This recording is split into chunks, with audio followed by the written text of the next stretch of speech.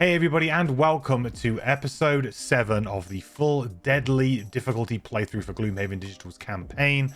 In this particular episode, we get through 3 different missions. We've got Necromancers Sanctum, which is a boss mission, Temple of the Eclipse, which is a side mission, but also a boss mission, and we've got Outer Ritual Chamber, which is another kind of boss mission, but it's a very difficult mission regardless. So 3 really good, meaty, chunky scenarios to get into today.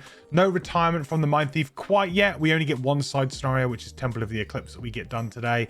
But we are moving in the right direction. We only need one more, and then we'll have a completely new party.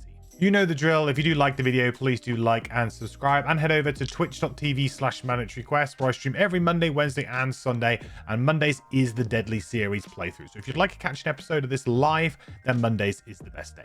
All right, then, without further ado, let's get into this week's episode of the Deadly Playthrough. Okay, so today, though, in Gloomhaven terms, we're going to do quests that we lost. Last time, we lost Lost Island, so we could always go back and try that again. We've got Necromancers Sanctum, so we have actually got a boss mission. We can go and kill Jexera, or attempt to kill Jexera. This is quite a tough scenario, I would say. Perhaps now would be a good time to do it, because we do actually have a pretty strong team, I would say, right now. And, you know, having a level 9 Mindthief is certainly an advantage. So perhaps this will be a good time to go do this. Shrine of Strength, I'm not too bothered about doing this one. We might get around to doing it, but I'm not hugely bothered about it. Temple of the Elements, similar, really. It's a side quest. It's a boss. It could be a good one to do to try and get the Mindthief's retirement, the Stun Lady's retirement. So we can always keep that one in mind, but it is a long scenario. It's not one of my favorites. And also it's one where you can just lose it. So that I always find very frustrating, because you can just lose in the last room, and it's quite a long one.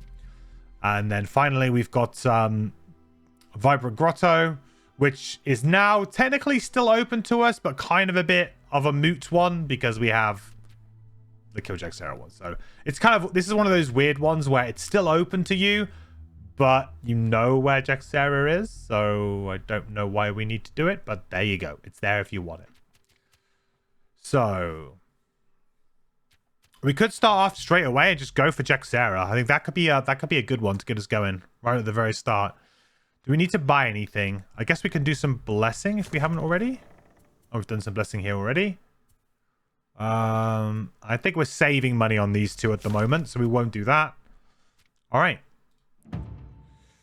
Off to Jexera then. This will be an interesting one. This will be difficult.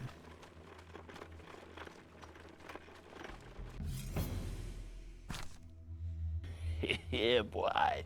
A little bit spicy. Yeah, a little bit spicy indeed. Okay, you find yourself cutting through the dense underbrush of a forest when you notice a number of small woodland animals running along the forest floor in the opposite direction. Mice, squirrels, ferrets, they all appear to be running from something up ahead of you. You are filled with a troubling sense of foreboding as you catch a whiff of smoke in the air. All right, chat, what do we do? What do we do? I'll put a poll up. First poll of the day. Which option? Go for option 1 or option 2? So, option 1 is to keep moving forward. Option 2 is to follow the animal's cue and run in the opposite direction. Ain't nothing gonna break my stride. Careful, I get DMCA'd. Yeah, you follow NHL, so salary cap and drafting is familiar. Yeah, I honestly feel like it's one of the best systems. It's just a shame that it really requires so much infrastructure that it's not like any other game can really just spring up with that now, unfortunately. It's just kind of like, it's very exclusive to America, but I think it makes American sports much better for it. Even though that perhaps, you know, there's a lot to be said about whether or not, you know, all of the kids going through the system are exploited in many ways, but the actual idea of going up through and the worst team getting the first pick is great, I think. Okay, option 2, follow the animal's cue and run in the opposite direction is the vote. Trust the animals. Fearing the worst, you turn around and head out of the forest the way you came in. You reach a clearing just before a great fire consumes everything within its blaze. It takes a while to orient yourself and find the road again, but considering the alternative, you feel lucky. Good choice, everybody. I mean, we lose 2 cards, but hopefully that won't really bother us too much. One thing is for certain. You never would have found Jexera's lair without help. Deep in the Dagger Forest, you would have become hopelessly lost hours ago, if not for the detailed directions you carry. After various twists and turns, you find yourself staring at an ancient mausoleum hidden in the growth of the forest. A massive tree trunk mostly blocks the entryway. This building must have been built ages ago and was long forgotten by time. You squeeze past the tree trunk into the dark halls of the tomb. You light a torch and wait silently, listening for sounds of inhabitants. It's faint, but to your left, you hear a shuffling sound. You move closer and open a set of stone doors. Ahead of you, the torchlight catches shadows of the living dead. It looks like Jexera is Jexera, at it again. Army. Is there an official place to report bugs? Yes, Mike. You want to go to the official Gloomhaven Discord and go to the bug channel. If someone in chat could link that for Mike, but yes, there is somewhere. Also, if you get a bug that requires you to restart the game, if you can report soft lock, there's actually an option in your game to just directly send a report as well. That could be quite good because it sends your game data with it so they can understand, you know, try and replicate the bug too. So if it was a bug that is not, it actually forced the game to stop, you could always actually do that. But if it's like just another bug, then report it in there. If it's not like a game breaking bug. Okay, you found her. Now end this. So kill Jexera. So we've got fast healer. Your health at the end of the scenario is equal to your maximum health. Pretty easy on the healing character to make sure that happens. So never allow your current hit point value to drop below half. That's much harder to do. So we'll do fast healer because we should be able to do that if we keep an eye on it. Neutralizer. Cause a trap to be sprung or disarmed on your turn or on the turn of one of your summons during the scenario. I don't think that's really possible. We don't have any push with this character, so that one's gone. Kill one or more elites. Yep, we can do that. Should be fine. Masochist. Your health at the end of the scenario is equal to 2 or less. Gain 13 or more experience points. One of the easiest ones for the Mindthief to do. Really is. So easy. Okay. So we've got Phantasmal Killer now that we need to bring in. If we want to bring it in. I think we probably do. I think that means I can get rid of Into the Night now, right? Because I've got the move to Invis. It does. It also means I could potentially get rid of Scurry now because I don't have to worry about the Scurry play. But Scurry Perverse Edge is still pretty good. But I could, in theory, get rid of Scurry to now run Hostile Takeover instead. Do I have Perverse Edge Enhanced? I do. Okay, I think that'll be fine. Scurry can be nice to do the Scurry Perverse Edge play, but I think we'll probably be fine without it. I just really like having Hostile Takeover, especially against these enemies, because you've got melee, melee, melee, melee, melee. So, Immobilize is going to be pretty good. I mean, these guys do have a ranged, to be fair. They actually do have a ranged. But none of these other do. And also, she is not immune to poison, which we do have some already. So that's good. I think all of these guys are pretty set. Okay. Oh, no. Do no harm needs to come in. Okay. Which is move 4, heal 1. Basically, that's what we do. Don't do anything else.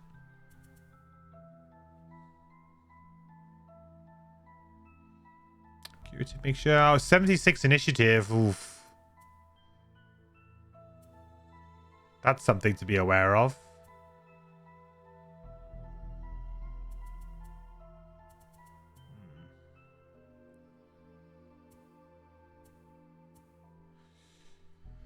Do I get rid of Hand of the Surgeon? Just feel bad to get rid of an attack like this.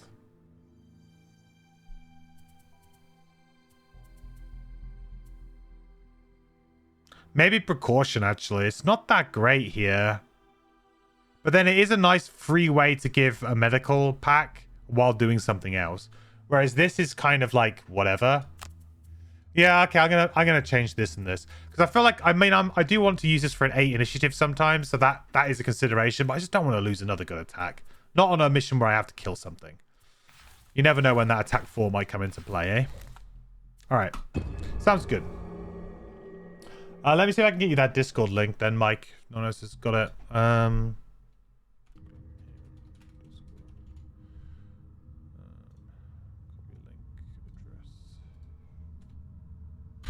There you go. You go there and go to the bug channel.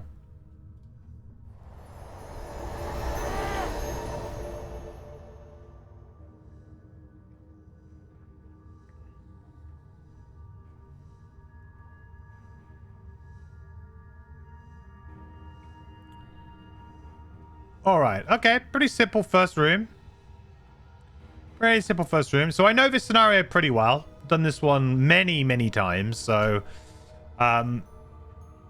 Jaxera is in this room, but this is a room that is important for some reasons.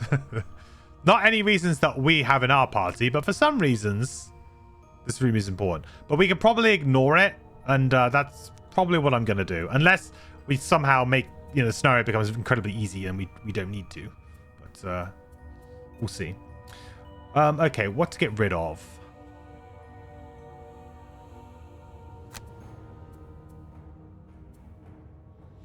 Maybe get rid of the heals to begin with.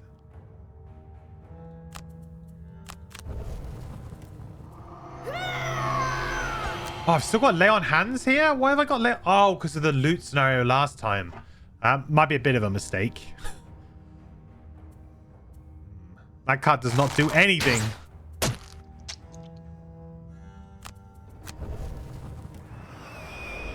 Tog, thank you so much for the follow. Welcome to the quest. Hope you're doing well. Welcome in. And we'll probably end up getting rid of... hostile takeover is good here because this is basically a double stun. Shared Nightmare is also pretty good to get some curses in. It's quite good to get a couple of curses in early. Phantasmal Killer, what are these? These are all normals. Oh, Phantasmal Killer is going to be good too. Perhaps my plan should be to just do Corrupting Embrace. So my first turn is going to be Hostile Takeover, Reverse Edge. Next turn is going to be Corrupting Embrace.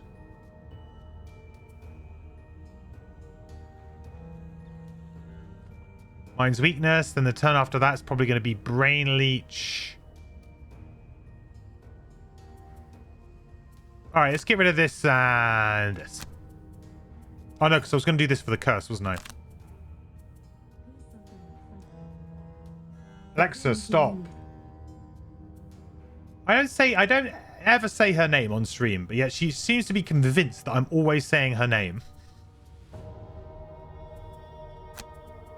I tell you what, she's very needy. Maybe we get rid of this, because I don't think we're going to be playing it. I think we're just going to be killing stuff. Seems easier to me.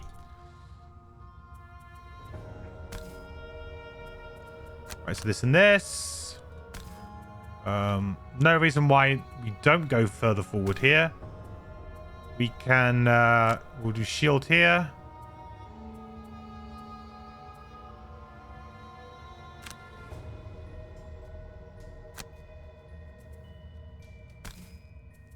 Yeah, so we'll do booster shot, syringe to this. I think that sounds pretty good. We're only being attacked by like 1, but these guys are target 2, right?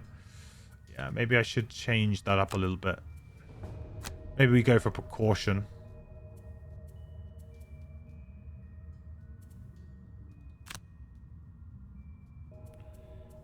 Then we go for the old defensive stance.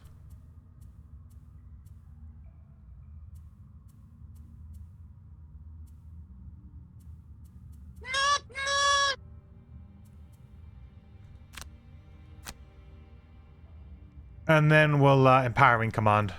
That should be early enough to beat them. Ooh, 10. Interesting. Very interesting. Very interesting. Hey, Vandalay. Hey, Mituka. How's it going, guys? Funnily enough, Leon Hand saved you in this scenario. Your rogue almost bought it. Interesting.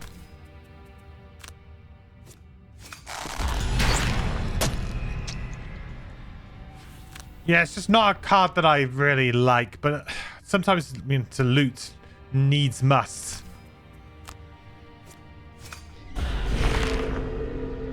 Okay.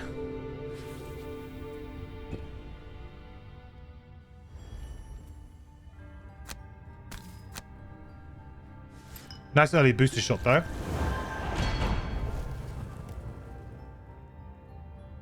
M1, thanks. The Wunks. Thank you so much for the follow. I'm not quite sure how to pronounce your name, but thank you so much. I really appreciate it. Welcome. Hope you're doing well.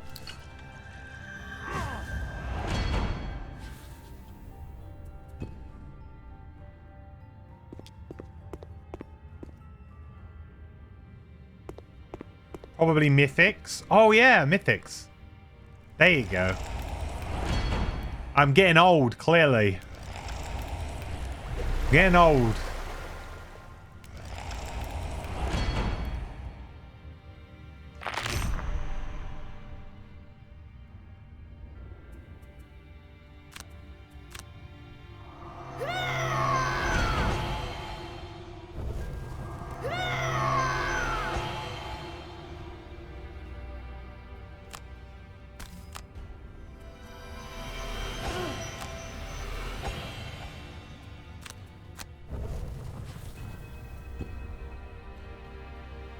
Just a casual permanent 3 shield from now on, chat.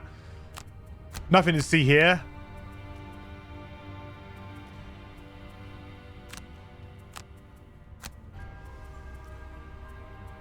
Nothing to see here.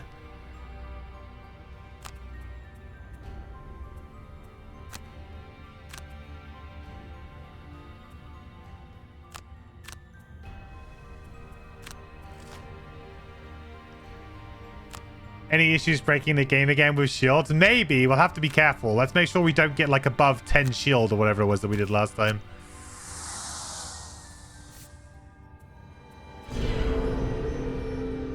That summon's a little bit awkward, but I think we can... I think we can affect that still.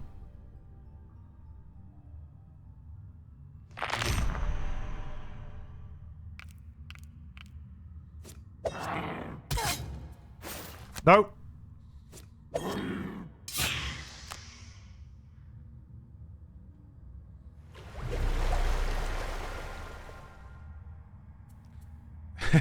I mean, I might do that. I might not, Jake. I don't know. I'm tempted to, but also I feel like maybe I shouldn't.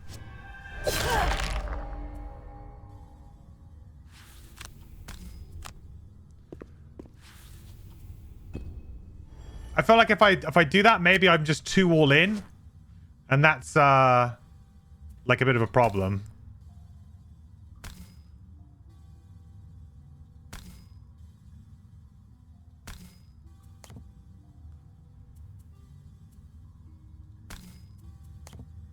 Yeah, guess I'll have to go like this.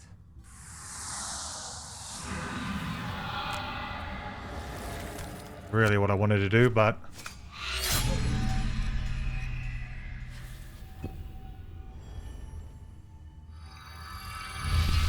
this guy is blocked in.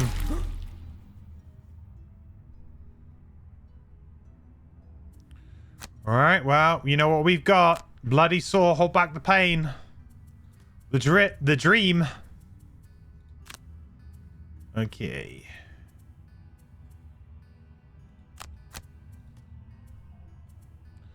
I think I will just do Shared Nightmare here now then. Wasn't planning on doing that, but kind of just makes sense. Oh, 10! Can you please not?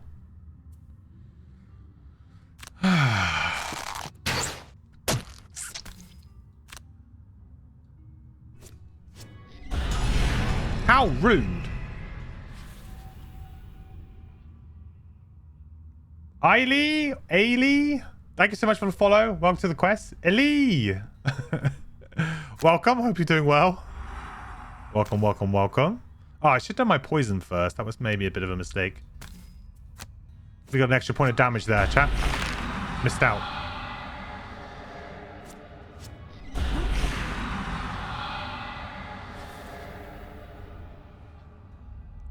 Mindthief casually hitting 5 even without the mind's weakness. Yep. Just level 9 Mindthief things.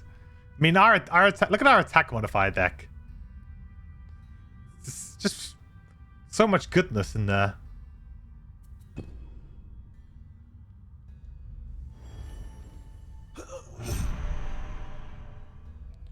Is Phantasmal Killer level 9 card? I should try. Yes, it is. Yeah. So you have the choice between that and Many as One, which is like Rat King.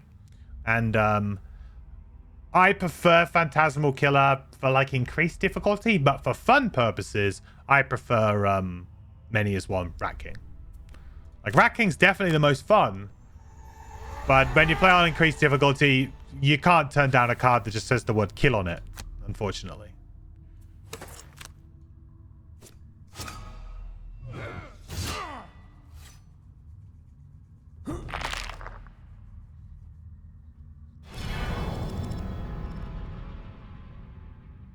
Ellie was taken. You've been watching videos on YouTube. Glad to finally catch you. Well, welcome, dude. I really appreciate it. Welcome in. Hope you're doing well.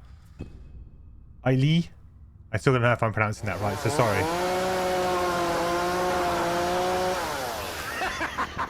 Do the big saw. That's a lot of damage.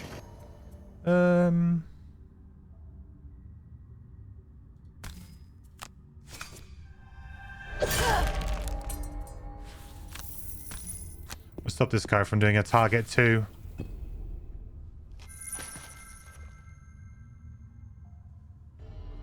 Oh, of course he is anyway. Whoops.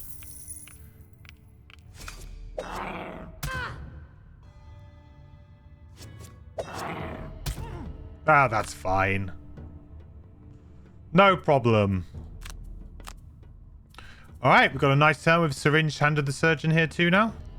We should hopefully be able to clear them, and then that means that we won't even have that the whole drawback which we had last time of the 2 cards that we had to discard at the start because of that road event. It's not even going to matter. Not even going to matter.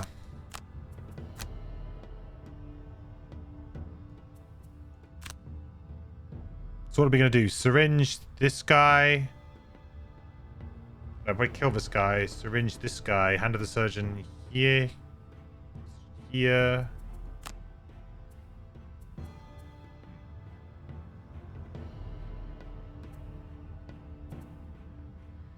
Could probably go into the next room and just long rest on the door. I am tempted to do that, but my only worry there is if they are my only worry there is if they're going to then summon. That could be a problem.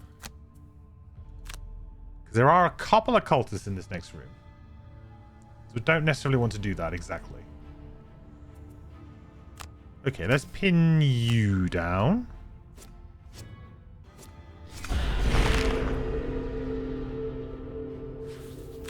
Let's go over here.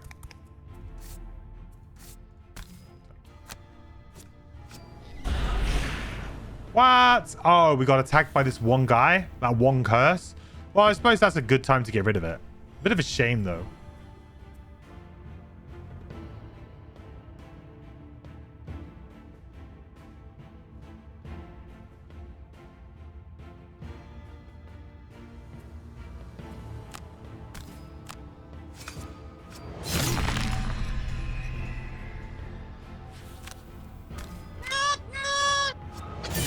Ooh.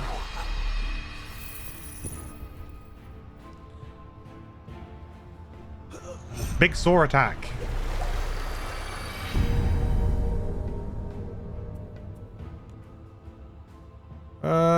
Let's just move here, I think. Hit you for 5. That seems good. Okay, so I've got one card in hand, so I guess I should really use this now. May as well. We'll do the top of Holy Strike and the bottom of that. And then we'll long rest next turn.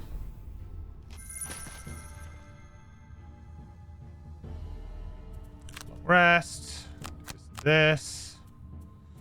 Yeah, kind of annoying. I am actually going to have to go back and kill this now. Just because that couple of those misses there kind of ruin this. But that's okay. That means I don't necessarily have to go invisible on the door, and that would have been a bit awkward.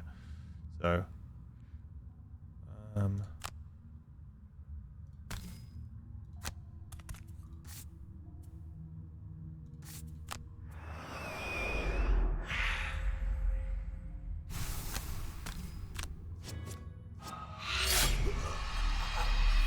Very good. And we'll just go here.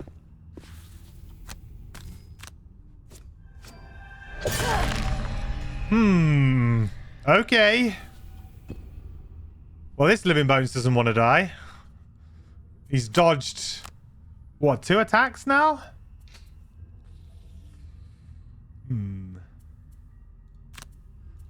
Suspicious. Wow. It's got cheats on, chat. It's got cheats on.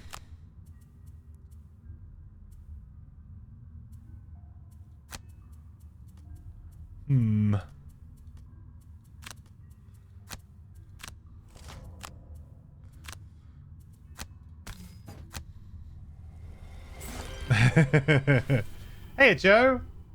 Long time no see. Hey, buddy. How's it going? Good to see you. Happy New Year. Hope you had a great festive season.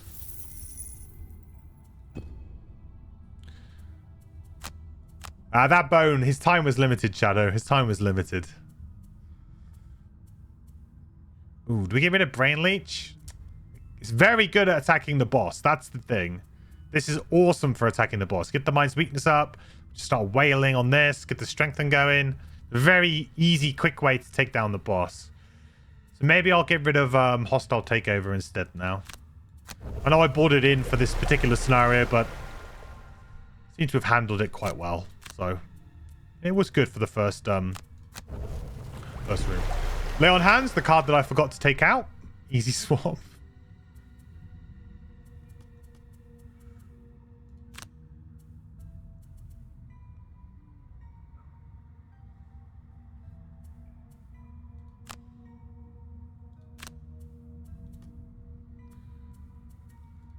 Do I need to heal anybody? 12, 14. Seems quite good. Let's do that then.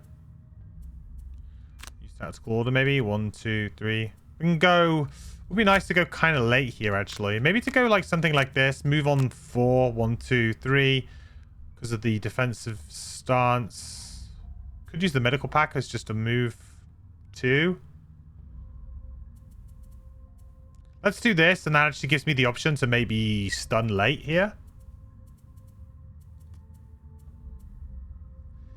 And in a similar kind of way, I think I probably want to do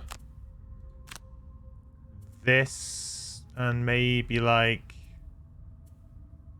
this late. Oh man, I need to get some cards back. I feel already very taxed on the Sawbones, probably because I burned this that booster shot. That really taxes it. Happy New Year's to you too. You've been enjoying your time off school. 1 week left till you go back. Got to make the most of it. Oh, kind of jealous. I got to go back to work tomorrow. Hey Zeph, permanent 3 shields on Sun is so gross. It is. Yeah, it's pretty good. It's not bad. It's not bad.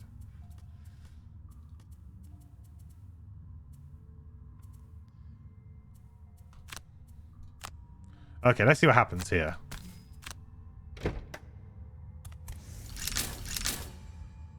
Doing a range attack. They're moving. So realistically, I can actually just jump in here. It's not too much of a problem. I am creating Dark, which would add muddle to the attack, but it's okay. They're not going to be able to attack anything anyway. So that does mean that Dark will be there for the next turn. So if I did want to use Phantasmal Killer to just kill one of these Night Demons very quickly, that could be a good plan. Which I think I will probably do, actually. Something like this and this.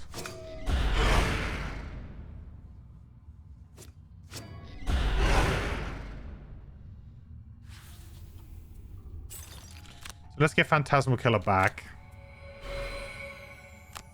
Got a very easy kill.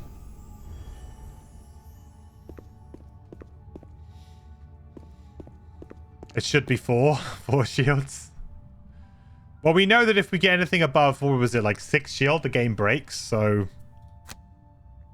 can't be doing any of that. 12.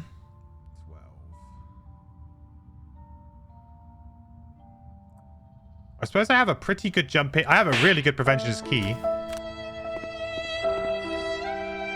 That misses.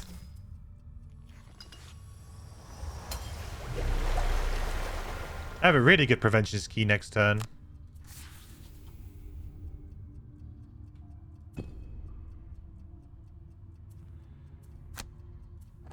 Ugh. Or I could just stun this anyway.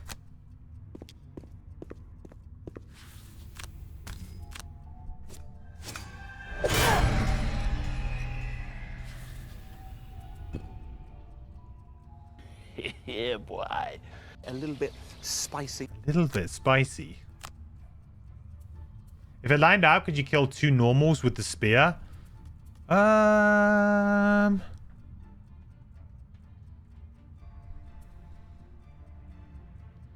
So I would say no, because the act of Phantasmal Killer turns it from an attack into a kill. So some very like weird terminology sometimes used with kill cards. And the fact that this says on my melee attacks, kill 1 normal target instead. Specifically, it says kill 1 normal target as well. Rather than multiples, it specifies 1. But also, this says during your single target melee attack action. And technically, by converting it into a kill action, it is no longer an attack action. Does that make sense? It's weird. It's a very weird ruling, but it shouldn't work, I think.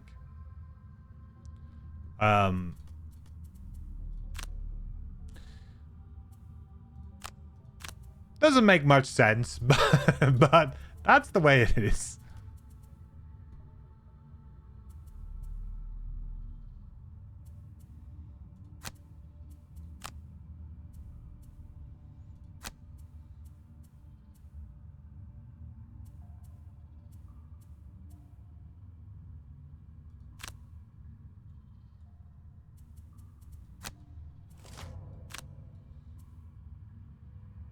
All right, that worked out quite nicely, I think.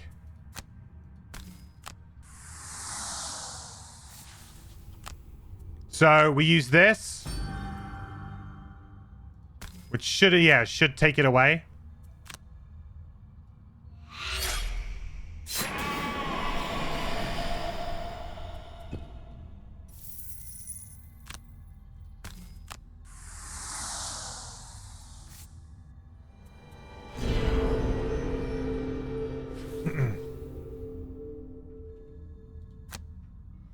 Probably good. That'd be very broken. It would be quite strong. I mean, I still think Long Spear plus Frigid Apparition is arguably too strong too at times. Perhaps the ordering in which you select the items might trigger it bones, maybe. But that shouldn't be doing that.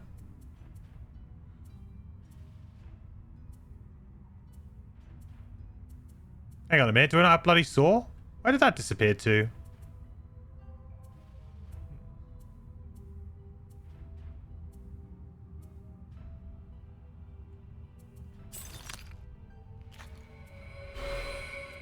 Thought I had it.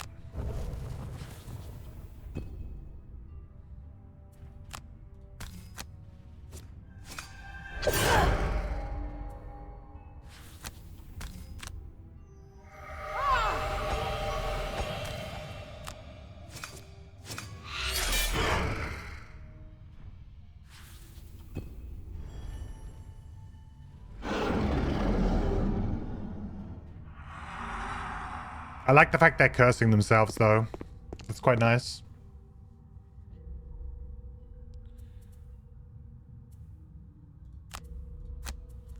Gonna probably need the initiative boots for that one.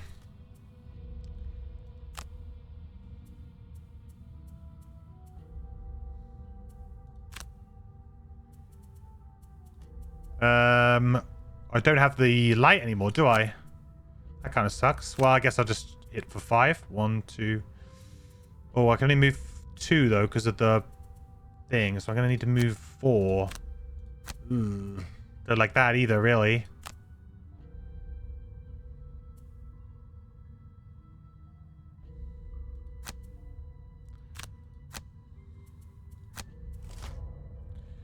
Where's that 7? Well, I can't beat it. I can go on 15, which makes no difference. So I guess we're getting beaten up a little bit here. See, those are like the scary numbers like I was talking about earlier. Like sometimes you want to just like know of a number that could be a problem, and Night Demon 7s can be a problem. Luckily, there was no night there, so it's not so bad.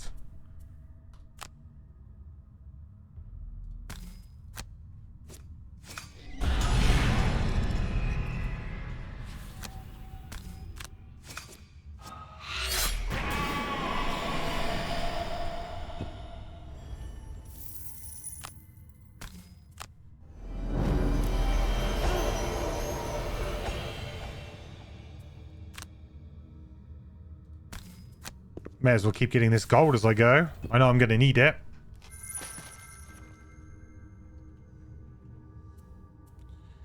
Yeah, a bit of a shame this one because they're going to get a summon off here. Definitely makes this less impressive, but we'll still go for it.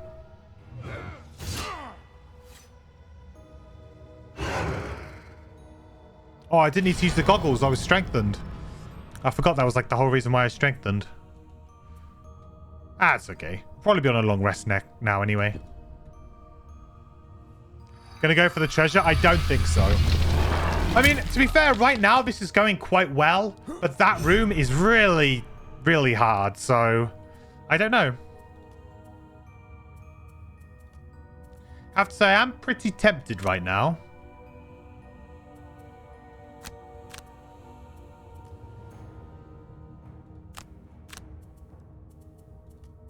I think I'm safe to long rest here. Okay, apparently not safe to long rest here. I'm gonna get hit by a 4. I guess it's okay. It could have been worse. Okay, so who do I want to stun more than anything? That's probably... I could go for the kill on this one, maybe. That'd be really risky, but... Oh, actually, I could just stun both. Oh, I could do this way. Yeah, this works out much better. Okay. We'll go here.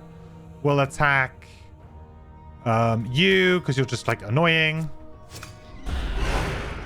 And then we'll stun. And we'll use the...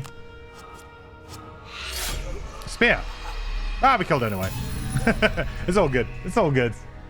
Scratchy, thank you so much for the Prime Gaming sub. Really appreciate it, buddy. 2 months in a row. Thank you so much for the support. The quest continues, my friend. Happy to have you with us. That really means a lot to me. So thank you so much, dude. Thank you.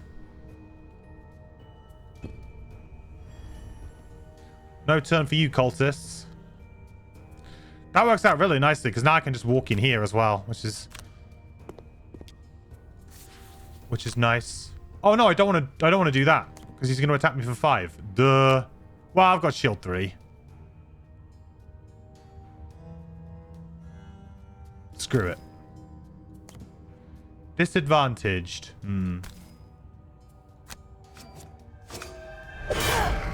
Calculated. Perfectly calculated. Not sure about this, though. Ah, there we go. I mean, a bit of a waste. Obviously, it would have been nice to have had that curse still in there then. But, it could have been worse. Could have been much worse. Right, we're getting down to that point. Well, we're going to have to think about what's important here. We're getting very low on cards. Now, I still have the hammer. So, I still have the combo. Nice. I still have the combo. So I need to keep... I really probably need to keep Bloody Sore, hold back the pain, really. I probably do. And Hamstring to get into the position. And Prevention is key to obviously pull it off. So we're probably looking at dropping Precaution here, I guess. Do no harm would be nice to just get myself up to full health if I need to, or heal like the Sunkeeper on my way out, or just kill something on my way out. That's always good. Just remove something from the board. It's going to be helpful regardless. I think all of the other cards are pretty important, so this is probably my least important card right now. Even though we've only given out one med pack this entire time so far, it's worth it, I think. Pretty smooth run so far. Yeah, it's been good. It's been good. The things can go south pretty quickly on this one, though, so I am wary. I have been bitten before, where come from a winning position into a very quickly into a losing position. Right, so this guy is dead. So really, I can just sort of chill out a little bit here, right?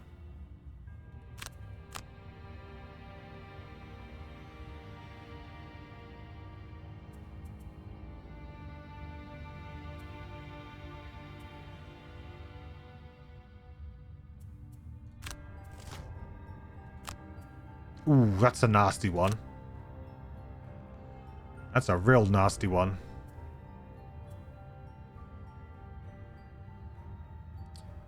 Well, as long as he's targeting Sun, that's not a problem, though. Because that's, like, I've got 3 shields. Attack me as many times as you want, buddy.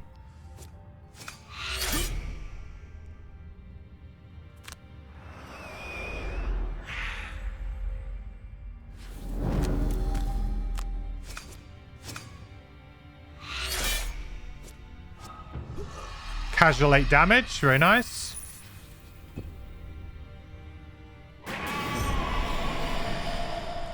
Double attack 0 on Sun. Scary. It's incredibly scary.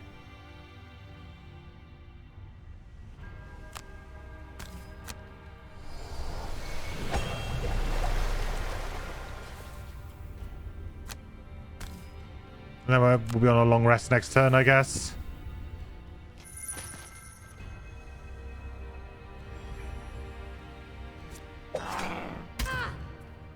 Ooh.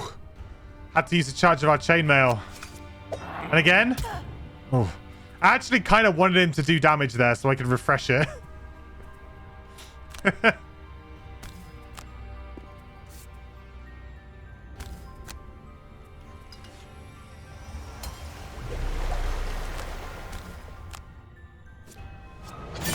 Ooh. Sword doing some work, this scenario. I'm a bit nervous about burning booster shot very early on, though. That has been a bit of a problem for us. Just notice how quickly we're getting through now. I've gone against my own advice about burning a card too early. I think this is making us have to play very quick. Okay, so what's a card that I can spare here? I can spare Syringe. I can't spare any of these other cards. So I think Sun's going to have to get me some cards back here.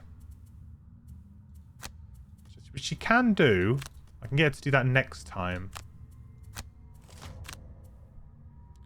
We'll go underneath that. I don't particularly want you to heal.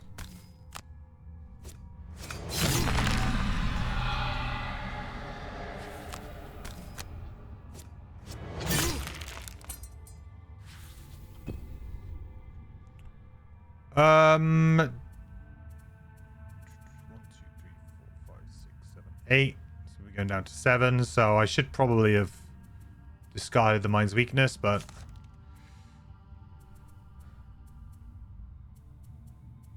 sure. Sometimes you don't want to do that, even though you would get the extra card, just because, I mean, if you think about how well we're doing right now, we're in a good position. So I really could have probably just pushed it. It would have been nice to have just walked in here and start hitting Jexera straight away with the Mind's Weakness up.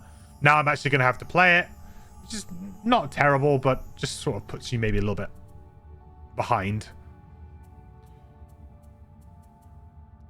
Shared Nightmare is probably not great in this room, to be honest. I mean, I can poison her, but I'm kind of hoping to poison her with Corrupting Embrace, really.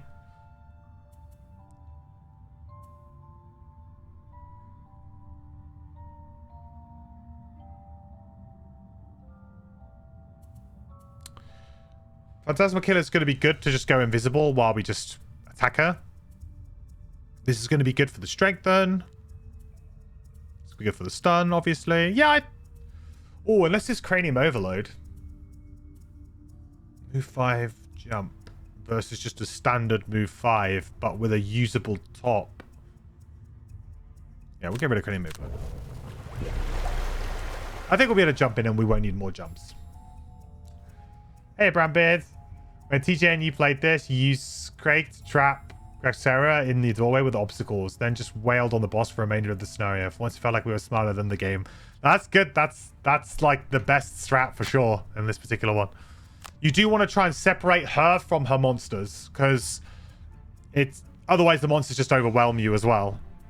It's going to be difficult for us because we don't have any of that kind of obstacle control. So we can try and jam doors is basically all we've got going for us in this one. Protective Blessing might actually do something, which is a bit sad, but it might actually do something. I need to use Empowering Command. I'm going to use that next turn.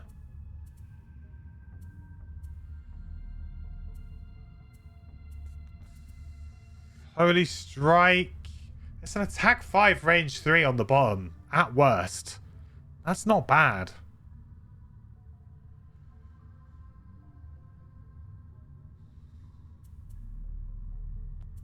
Everything else, though, is so important.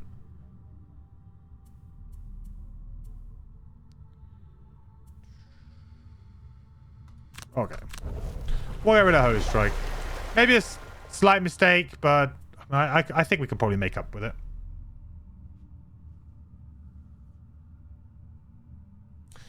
Your friends outvoted you and propped her up as the new ruler of Gloomhaven, so you've never seen this scenario. Your friends are definitely very evil, then.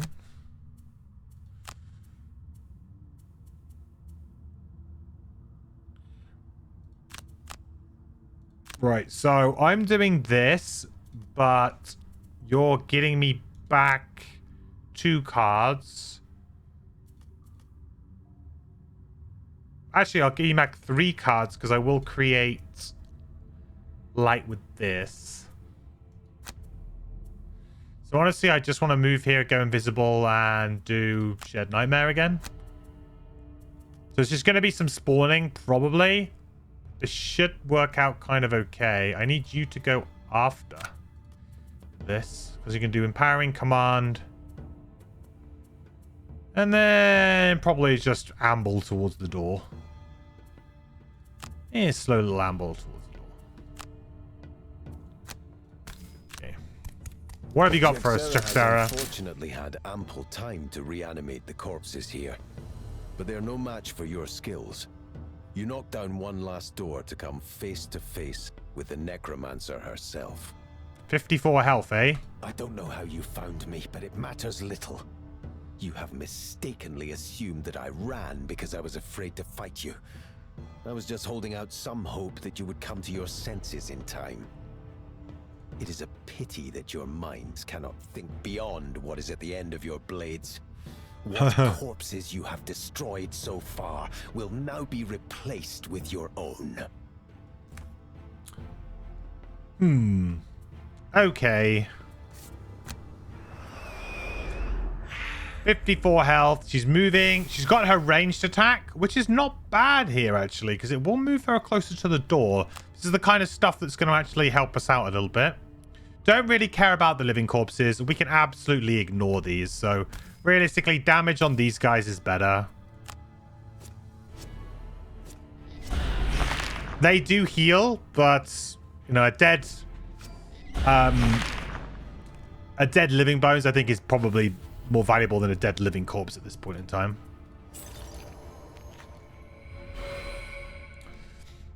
Any lessons learned from doing deadly? Any surprises, or just handling it as expected? I mean, it's very similar to just playing on no other increased difficulty, right? It's just that you get even less leeway to make mistakes. So the early game is very difficult. But now we are in a decent position again where I feel like I felt like we have a good team. We have kind of good synergy. We have good cards, good abilities, good items. So it feels like we're just playing on increased difficulty right now. It doesn't feel like we're playing on like something that's crazy harder to me. But that is because, you know, we know there's a ceiling, right? And we're not at the ceiling quite yet. That's because this is level 9, but these guys are level 3 and 4. So we're not quite at the ceiling. But, you know, we do have a level 9, so that does help us quite a bit.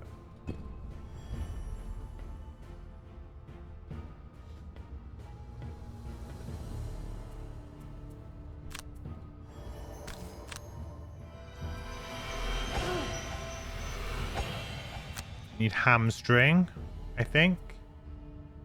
You need syringe, probably. And we probably need the surgeon back.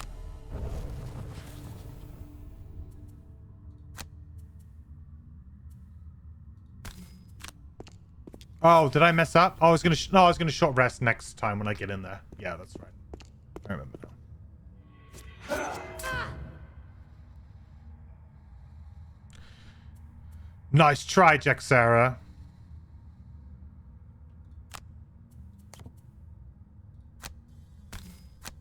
Boop. Sure. 1 XP. I'll take it.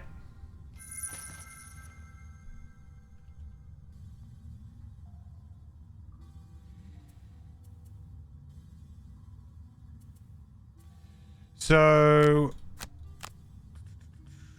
oh, there's a trap right where you don't really want to trap. That's awkward.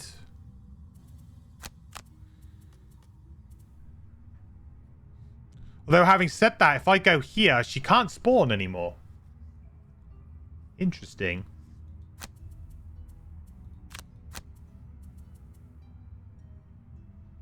That's it. No more spawning. I mean, this guy will eventually move, right? But I could kind of lock him down.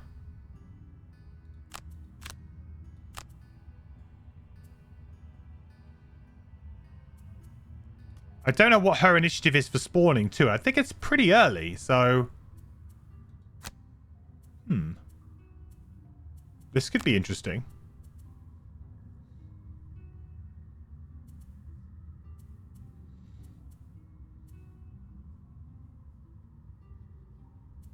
Only problem being that then my son will be there and my Mindthief won't be engaged, which is really what I want.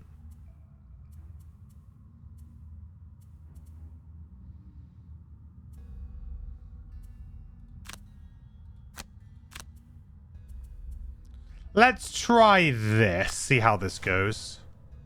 Oh, it's a late summon. A little bit unfortunate.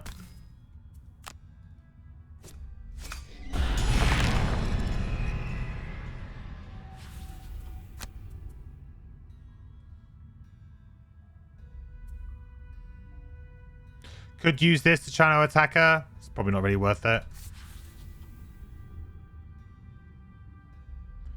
Should I pop an invis here? They're not doing anything. This guy's not going to be able to get to me. No. This guy is.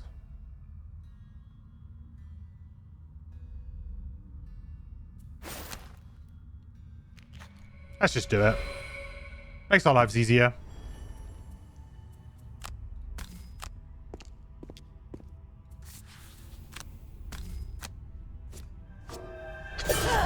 All right, 51. Easy.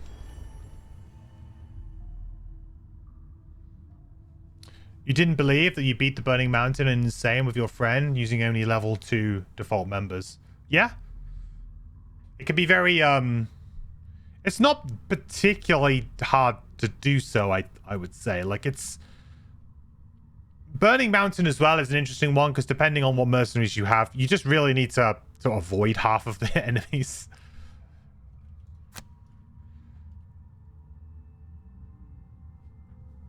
There are certain scenarios, I think, that you need to play them in a very specific way to win. on increased difficulty. Like there's just things you just need to do, which maybe you wouldn't have to do if you're playing on lower. But there are others that you can just play pretty much the same. You just need to be very clinical with your play, and if you're clinical, then you shouldn't have a problem. It's all about just, you know, understanding how much monsters can move, what's the big target, what's the big danger in each room, just dealing with that in an efficient way. So I could jump in. If I do that, I will be taking the Living Bones hits, which does not feel great. 1, 2, 3 versus 1, 2, 3, 4. Oh, with 3 as well.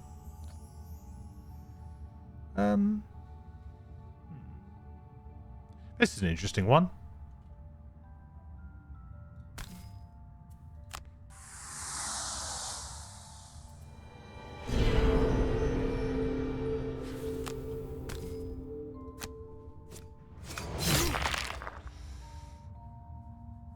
Okay, well he's dead. That's good.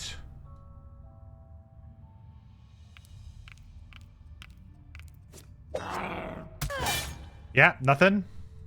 Hit me again for nothing. Yep.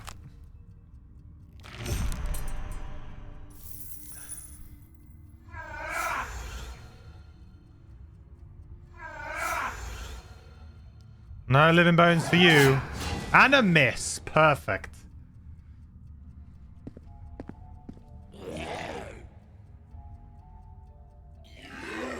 You love the dichotomy of I failed first scenario 15 times on easy to just feels like normal, hard, no problem. Personally, you like playing on easy where you can be more play how you want rather than solve the puzzle.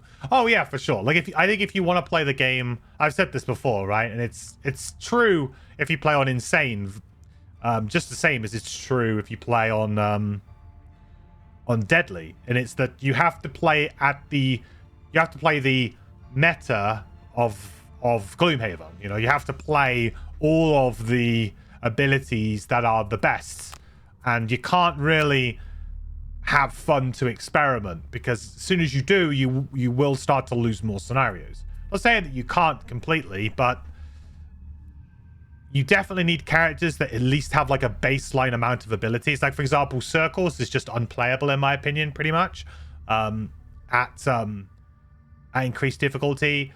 2 minis is good if you play the active build, but you can't play the concentrated rage build, which is arguably the funner build, depending on the way how you get fun from games. So there are like things like that, right? Where I do think that if you want to just sort of like enjoy playing the game, not having to worry and just exploring it, it is probably a better idea to play on lower levels of difficulty for a little bit. And then when you really want to like challenge yourself or trying to like, I guess, understand the game, if you like, in a different way, then yeah, go on increased.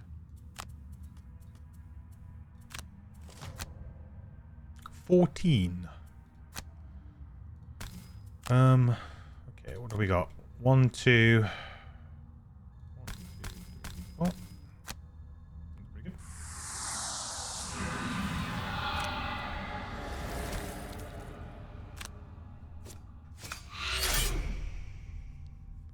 All right. She's just summoning, and then she's attacking. A little bit scary.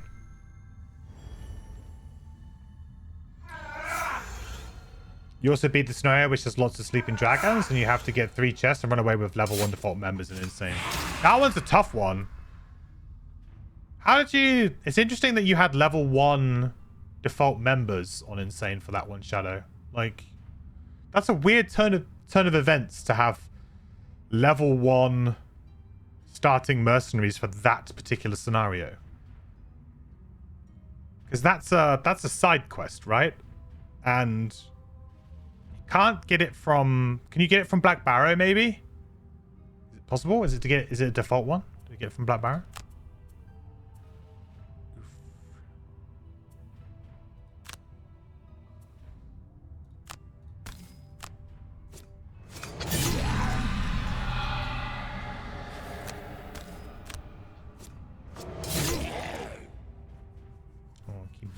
The job is to just fight this corpse.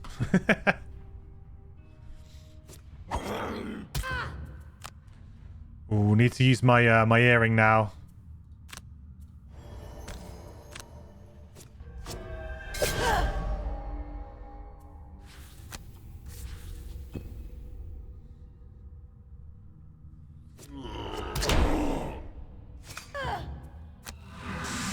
Ooh, 1 damage again. Pretty scary.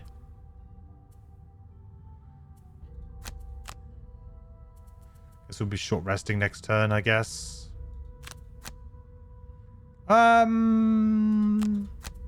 Should I use Protective Blessing this round? Might be a good round to do it, to be honest.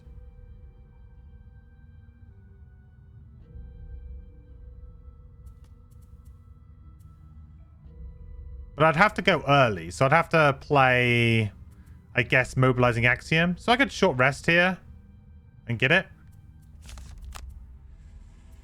Sure. That seems like... Oh, it's adjacent allies. I always forget it's adjacent allies. Damn it.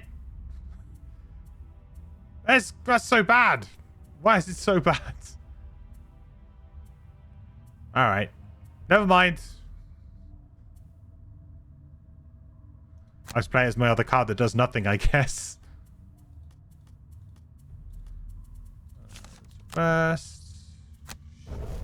Don't think I really need that anymore, if I'm honest. I think we're pretty good.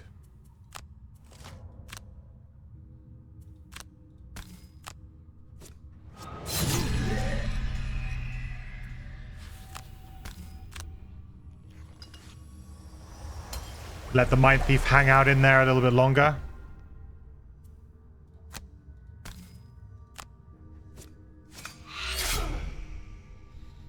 Alright, we'll probably short rest into Corrupting Embrace next turn. You do the event after you burst the first scenario. Yes, it must have been, yeah, because there is you get a random side quest from the chest in the Black Barrows, so that must have been it. That one is quite a hard one, because if you don't have the movement, it can be very hard. I have struggled with that one, especially considering that, is it the one where the wind moves you as well? So that can be really difficult.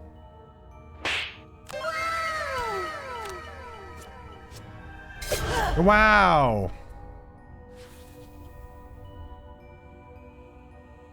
What am I taking? Huh.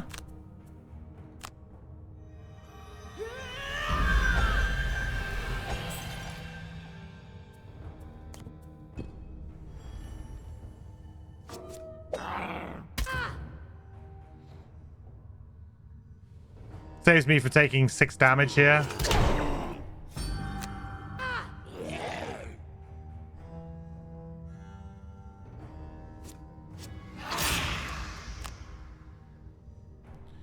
She's pretty close to dying now. Pretty close.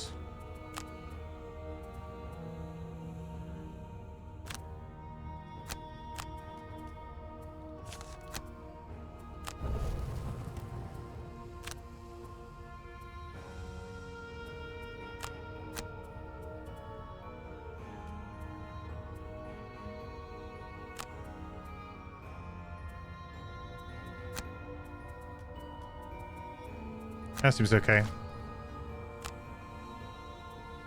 Okay, right. See if we can get her, shall we? This is a lot of attacks. 7?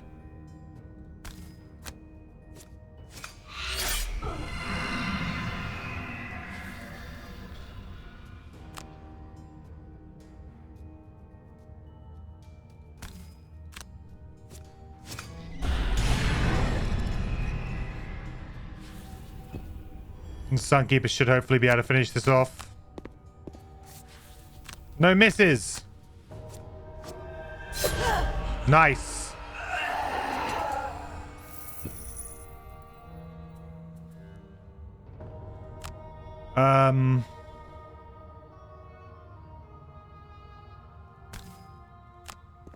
Right, I need to finish on max health.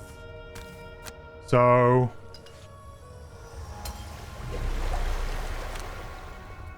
Probably should have attacked that one first, though, before I moved.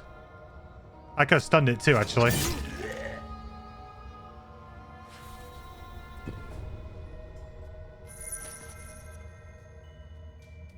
Is it bugged in digital? You play it twice and have yet to have any wind move your peeps. Nice. Do you have the ignore negative scenario perk? Because that does ignore that effect. Because I've definitely had it move some of my people before.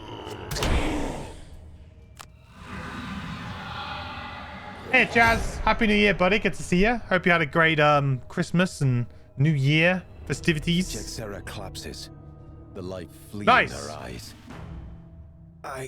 She Light whispers work at for you, us there. You have no idea what's coming.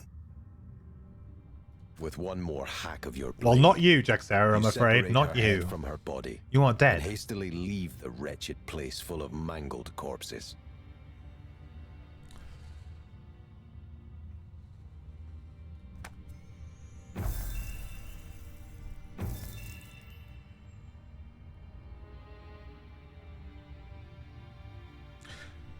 See, that's really annoying because obviously we killed Jaxera and we didn't get that. I mean, that is technically true, but annoying. Like, we killed the boss. Sad. 120 damage. Not bad, right? Not bad at all.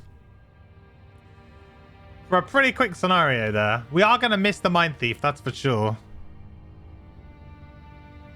That is for sure. I'm very happy that we did this, though.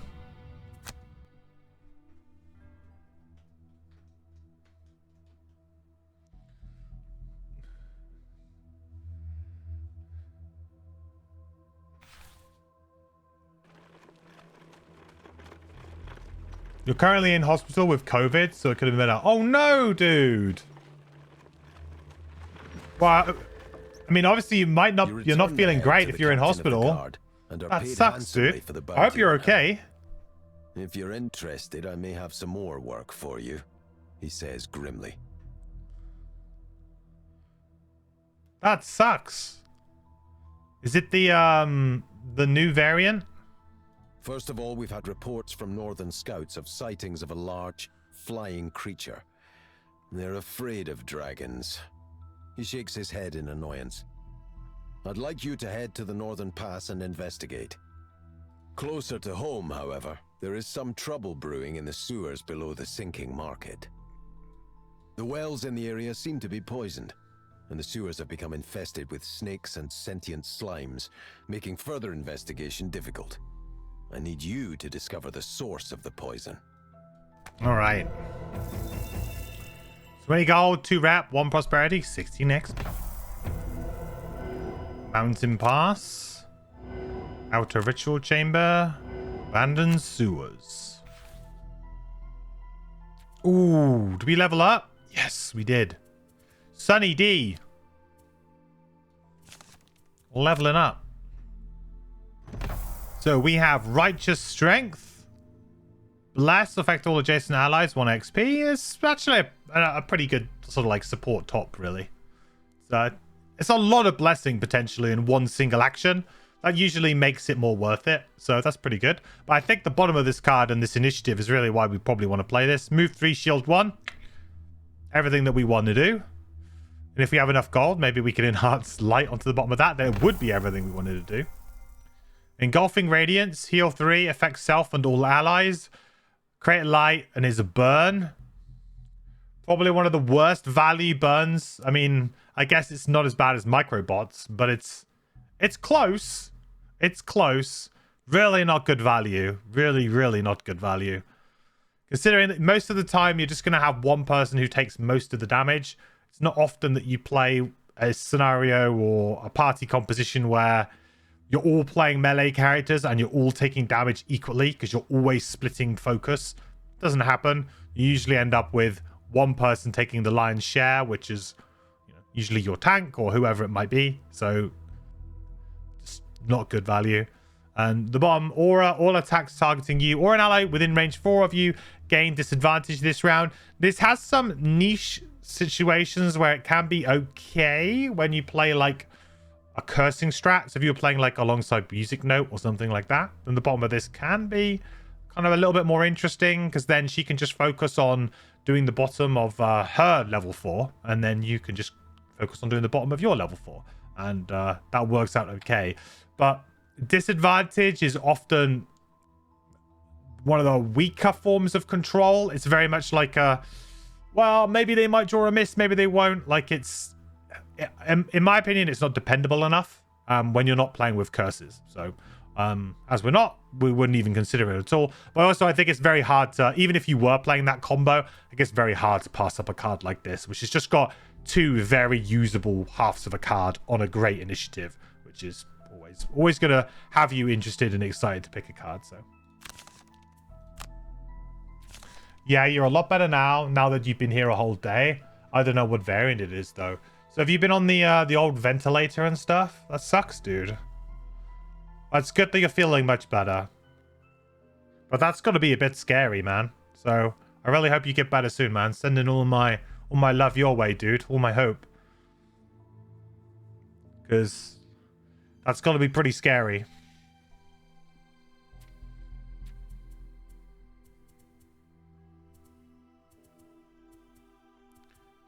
Hooray! We'll get rid of Lay on Hands finally. We remembered. Yes, that was easy. Okay, good. Get rid of those.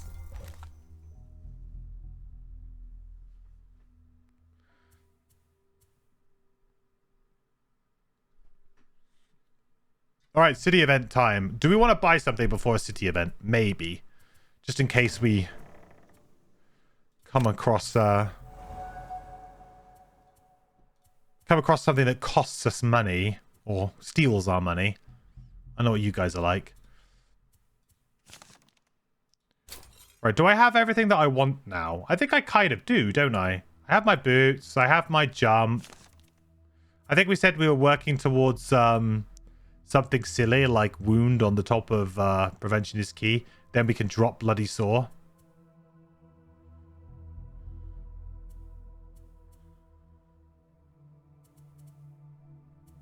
Or perhaps we put...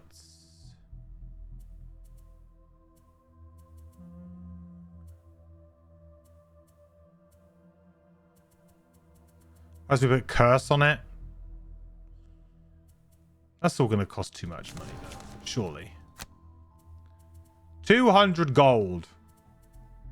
Poison would be quite interesting, because then we would run in, disarm and poison them. Then we would follow up with a really nice attack with everything. And that would actually stack really nicely. All right, let's try and save up another 6 gold and get that. I think that's a really good pickup. Because then we're going to stack with disarm, poison them. Then next turn we get to wound, attack them all, getting the benefit of that poison too. And we just want to stack negative conditions on this character as much as possible. So for future cards. So awesome. Malchondrian, thank you so much for the Prime Gaming sub. I really appreciate it, buddy. 2 months. That's very, very kind of you. Welcome. The quest continues. I really appreciate your support. Thank you so much. I hope you're having a great day. How close is Mindthief to retiring now? I think we need 2 more side scenarios, right? So we've got 1 we can do. In fact, I'm thinking about doing it. I know earlier I was like, oh, Temple of the Eclipse, but actually maybe we could do that. I'm feeling a bit better about it now that we kind of beat that scenario pretty handily. That one is a bit more trickier because you've got the golems and the artillery in the sort of second to last room. That particular room, you need a lot of push, and we only have a little bit of push with this character. But I feel like we need a lot of push or pull. Because you pull, you need to jump over then pull. So maybe. No, you never had the ventilator put on or anything. Just some oxygen supplement to help with breathing. Okay, well that's good. Like that would be quite scary, I think, being put on one of those things. But it's good that you're feeling better, dude. And rest up, take it easy. I have insta-kill though.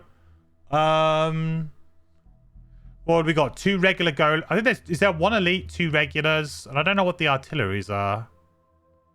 What are the artilleries?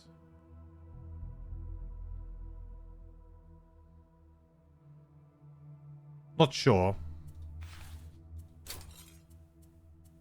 But yeah, you're right. We have other tools at our disposal if we do need to.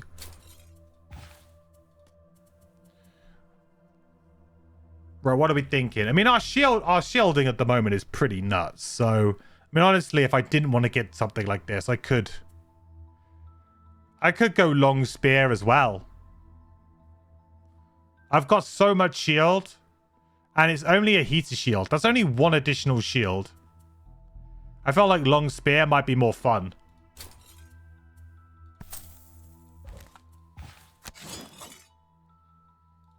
That's a bit more fun.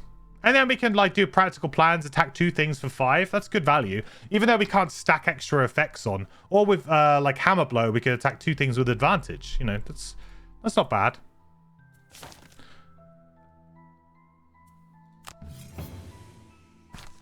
Awesome, dude. Get well soon. Okay, city event, everybody. City event, new poll. Which option?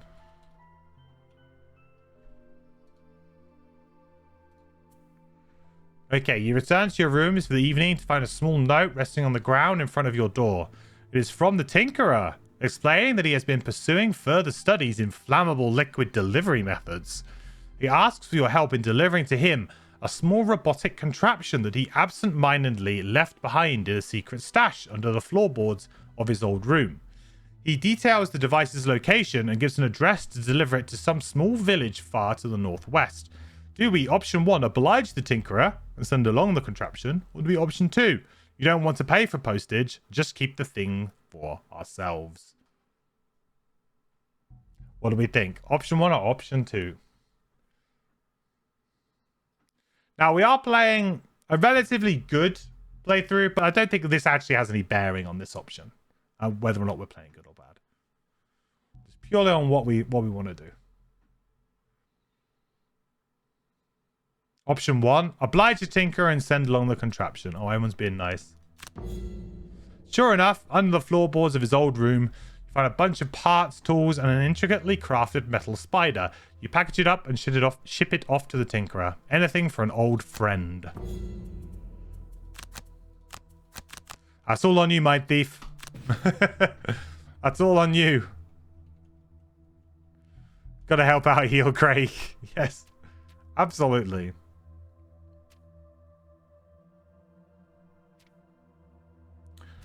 Okay, let's do it. Temple of the Eclipse. Why not? I think we're in a fairly decent position to do it. I will bring in Fearsome Blade. Take out...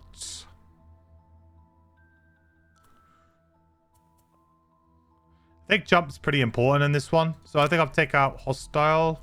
Actually, what's the room? Was room 1 work well with Hostile Takeover? Oh, it's all demons, isn't it? So it's demons to begin with.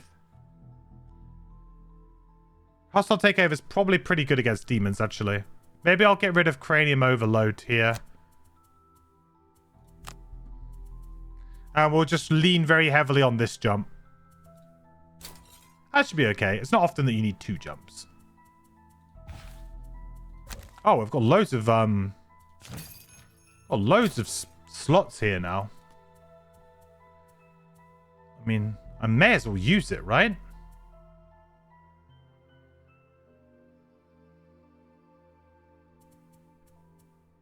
Maybe get the Doomed Compass.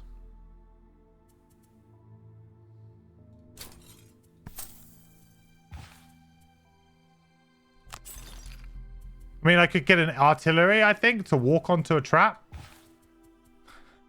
I think that works.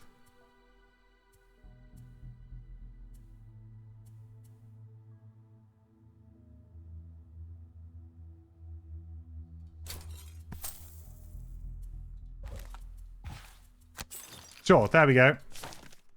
There's some items for you.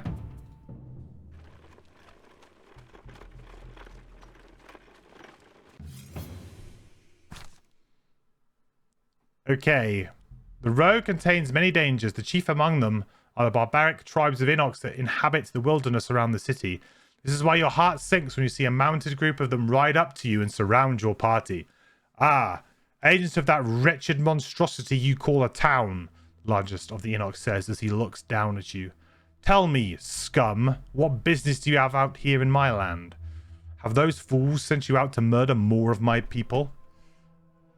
Okay, another vote then, I guess. Which option, 1 or 2? We do not have an Inox in our party. Okay, vote. Chat. What do we do? Option 1, attempt to come to a peaceful resolution. Option 2, attack the insulting, contemptuous Inox. What do you think? We are approaching a hard scenario. I will say that.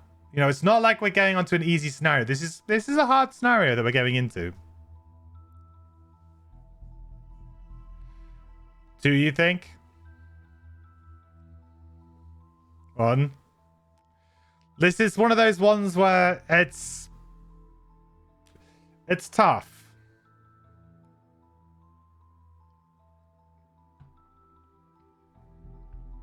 2, attack. Wow. Looks like 2 is winning. Looks like 2 is gonna win. It is 2. Attack the insulting, contemptuous Inox. Enraged by Inox's insulting tongue, you take up your weapons and attack. Even the Inox were not expecting a move so bold. The fight is brutal, especially with your enemy mounted. But after felling a number of their warriors, the rest retreat. So 3 damage. 3 damage is not too bad. We can probably deal with that. Chat wants to see me suffer. Wants to make it harder for me. I know that much. On your way to the location indicated by the Aether, dark clouds loom over you. A light drizzle begins to fall as you approach a small temple hidden in the Dagger Forest. The building seems abandoned, but once you're inside, you're transfixed by a fascinating sight. An eternal twilight sky spans over you. Caught between night and day, the room is illuminated by a strange glow. A quick survey of your surroundings, however, indicates that you are not welcome. Demons of light and shadow approach. Here come the demons. Here come the demons. So, battle goals. We have kill a monster during the scenario by causing at least 4 or more points of damage to it than necessary. Unlikely. Kill 3 or fewer monsters during the scenario. There's a lot of monsters, but honestly, we're probably not the one doing the killing. So, sure. Kill 5 or more. That's hard. Kill 1 or more elite monsters. Again, we had that last time and we failed it. We'll try it and we'll try and be a bit more on it. There wasn't actually that many elites in the last scenario. I'm not sure how many there are here either. I think there's like at least 1 elite in the first room, maybe 2 elites in the second room. And then maybe 1 elite with the boss. We'll see. Take only long rests during the scenario. Very hard to do. But we will be trying to do this anyway. We'll be aiming for that regardless, so we'll keep it. Why is there a big exclamation mark on this item? I don't get it. Oh, because I have Mountain Hammer as well. I could have just sold that, I guess.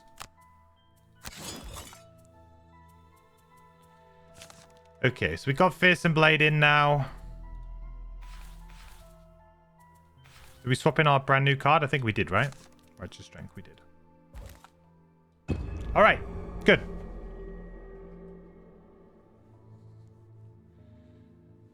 So this particular scenario, to me, it feels like you either know if you've got a good chance of winning it, judging by the first room, or not. If we have a miserable first room, this isn't going to go well. It's a very difficult first room. You ideally want to completely gum this up. These are all melee enemies, so You know, in an ideal world, you really want to just try and gum it up.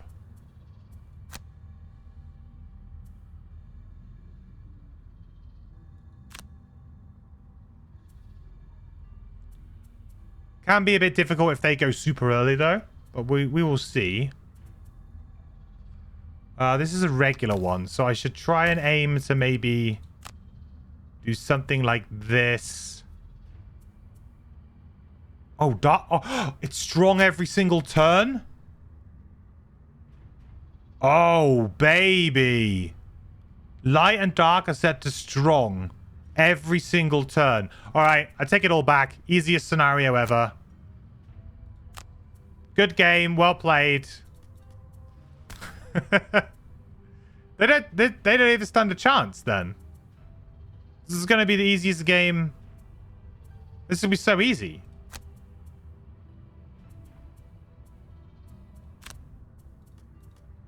This is going to be crazy easy.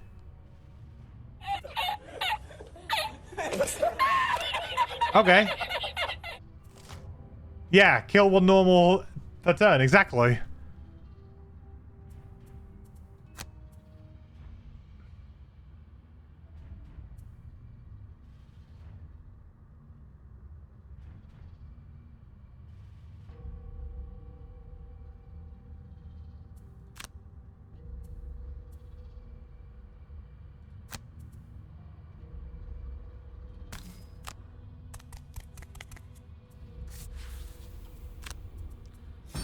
I'll kill you, please. Thank you.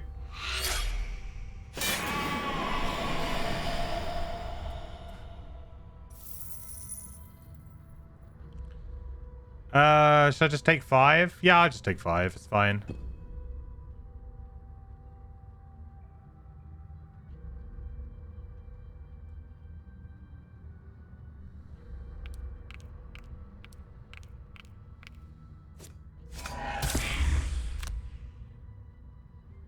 Yeah, this is like really quite easy now, right? It's me. Oh, that's a ranged attack though. Okay. Maybe I should have just gone in this there.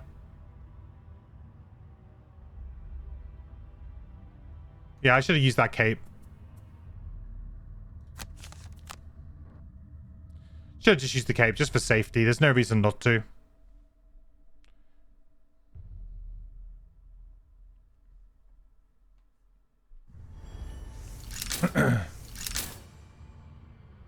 Somebody clip me saying that? Saying what? Saying it's easy? It's easy.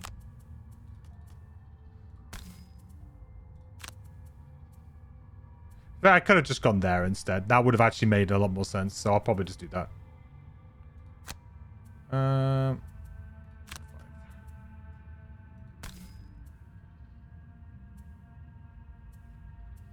I definitely just want to keep attacking as much as possible. Like, there's no reason why I would not.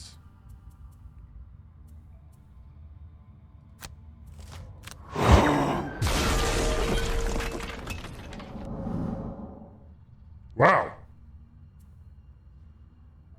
What have you brought me in for?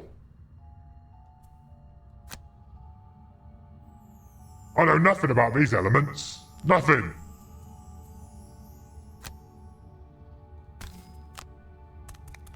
I only know about Earth.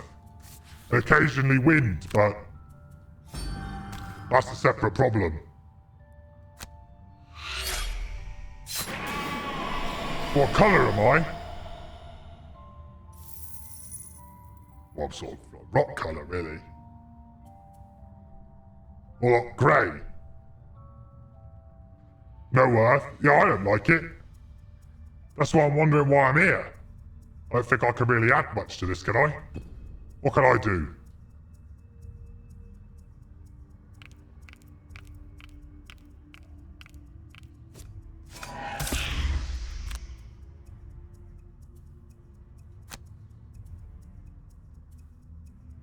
No, why am I back here now? Terrible. Have that. I'm very colourless. No, I've got very particular colours, actually. We desperately need obstacles. Well, it's quite difficult sitting back here. I can't just magic them up, you know. I need to at least be there. What do you expect? Beige? Beige. Beige.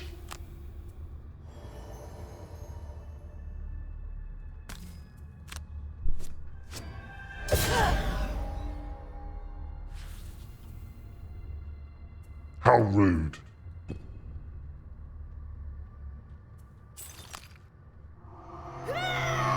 Beige.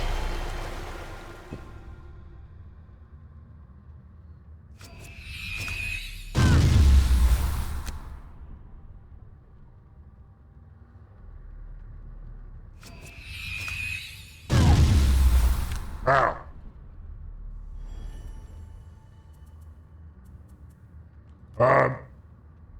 Oh, we're doing that thing, aren't we? I saw MQ do it. Yes. Right, so I just need to play anything, really. Get over there. Simple. Simple stuff, really.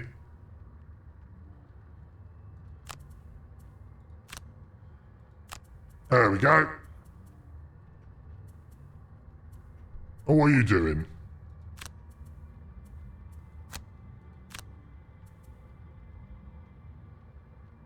Nothing useful, right.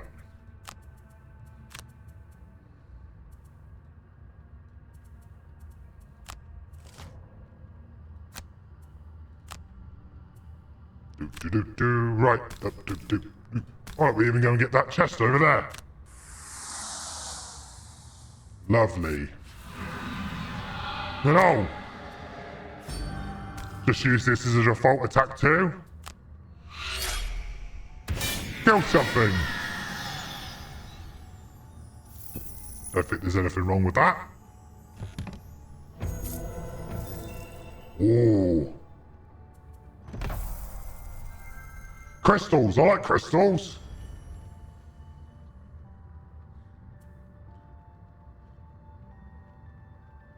Not quite as good as the usual crystals though. The best crystal.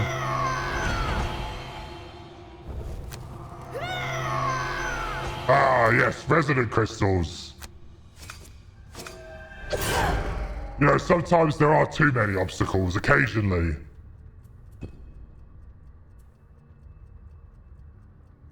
It's rare, but occasionally.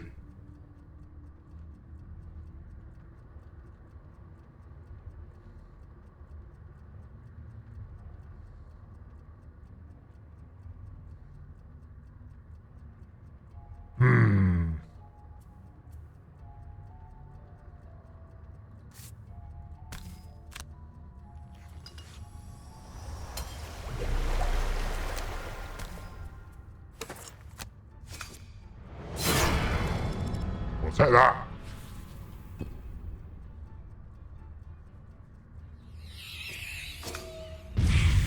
Oh, I do feel sorry for Mindthief. I'm not there to take the hits for her anymore, am I? Right, am I done? Right, I am. Right. Bye, everyone. Back to MQ. Go on. You can sort this one out. I think he was a little bit scared, you know, he doesn't really recognize what's going on anymore. I think he's starting to lose it a little bit, you know?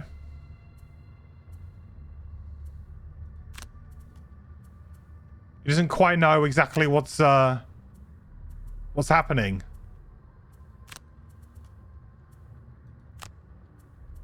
Bit scared. Maybe he misses his hat. Maybe, yeah. Understandable, I guess, if that's the case.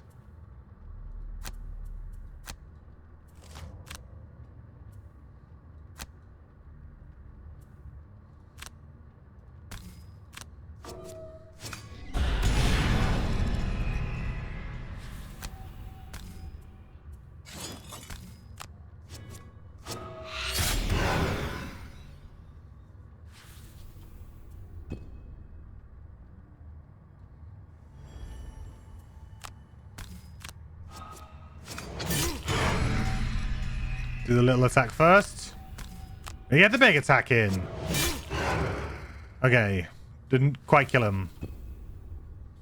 Didn't quite do it.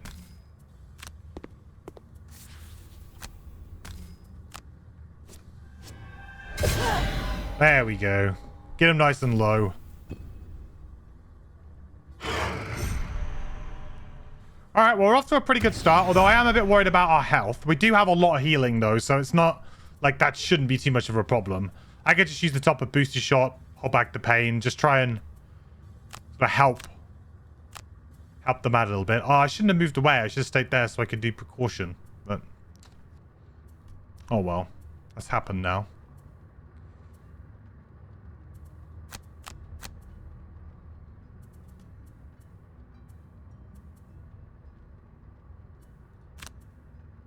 Kind of hopeful that I don't need to do anything on the sun this turn. 15. Okay.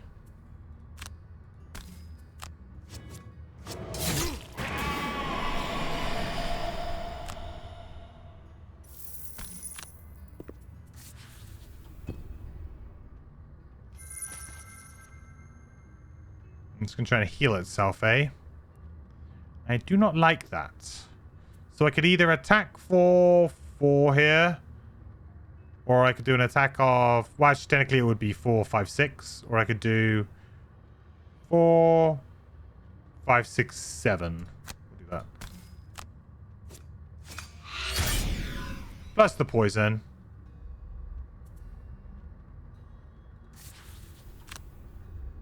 One, two, three. I don't really need the money on this character, you see. I'd rather just get closer. No, the bless. Need it.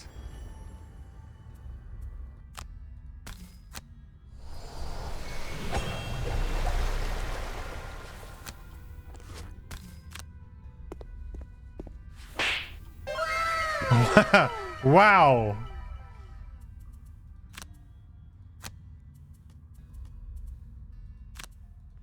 Very wow. Range 3. Guess I could just get somebody back their cards here, couldn't I? Wouldn't be too bad.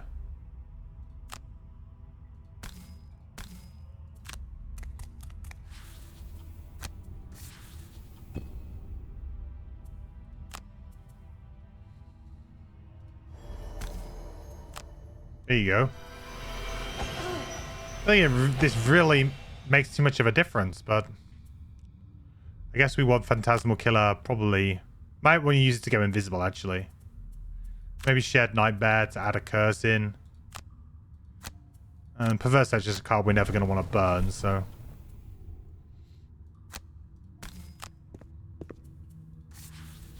One step closer to the door.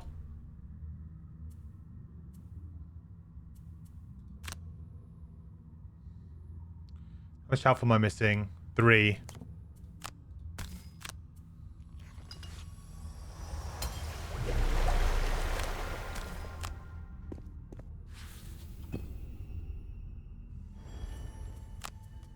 Yeah, it's kind of weird because now I can like open the door and do Shared Nightmare on these guys.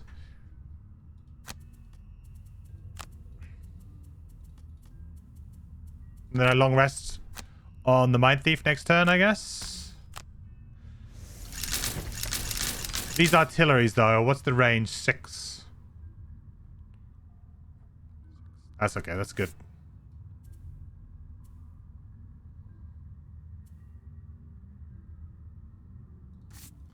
Skip the old looting.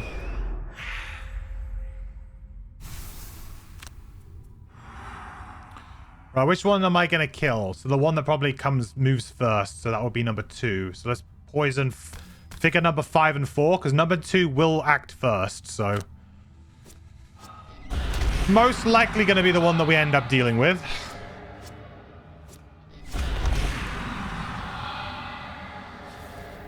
All normals, easy. Should be. I'm looking forward to using Doomed Compass and watching one of these ancient artillery try and move into a trap.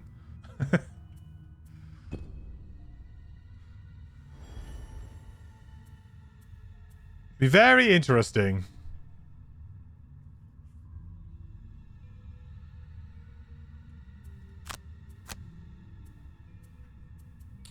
Right, what to get rid of here?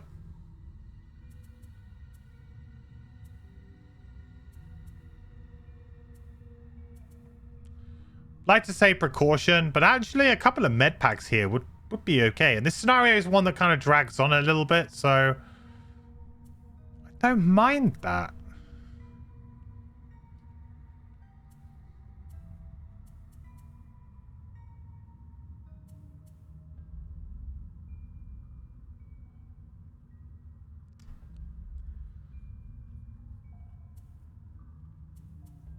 Plus, it kind of gives me something to do while I'm just sat here in Viz.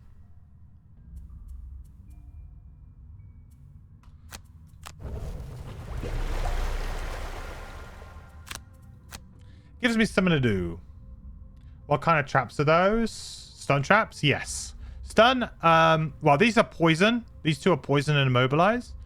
These are poison and immobilized as well. So actually, they're all poison and immobilized.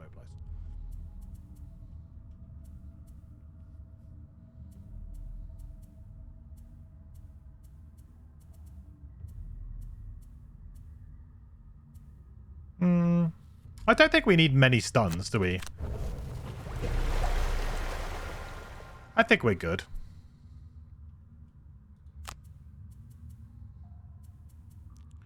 So you know I'm trying to go for like the big double heal here, I think. Kind of makes sense.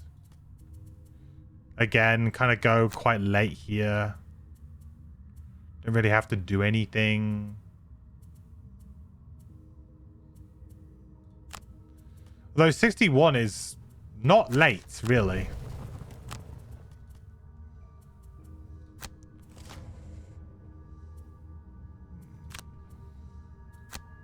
I guess later than that, but I would be putting myself in jeopardy here.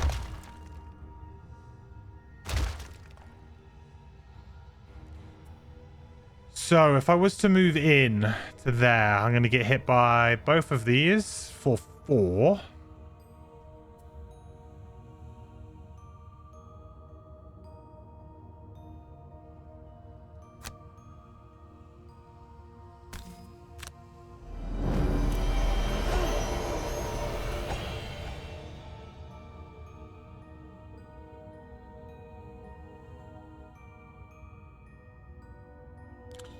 I don't think I move in. I think I sit where I am.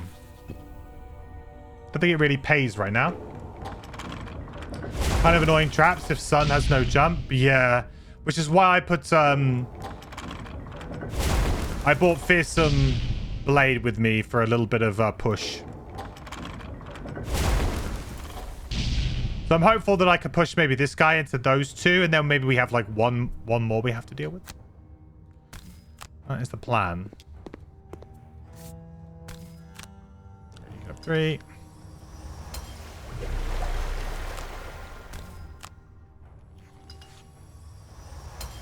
There we go. Recovered. And so now I could do something like I could do precaution plus something else, or I could do precaution plus or back the pain here. Seems quite good.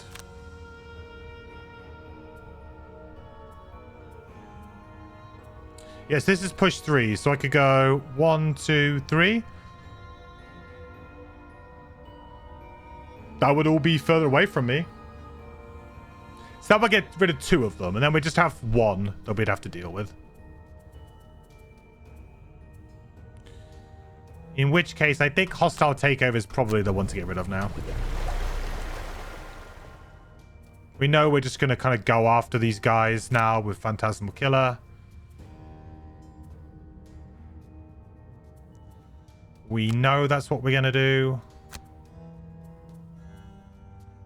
Probably going to use my Invis Cape. Go here, use Invis Cape.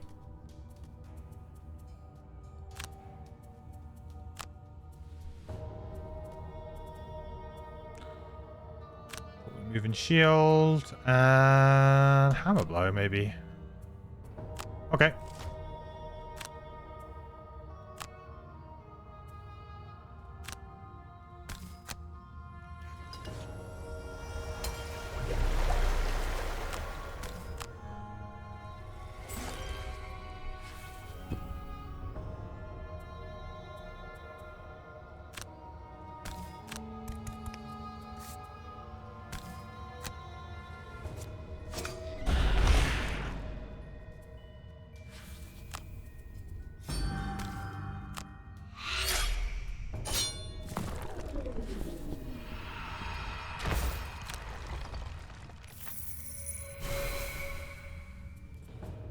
We will stay nice and quiet. I could also just move him to there and then push maybe from there to there as well with the Doom Compass. It's another thing I could try and do. I got lots of things I can do around those, I think. You wonder if you could use jump behind them and spear 2 instant kills. Unfortunately, you can't use the spear and Phantasmal Killer together. Because Phantasmal Killer changes the attack into a kill, and spear can only be used with attacks. But also, Phantasmal Killer also specifies 1. Kill 1 normal target. There's another one. It's like a double catch, really. So yeah, doesn't work within the rules, unfortunately.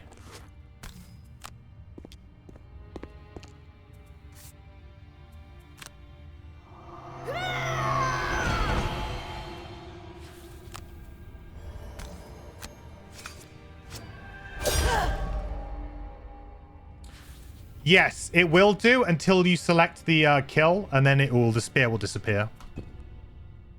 I think it's also a bug. I think somebody earlier was saying that they could do it as well, and you shouldn't be able to do it, definitely.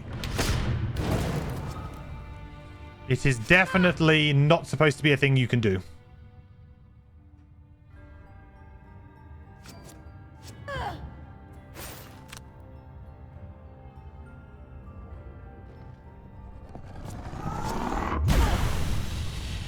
Nice. There's that curse.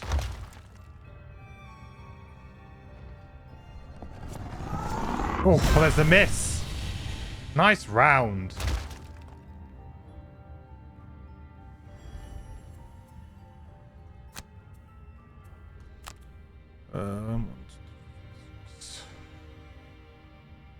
Could swap places with the Mindthief here.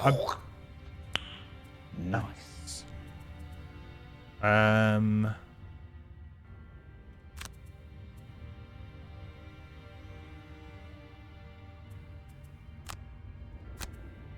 If I do that, though, I'm going to be taking a lot of damage myself.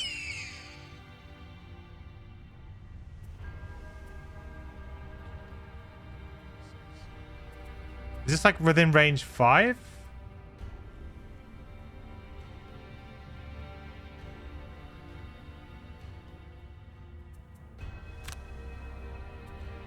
I could really screw this guy up.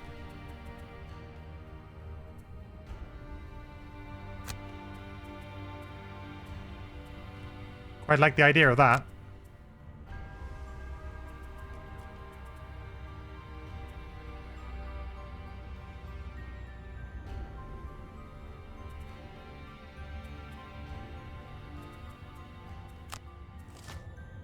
Oh, 71?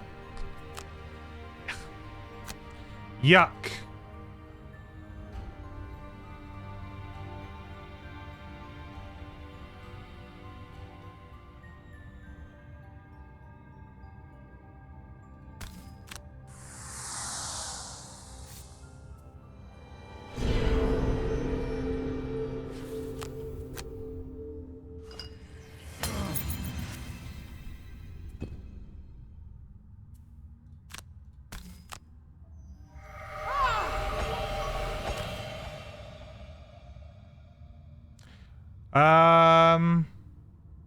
Yeah, sure, why not? Because I'm going to be pushing... I'm going to be using Fearsome Blade to push this turn, right? Yeah, I'm not actually going to be killing. So... Sure. Did I not select it?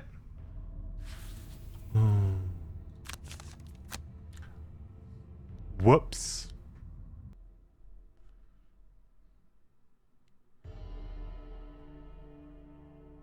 Whoops.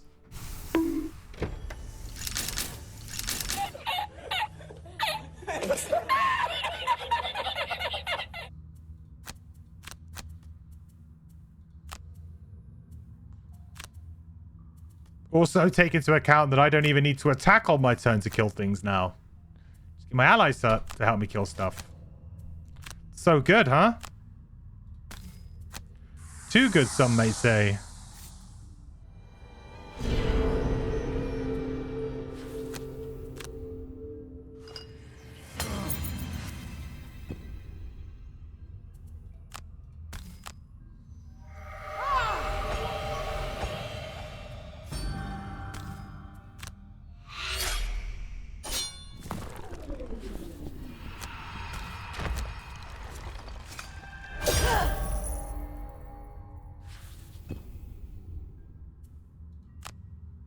Okay, so first things first, I need to move this guy there.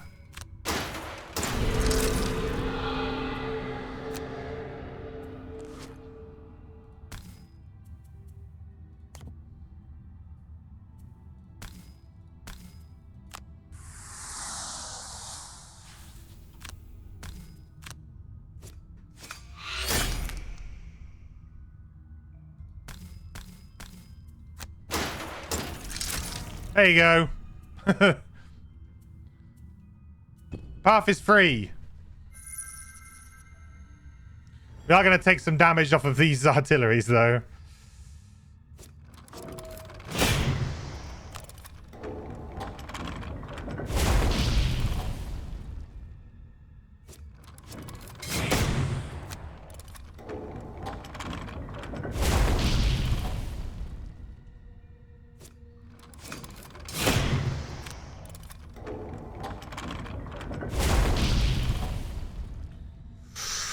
Kind of lucky that they didn't draw anything crazy there. But we're in a good position here with these two.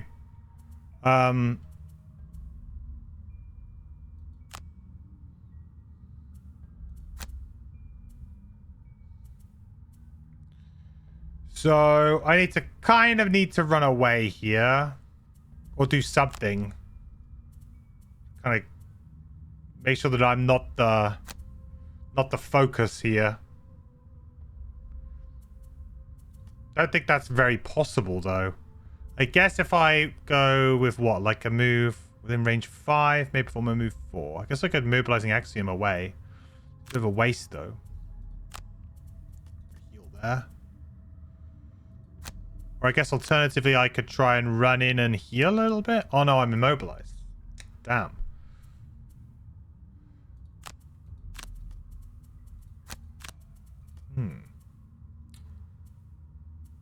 So I run away with 5.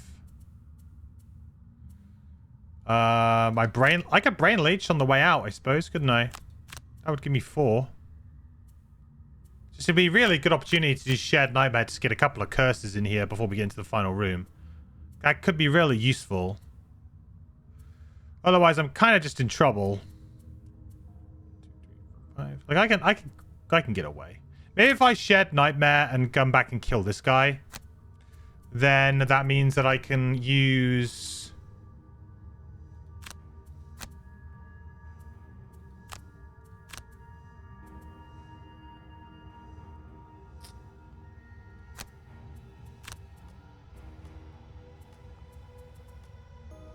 Come back, kill this one.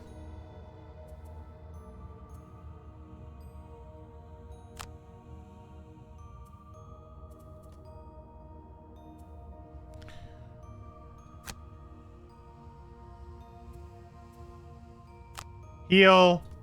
Do nothing. Okay. To be honest, we'll probably line of sight this guy now around the corner. Yeah, we should do. Is that a skeleton crushed by that boulder? A little help from Craig. Oh, yeah, definitely.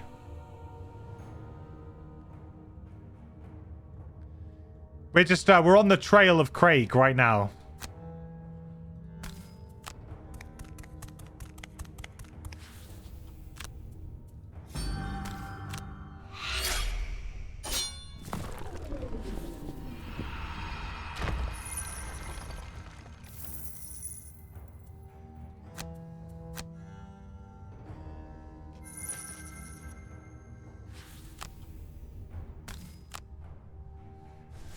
Gotta remember to get this box.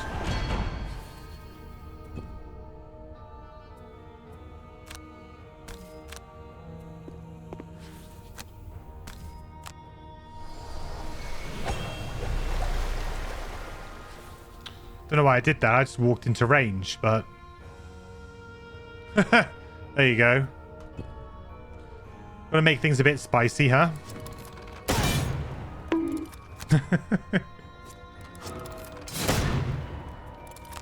Craig is the colorless. Imagine the plot twists.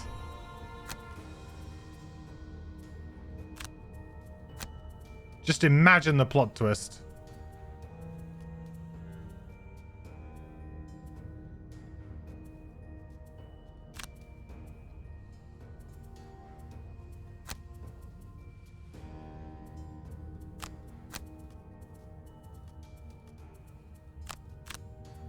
Kind of need to just long rest on everybody here, really.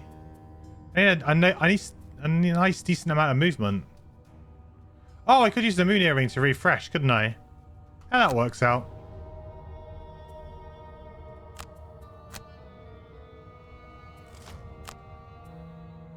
Is that a AoE? I do not like that. That I do not like.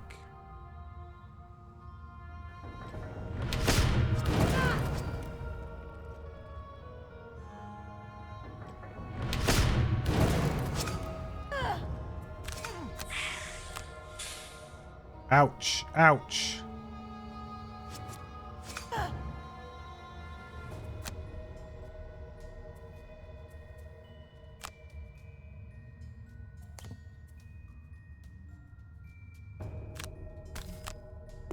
It's probably best for me to have that.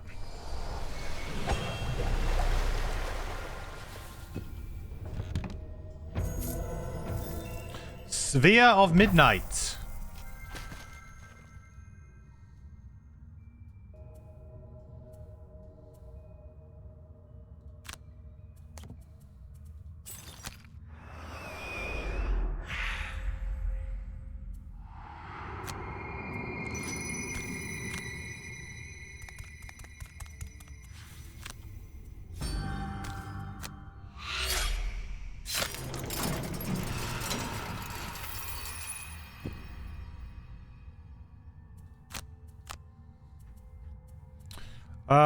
Okay. I mean, I'm guessing I'm not really playing Booster Shot anymore, am I?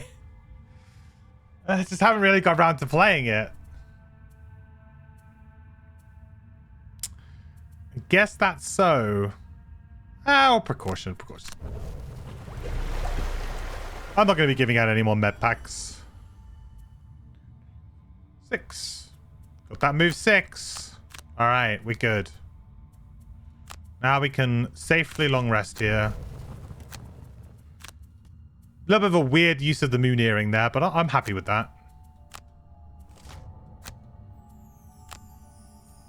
All adjacent enemies suffer 2 damage. Yikes.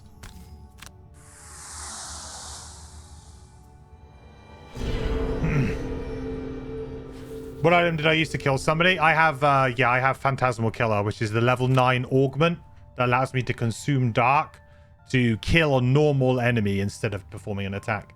It's pretty good, especially in this scenario where there's always dark.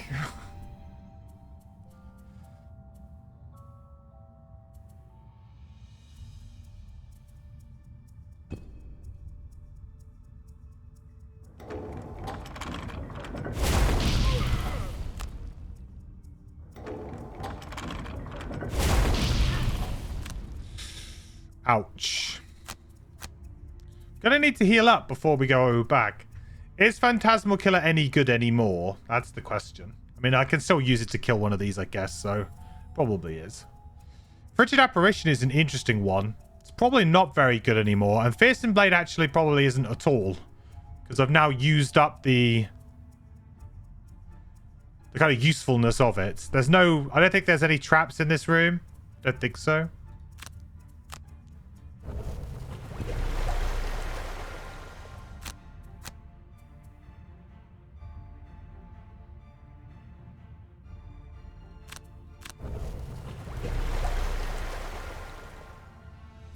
Okay, so we know we want to go for this, and I mean, or I could just go syringe here and bloody saw. Probably better. And just go and Phantasmal Killer this guy. What do we need to move 3? I am quite low on the movement here, aren't I will say.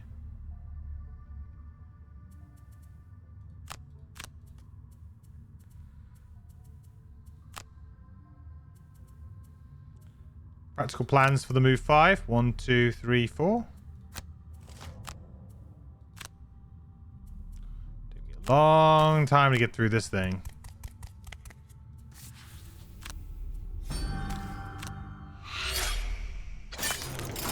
I think the Mindthief has actually killed every monster in this scenario, pretty much. Apart from the elites.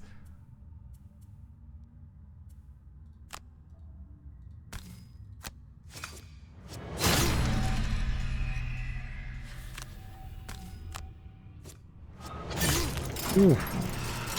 I stand corrected. Sawbones just heard me. Got offended.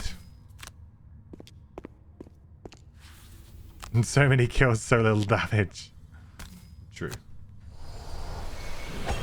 I will heal you because I'm pretty much always going to be able to heal on the sawbones. I can pretty much heal myself whenever I want. So, which is what I will do now. All your heal actions this round affect you and all adjacent allies. That sounds good.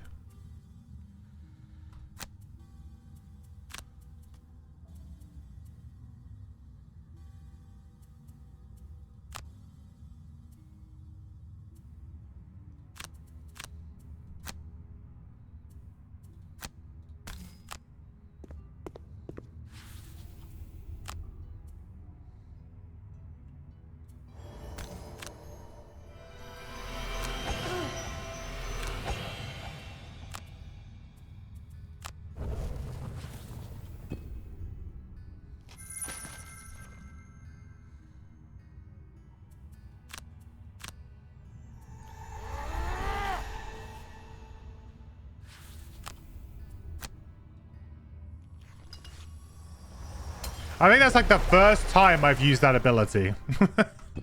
The first time since I've had the saw unlocked anyway. It's gotta be.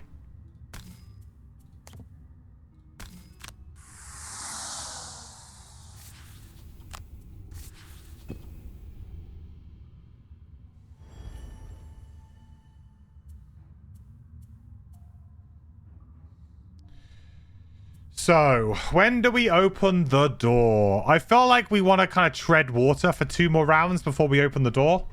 Like, that's my general feeling right now. Like, I mean, I've got a couple of okay things to do.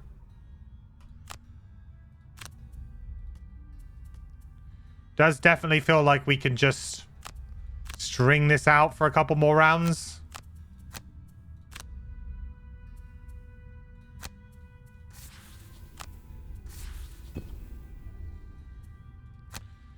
Make sure that I get, you know, everything. To be honest, I'd probably rather have the Sunkeeper on that spot. Actually. Yeah.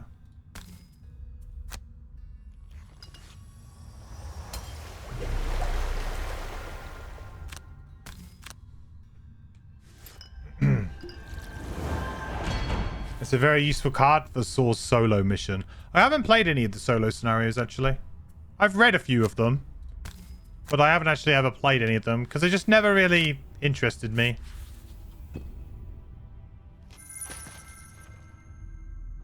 I'd be interested to play them if they added them to digital. I've said that before. I think that would be a fairly like cool idea. Like if they wanted to do that, I'd give it a go.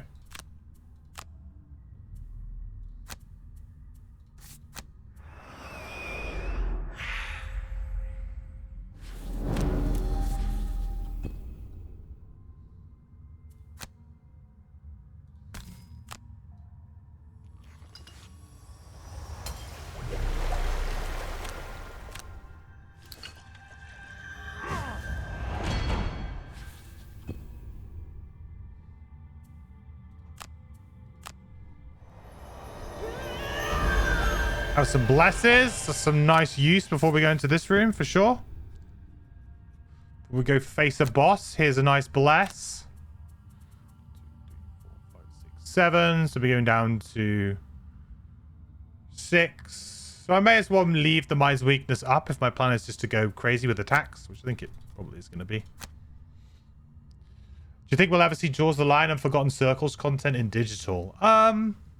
So I think we're more likely to see Jaws of the Lion content than we are Forgotten Circles. As funny as that may sound, because Forgotten Circles is obviously the official expansion to the base game, and Jaws of the Lion is actually a standalone product.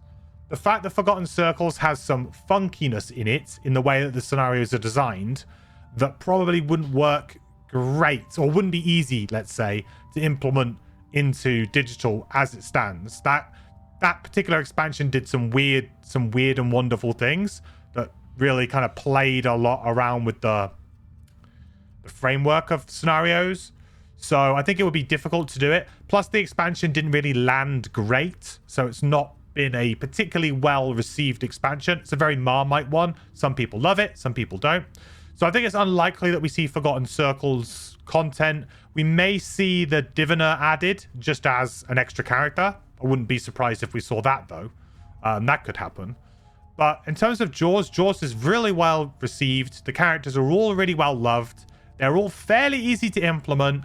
And the story itself, although there are some scenarios that do have some weird mechanics in them, wouldn't be a far stretch, I would say, compared to this. So I feel like we may not see them exactly the same as their boxed content, but we may see versions of Jaws of the Lion and Forgotten Circles. But I'd say we're much more likely to see story content from Jaws than we are Circles. But also we could just see the Diviner added.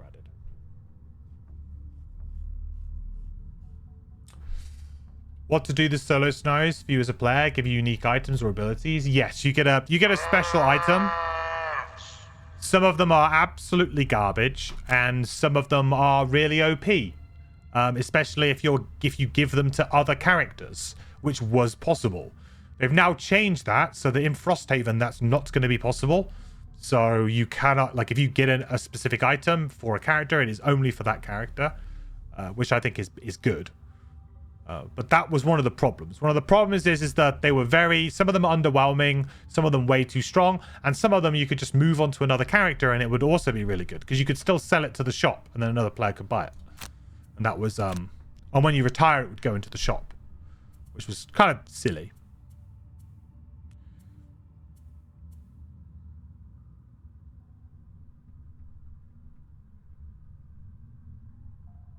Well, I'm all in on killing the boss, really. So Shared Nightmare is not something that I really care to play with. But for example, I could just stun something, keep attacking the boss, stun something, keep attacking the boss, you know? Like that. That plays quite well, so...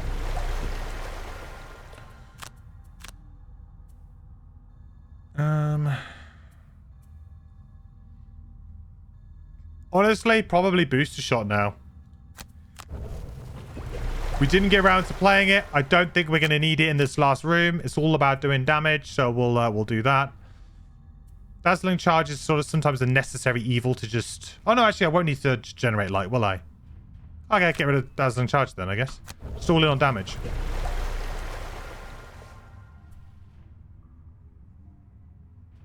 Small item with invisibility was one of the most used ones. Yes. Also, there was... I think... Is that the Eclipse one? The Eclipse one's really broken. There are some that are really cool and quite fun. But there are some... Like, the Crackheart one is so bad that I don't even understand why it was even, like, thought about. Like, it was almost as if it was just... Words were written on a card and were never actually ever thought about. And I think maybe it's because the solo scenarios might have been rushed a little bit towards the end, or at least maybe the items were rushed a little bit. I don't know, but some of them I'm just like, why?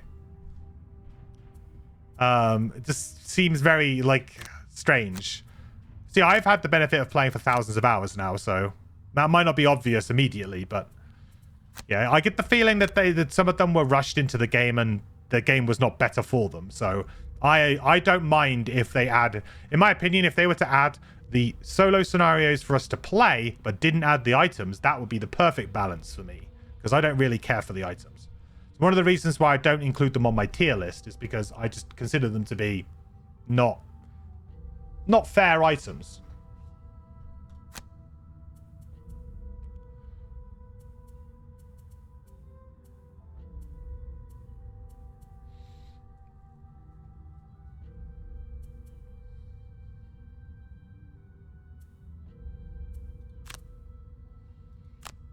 I mean, I think there's like a flame demon in here or a sun demon. Probably a sun demon because of the light. So there's probably a sun demon and a night demon and the colorless guy. And the idea is we need to get in as quick as possible in his face because he just summons and goes invisible constantly. Pain in the ass. So...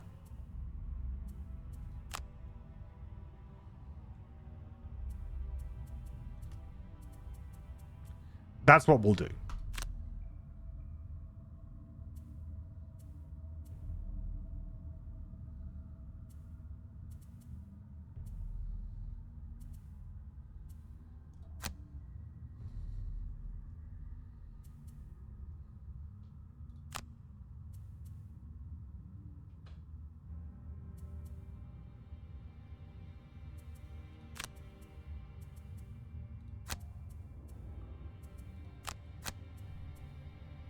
Something like that.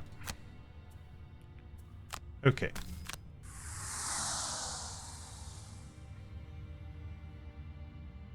Finally reaching the entrance to the sanctum. You open the door. Savas cannot. Yeah, there's that sun demon there. Right, summon night demon, go invisible. Fun.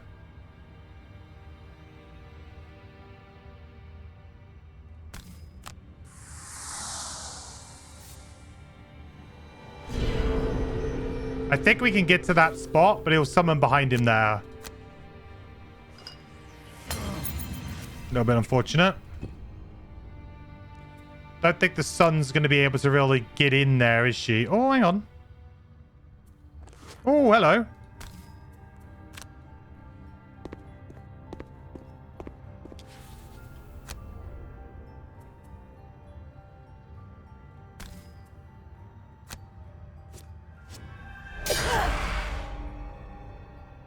May as well use these spheres, like, immediately.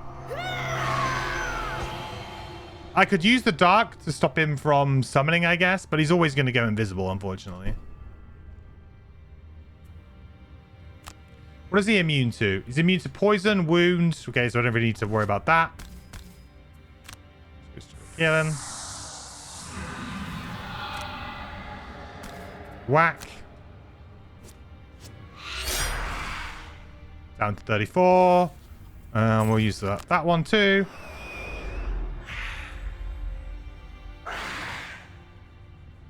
Okay, good.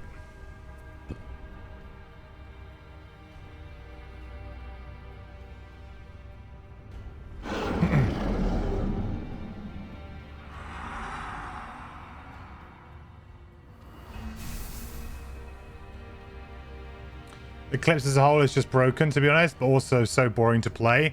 I actually had fun playing Eclipse for the first time when I played it. I went from playing Music Note to Eclipse, so like it was like completely different play styles and equally very strong characters, but very different. And I actually enjoyed it for a while, kind of figuring out the combo and my positioning and stuff. It was fun.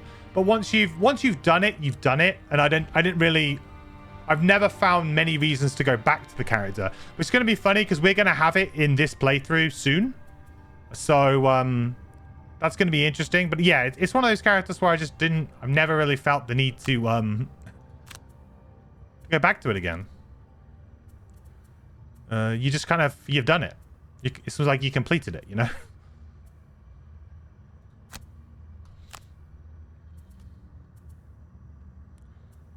So we need to go late now. This is the awkward part of this. Now, like, we need to go late so that we can try and get it. I kind of hate this part of it. Means that we'll probably end up getting hurt by these guys.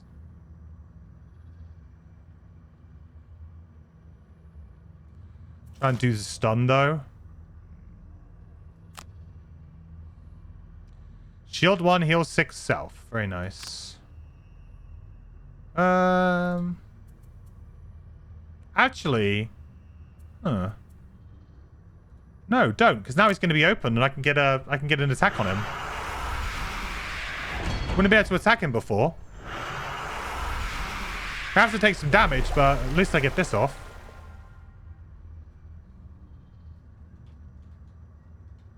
Yeah, you could mod the items into the game. Some of them are a little bit awkward, though. I'm not sure whether or not you could.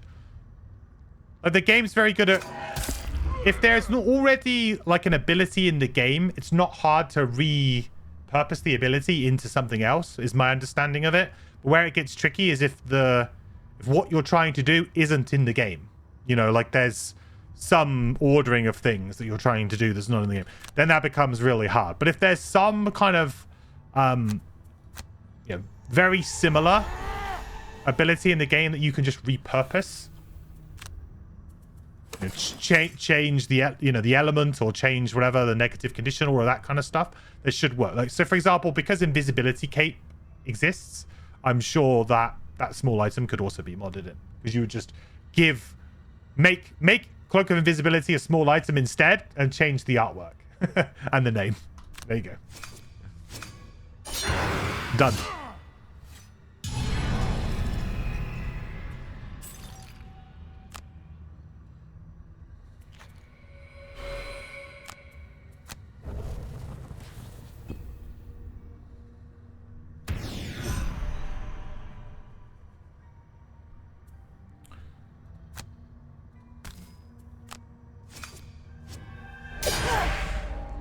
Alright, keep attacking.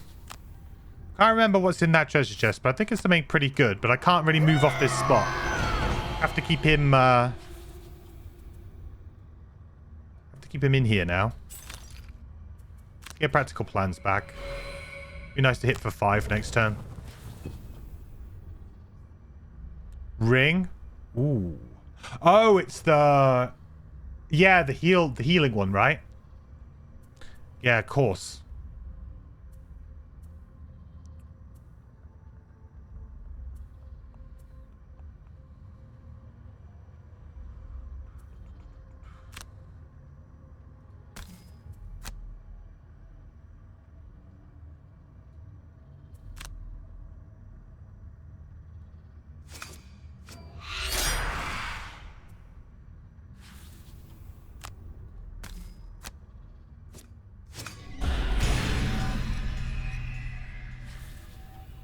Helix ring.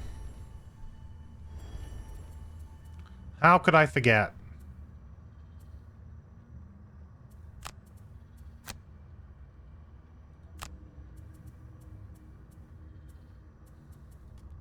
Okay, so we're just gonna go for it.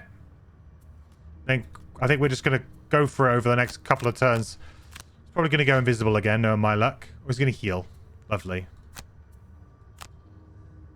I felt like if they just made him not immune to poison, make it significantly less obnoxious.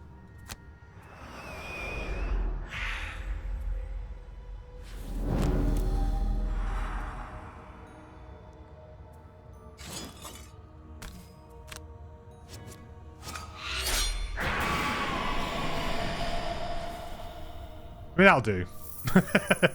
That'll do. That's fine, I guess.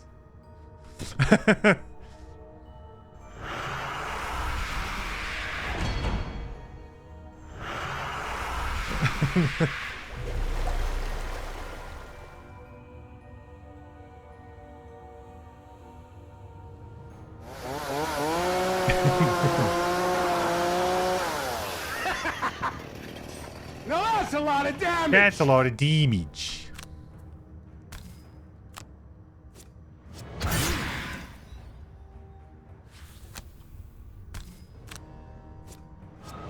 No, I did it the wrong way around. Damn it. Damn it, game.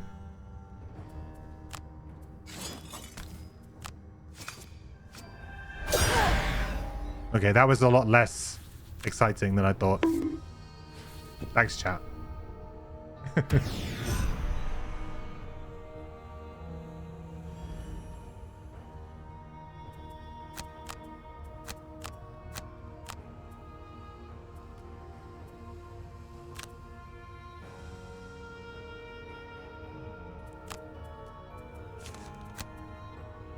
No, that was the card I wanted to play.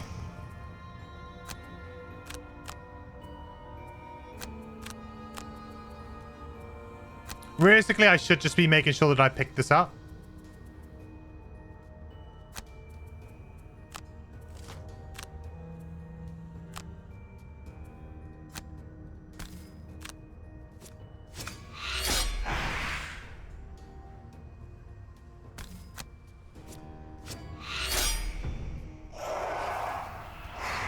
Easy.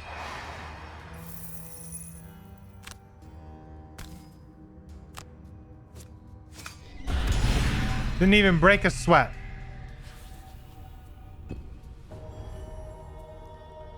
I guess I mean, it is a great item for the Sunkeeper, so I guess I just go get it with the Sunkeeper, right?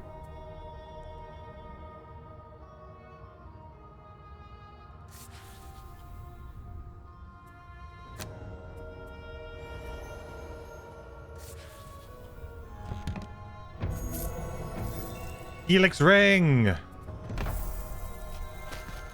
So for those that don't know, Helix Ring is an item that allows you to heal up to full health if you consume both dark and light. But it is a single-use item. Not usually really good, but with certain party comps, which we will have very soon, because we will have Eclipse unlocked, we will be able to reliably generate that whenever we need, and that's going to be quite a big item for us, so very happy for that. We got 5 gold, 5 gold, all the 5 golds.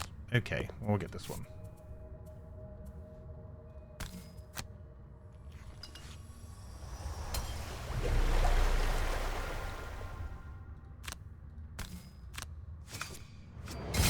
Okay, nice try, Saw. Nice try, Sawn.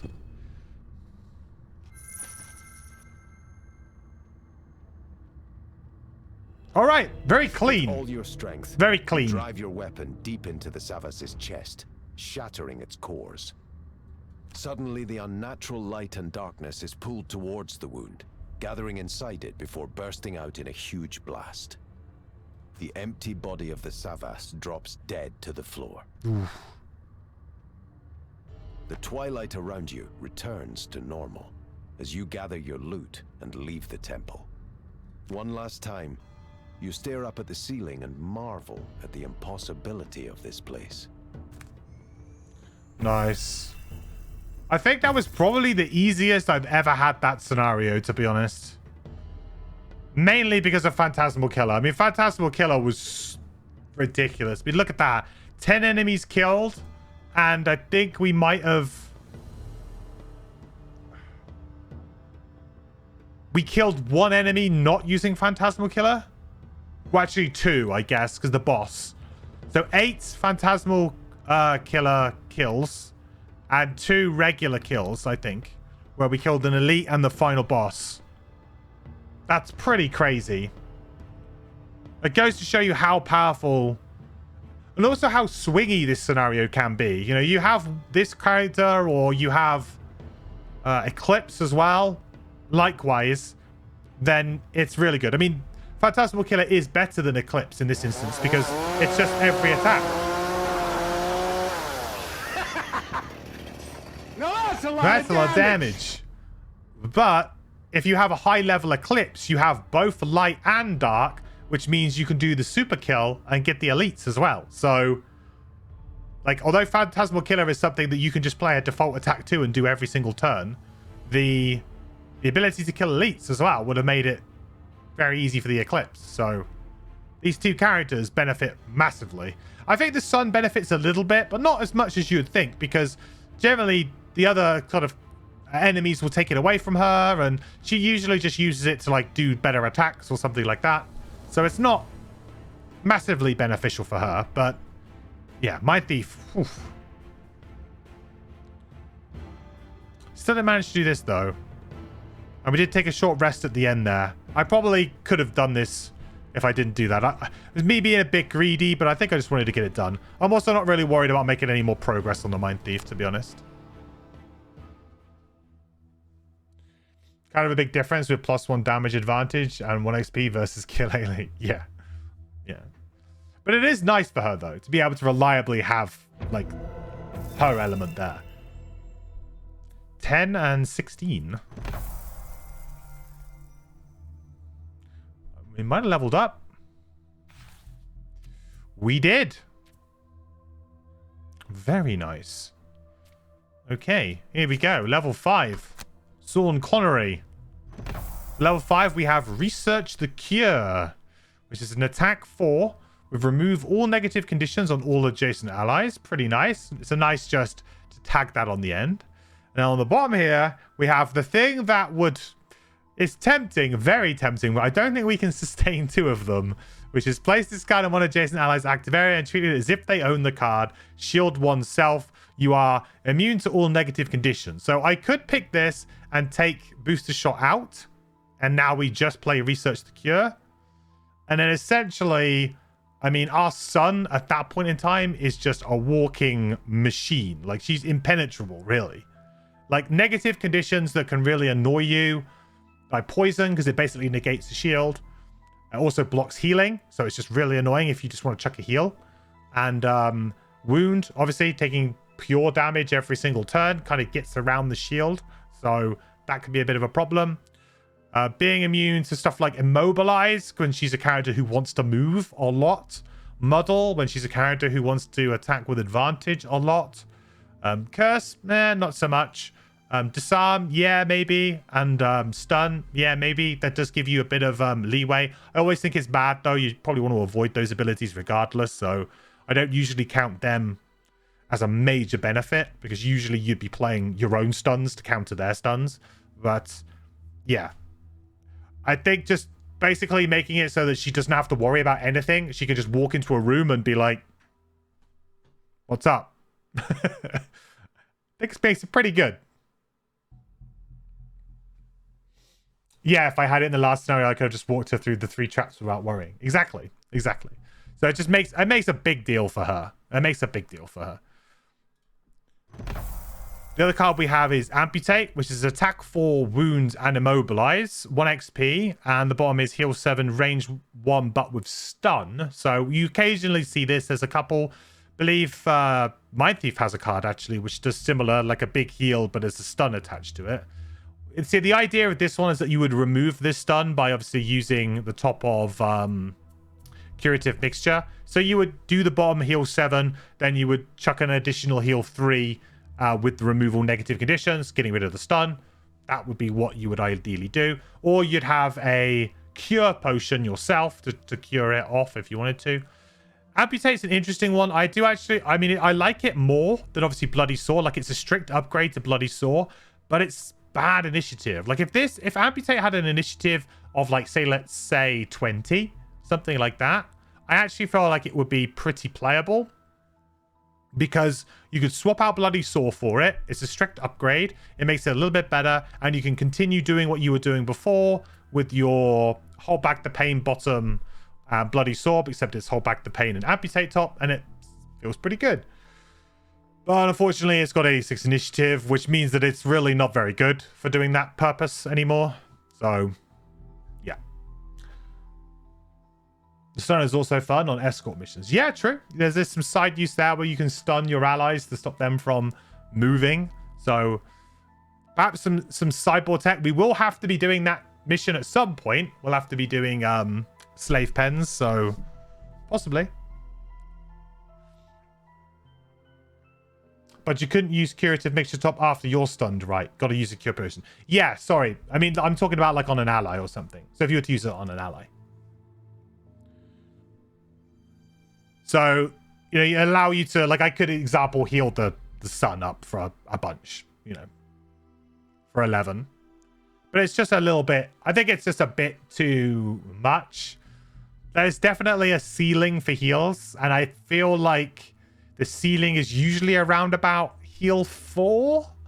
Like, anything more than a heal 4 just feels bad unless it's like a non-burn and you can do it very easily and it's repeatable. Then obviously it's great. It's better than a heal 4. But it seems to me that when anything goes above a heal 4, the game starts to like, oh no, now you need to like burn it, or it needs to be like this, or it needs to be like that. It doesn't really allow you to have really big heals. Like Booster Shot, for example, it's a heal 4. I mean, that's decent, and it has no drawback, but it is a top ability, so It just feels very rough. Why, as soon as that number starts to creep up, they've just added on lots of like negative stuff to try and make it not as good. And that's kind of annoying. Like, I think there's one good heal. I think King of the Hill, which is a brute card, I believe. It's like they're level 9. And that's like a heal 5 self or something. Without any kind of negative conditions or anything on it. Or just heal 5 self. But obviously it's a heal 5 self. So it's not a range. So you can't use it on somebody else. Whereas this is. So it's kind of weird. I just don't like these ones that when you start pushing the heal above the number 4, for some reason, it's now got to be a burn. It's got to do this. It's got to be strange. And they start adding and tacking things on. I don't like it. I'll take like a heal 3, range 2 any day of the week. Or heal 3, range 3 is fine. This is... I'll take that over this, to be honest. It's interesting because you have this, for example, which is just so much better than this. Like, Do No Harm Bottom is like so much better than this because it just allows you to get to the injured target if you need to, or if you want to just do a little bit of healing while also just moving around, doing your rest of your turn. It's good because it's like an added value. I like heals when they're kind of added on top. Like you're doing something and you get a little bit of a heal. And that just kind of works out. Like a little bit of incremental as you're going. I never really like taking like a single turn to heal unless we're stacked at a door and we're just wasting time. It's quite rare that I would take huge turns to just do heals unless characters really, really need them and we've killed most of the enemies, we're controlling up the rest and there's time to do it. But most of the time there isn't time. So yeah. It's a pretty easy choice for Research the Cure here, not just because we have the synergy with the Sunkeeper. I do actually feel like even if we didn't have that, we would probably still be taking Research the Cure here. You might consider, looking at one of these other cards potentially. I doubt it though. I very much doubt it. I think you would probably still be going for Research the Cure. Because if anything, it's still just a bit of an upgrade on Hand of the Surgeon. It's a little bit of an upgrade on the top with this, I would say. You do lose out on the XP, but it's a 40 initiative. You don't use this too often, but occasionally you do. It's not very often. Like I said, I've only used it once so far, and this is pretty good. Chuck that on your tank. Very happy with that. So we will swap in. We'll get rid of Booster Shot and swap in that because we can only really afford to take one of those. As fun as it would be to do both of them, I think we can only afford one of them. And what should we get rid of? Add one item refresh card. Could be quite nice. We're quite close to getting another one too. We could do that. Then we can do dust. Then we got a fairly good chance of hitting that. The rolling ones can be quite good on this character too, especially with the changes now. The immobilized ones, I don't think so, because they're just +1s really. I don't think the immobilized is much cop, but the obviously +1 damage is good. Rolling stuns, good. We'll get this for now.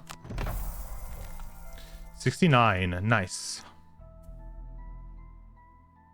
Ooh, let's do the enhancements before we do anything else, because we were going to go and put poison, weren't we, on Prevention is Key. Ooh. Love it. Nice. You like the rolling heals as well? It's always seems to be on low health for you. Yeah, for sure. They're pretty good too. Heal 3 cards. It's a decent heal as well. Very decent. Most other characters only have like the rolling heal 1s and stuff, right? So heal 3 is a lot of, that's a lot of heal.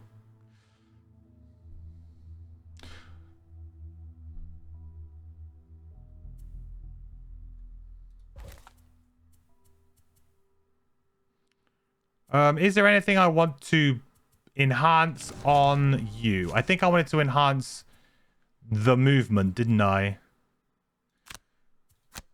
Do we have enough? 60 gold. We do. Just to give me a little bit more flexibility, I think. Okay. Let's go to the temple quickly. Bless you. Got to remember to keep doing that. Or we can sell something too, can't we? We could also sell...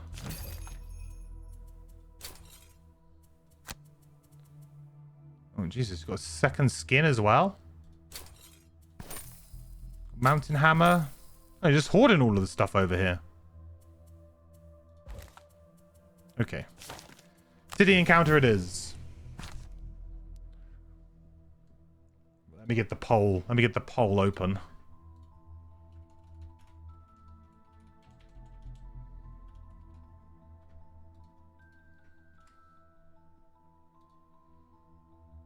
All right, option 1 or option 2, chat. You are walking along the river's edge in the mixed district late at night when something in your pack begins to vibrate.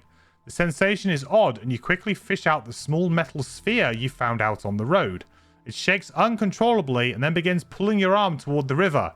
You walk to the bank, but still the sphere pulls. It is drawn to something in the water.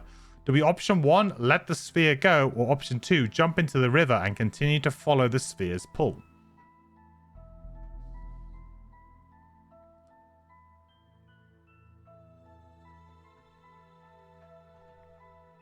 Two? Please no 2.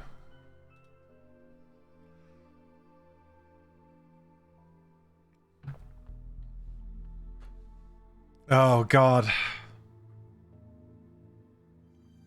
Come on. Oh, you gotta be kidding me. 2? All right, we jump into the river and continue to follow the spear's pull. Y'all are horrible. It's like the worst one. I should never let you guys vote on that. That was one vote in that. One vote. Should never let you guys vote on it. I think I've lost now like 3 perk points to this one event in this playthrough because of chat.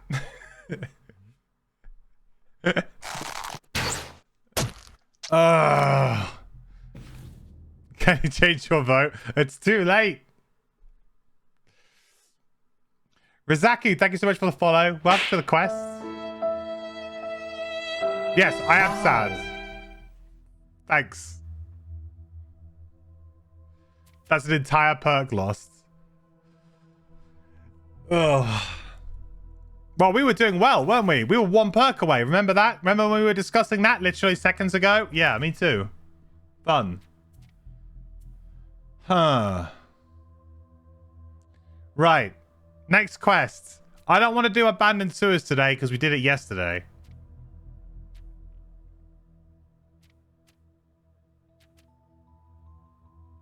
Do we have any more side missions? I don't think we do, right?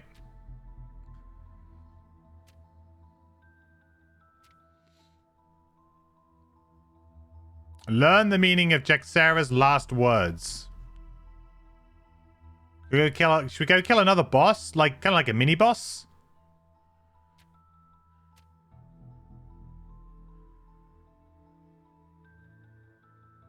A lot of bosses today.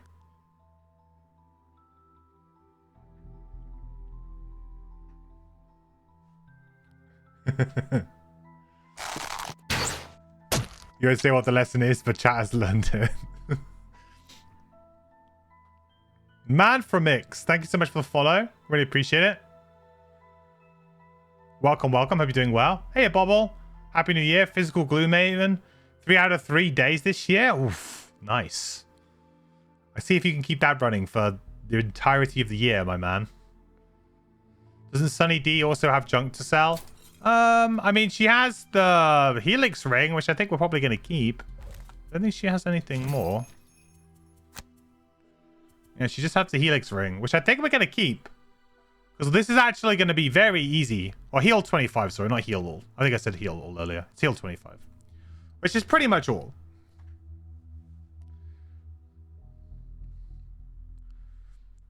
So I think we're going to keep it. Because ultimately we will very easily be able to make that happen. I mean, we can right now.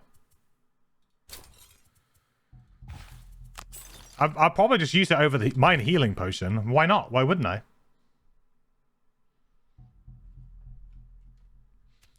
All right, I reckon we should keep up the run of bosses. And this is like a, that's not like a boss, I believe. Is this the actual, what you call it, boss?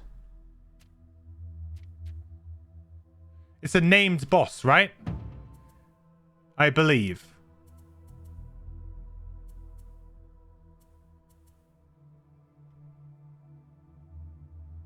Is he's a named boss, I think, right? Outer Ritual Chamber wrecked you last time you played. It got 2 summon actions on the first 2 turns. This is the one before it.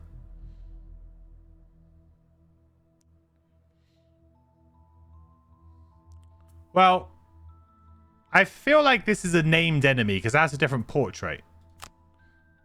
So I'm going to assume that's the case because that's the living corpse portrait. That is different. Yeah, the scenario doesn't have the boss tag. Yeah, it doesn't, but I think this is just a named enemy. Similar to we did the library down here, right? Just showed a golem. But this is a technically like a mini boss scenario. Let's go do it. Then we've like defeated 3 kind of bosses today, which is kind of cool. If we win, of course. I'm not saying we're gonna win.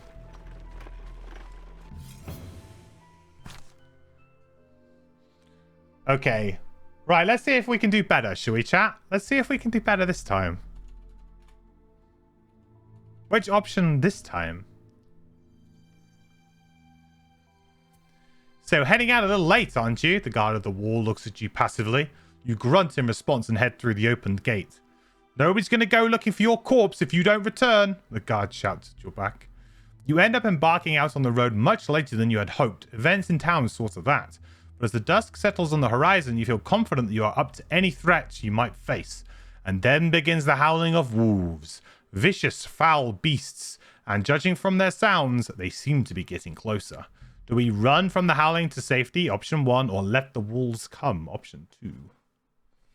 Great, now I jinxed it. No. You guys just need to stop being mean to me.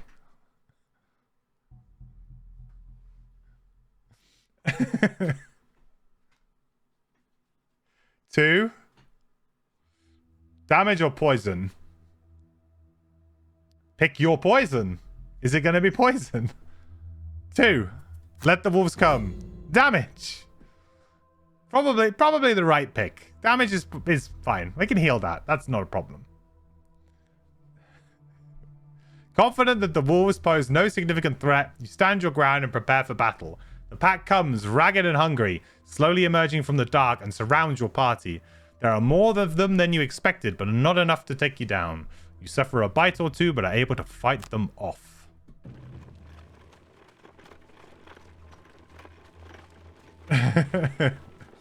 You don't get this, chat. One time they want the bad option, the other time they don't. I think it's just that particular quest He grins from ear to doesn't ear. have necessarily an obvious answer as to So what you would be have the way to go. Again, we thank you graciously for your help in taking out that pesky necromancer. So people who haven't let seen me it, make introductions. so people who haven't seen that sphere event think, well, I don't want to just like let it go, like nothing will happen. So they go, well, we've got to follow it. Makes sense. And I think that's the game like trapping you a little bit and going, haha, no, that's not the right answer. And it puts it back in the deck. But now, for some reason, chat just seems to always go for that option regardless, even though I know that the majority of people in chat do know that that is what's going to happen. The hooded figure leads you through a stone door and into a large room. He points at a black, flaming rift in space. This, he says, failing to mask his giddiness, is our master, the Gloom. It wanted to thank you personally for murdering so many of our brothers and setting back our plans. Out of the rift, a group of horrendous, bloated corpses appears and shambles towards you. Uh-oh. If I know the outcome, it's on me. Well, I like to give you guys opportunities to interact with the stream, okay? And unfortunately, sometimes you guys use it to berate me. Next time that event comes up, I'm not going to put a vote then. I won't. But then you'll all be like, wow, why didn't you do a vote? You do a vote every time. Why are you changing like every time you do this now, MQ? Like, what? That's not fair. We're supposed to get a vote. I'm damned if I do, damned if I don't. Right. Sean Connery's going to do the killing. Your chat's being painted with an unfair brush. I think they damn well know what they're doing. Or at least some of them do. Enough to influence the rest. Let the giant dice decide? No, I'll be the giant dice, and I'll decide. Sure. That should be okay. Yeah. Well, we will draw a ×2, most likely.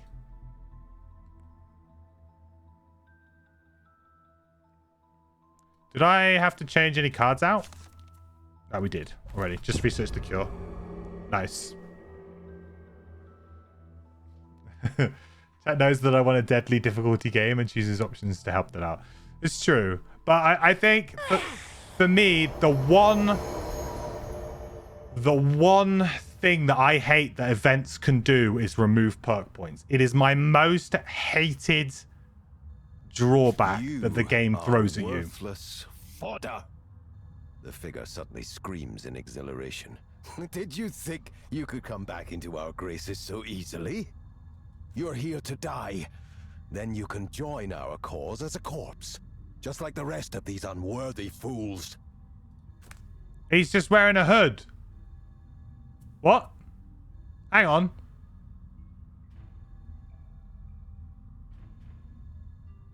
Hey? Are they just normal living corpses? I'm confused. What?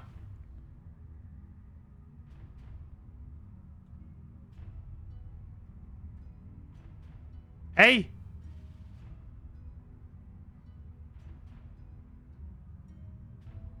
So these are just normal living corpses?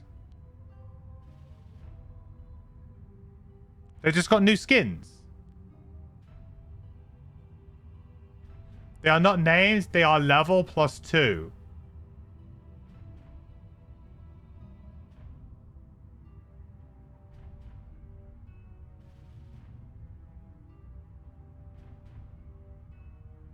He's concealing his identity. How will we know what enemy he is? I know. I've no way of telling whatsoever. It's the perfect disguise. He can't even see through it. Look, his eyes aren't even in there. He's literally blinded himself.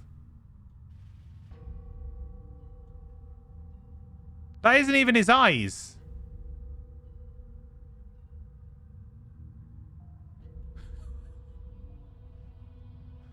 Okay. I'm confused. Kill all enemies in all rooms. How many rooms we got? 1, 2, 3. I had 3 rooms. This is a very tight scenario though, eh?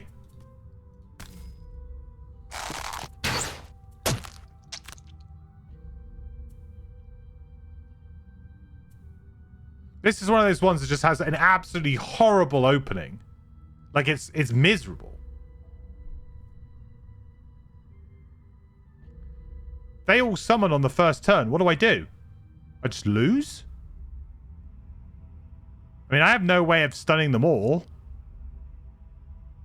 Or even more than one. Huh. Shockwave, thank you so much for the follow. Welcome to the quest. Hope you're doing well. Welcome in. Do I really think a living corpse is smart enough to use a hood properly? At least it's right way on the head. Well, yeah, I suppose. You could have put it on backwards. All right, fair enough.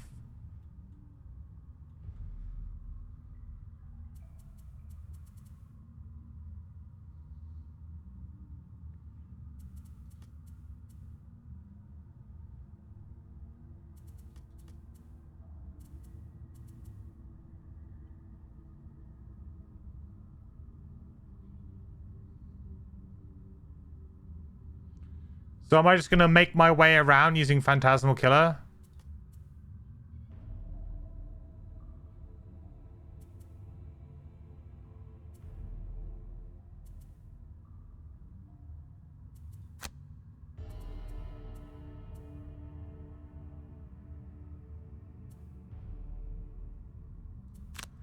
Go for a Preventionist Key in a minute. This seems really rough. I'm not quite sure how I'm going to do this, but... I'm trying to figure it out, I guess.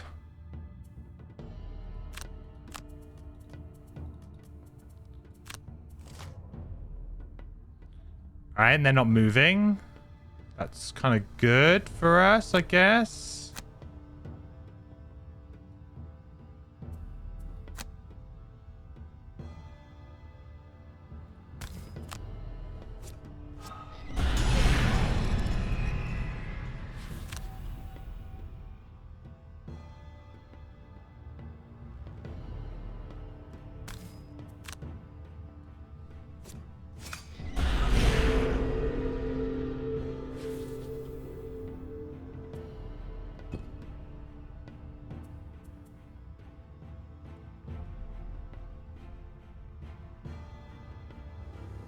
Do I make dark here?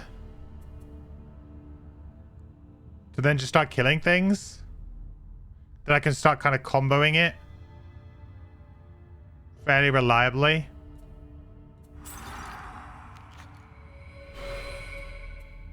Give it a go.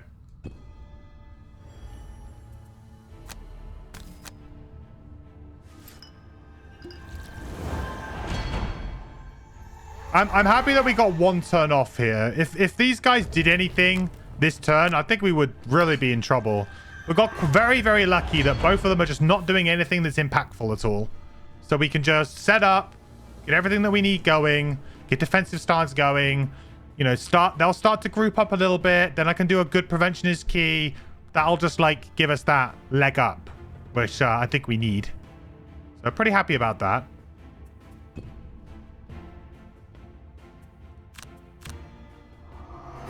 Kind of wish I went with the Bless play now instead of the Shield play, which I was thinking about.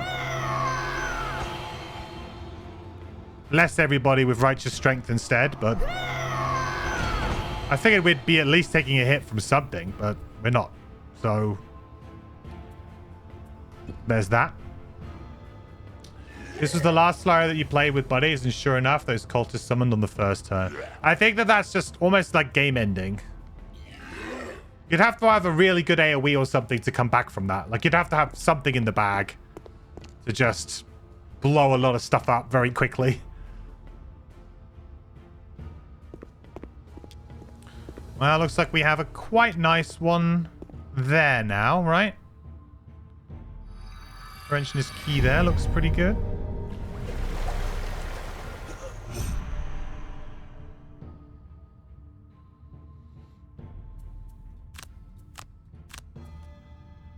As long as they're not summoning, but if they're summoning, then it is what it is. We just, you know, we kind of lose. But sometimes that's what's gonna happen, unfortunately.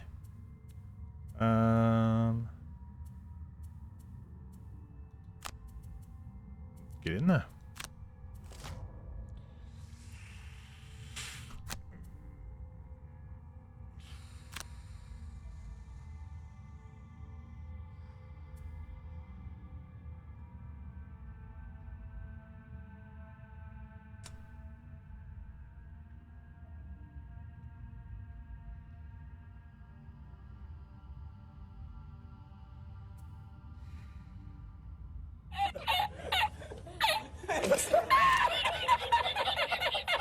Thanks, guys.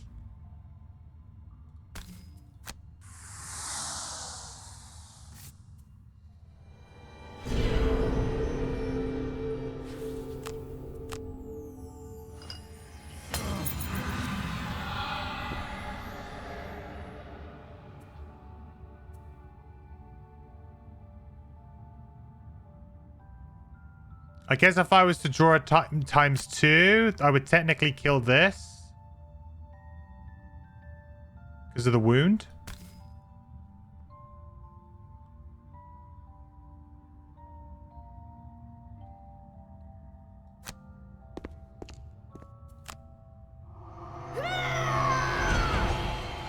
Technically. Times 2 or broke.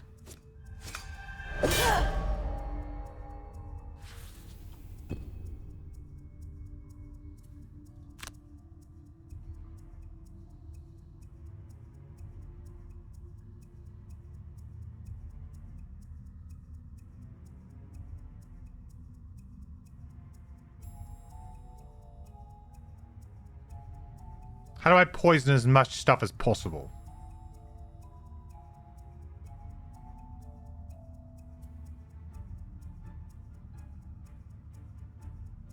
Maybe I don't worry about poisoning as much stuff as possible. Nah.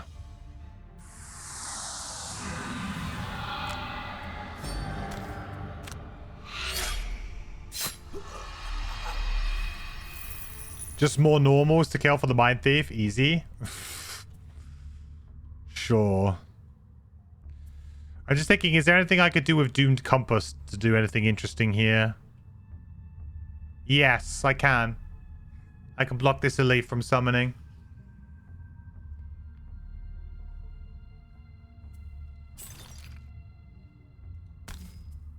Oh no, I'd have to move that. Is it a move 2? Ah, damn, it's only a move 2, right? I shouldn't have killed this, because then I could have moved that to there. Killed that one instead. I might restart round, because I've just seen the angle. I think that's okay, because I haven't done anything. I'll just restart my turn, basically. Yeah, if I kill that one, I move the other one on. That elite can't summon. Then I just get, like, 1 less, and I kill 1 still. So technically, I get 2 summons less. Well, 1 more than I was getting at that point.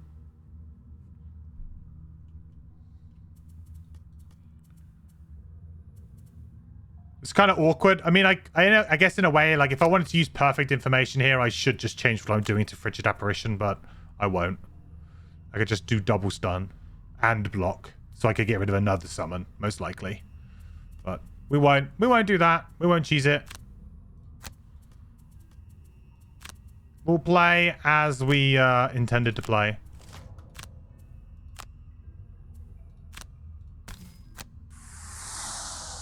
Alright, so we go here. Is that how it's supposed to work? If you have dark and then use a card that generates dark, but then you consume it, you don't get dark on the following round. No, so you consume elements at the end of your turn. So any elements that you consume during your turn are actually created at the end of your turn. So this is to stop players from using elements that they generate on their own turn.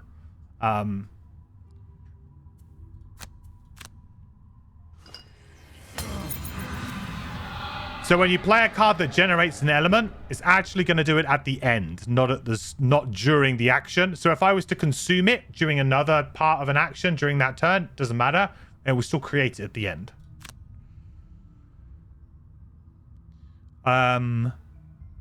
I still think that my strategy was sound of going over here and just attacking this and hoping for a ×2. I think still a good idea. Still a reasonable idea. Shoot the moon. Plus, I need to be there to block the spots anyway. So now we actually go like... We go like this.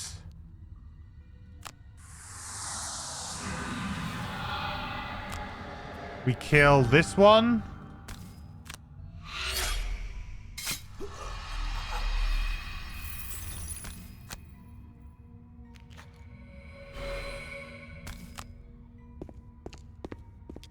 There we go. Summon blocked. Mission successful. Yeah, so now you can see the dark has been created again.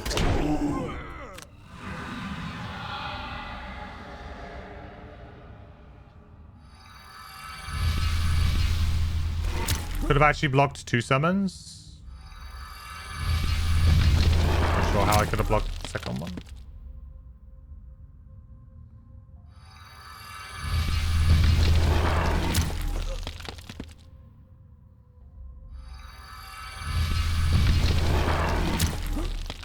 Mindthief 1 down and left.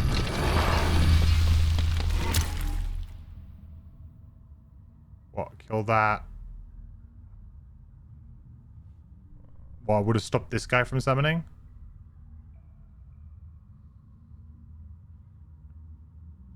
There. There. Then I wouldn't have been able to kill this though, right? Oh no, I guess I would have been able to. Yeah, you're right. Move to there. Yeah, true. That's okay. We should. Maybe we can come back from this. I hope.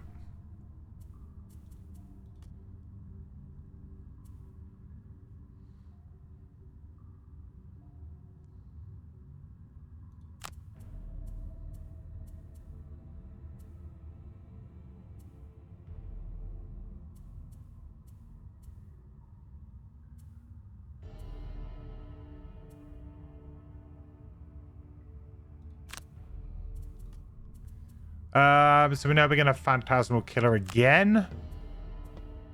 Oh, I should have swapped Face and Blade back out.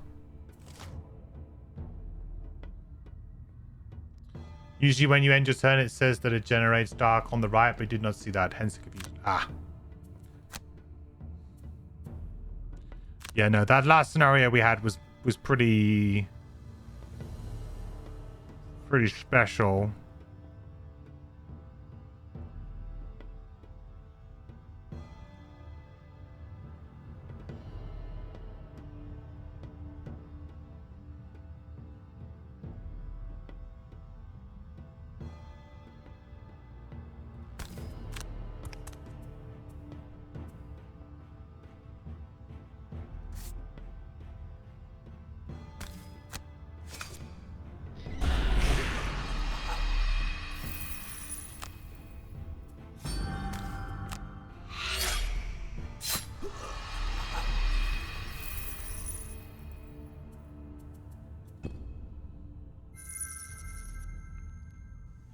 We're doing okay right now, but I'm not loving it.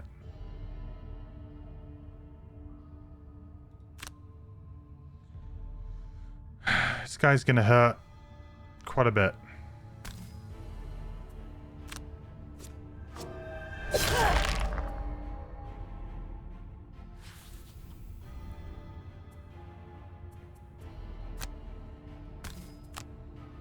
I need to like I need to seal off my sawbones a little bit.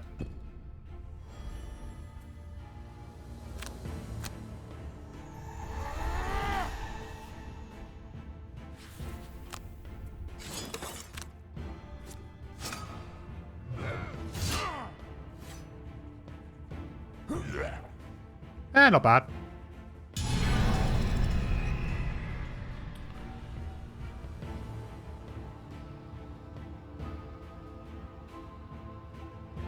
Gonna need another preventionist key, huh? Gonna need another one of those.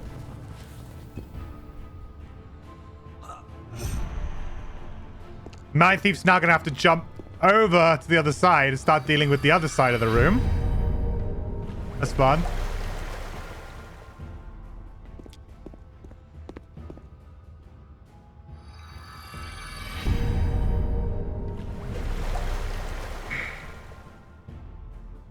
I'm guessing the side rooms aren't that bad, though. My feeling would be that the side rooms are probably kind of okay.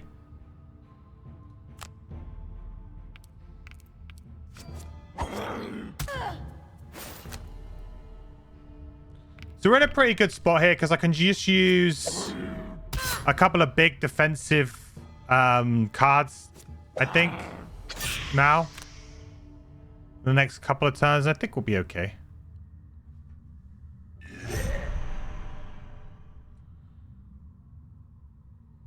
So I use Preventionist Key now. I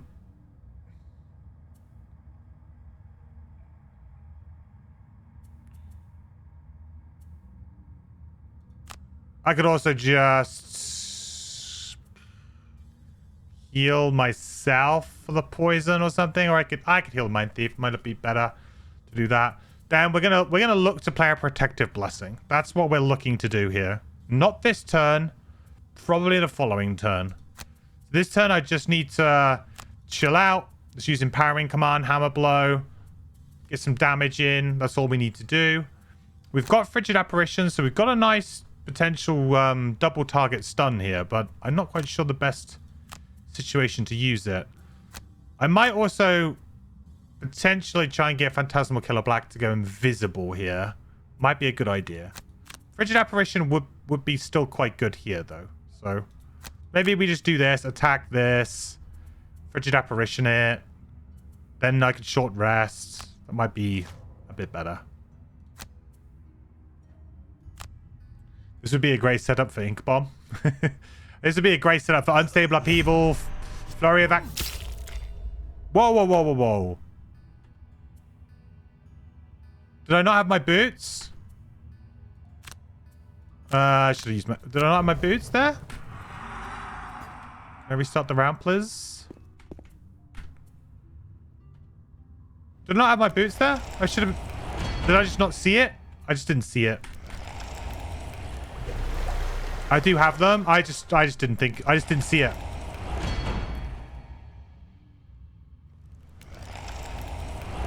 I don't know why, but I just assumed I was safe on my initiative, which was wrong.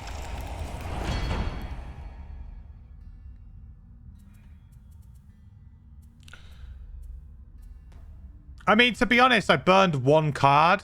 It's not the end of the world. And now I actually get them for the following round. Actually, as weird a mistake as that was, that might actually be okay. Because I would have just disarmed them and they wouldn't have done anything anyway, really. Now I get them for the next turn, which is quite good. I was probably going to end up having to burn a card at some point anyway.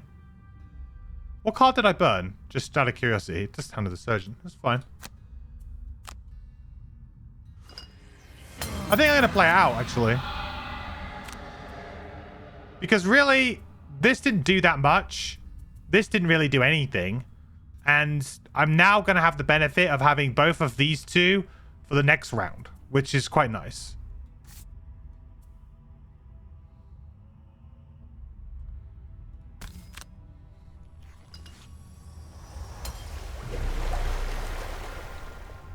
They also don't explode if they die now. Yeah, I presume they... I've actually never thought about that. I have never tried that out. I couldn't tell you.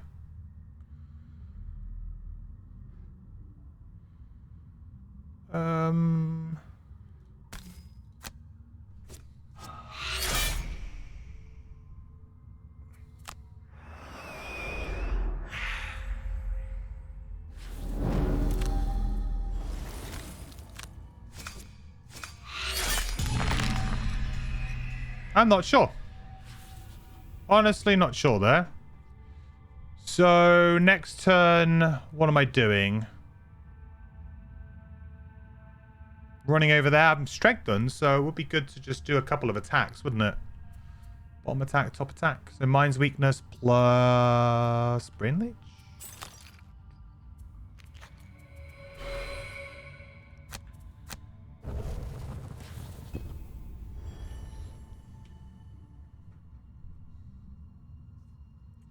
Never tried that either. Does disarm... I mean, in theory, disarm should prevent it because they can't do an attack. But the other thing is, though, is that when they die, do they lose their abilities? Do you know what I mean? Like, do they lose negative conditions when they die? So, because it's like an on-death trigger, it's kind of like with push and pull, right? If an enemy would die, you don't get to push. So... It's weird. Like, if they die, do they still have a negative condition when they die? I don't know. I honestly couldn't tell you. I've never sort of thought about that before. It's definitely interesting.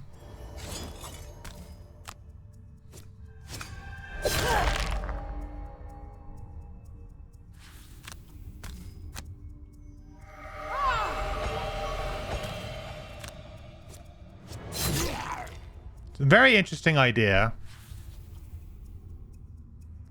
So next turn I'm going to do this, and I guess I need to like play something like really early to cover it up. Really, like an 18 maybe. Or I could just play 23. It's probably going to be fine. Beats all of the scary numbers. When you tried to stun it to stop it, it didn't work. It might have been a bug though. Possible, but my feeling is that when it dies, all of the effects sort of fall off. And because it's already played it, it would work. But the sound is different.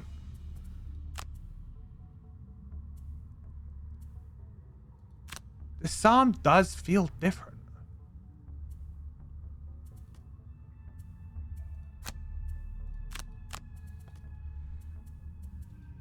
It's interesting for sure.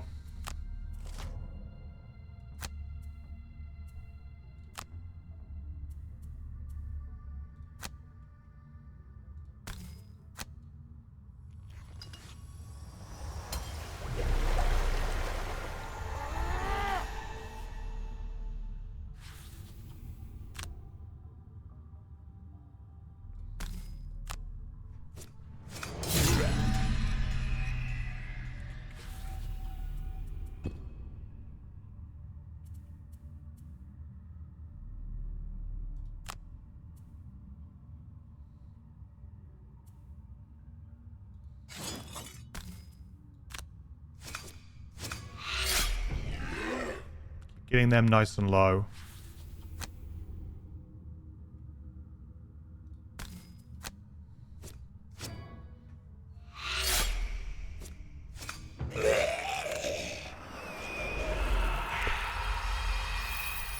They are getting low now.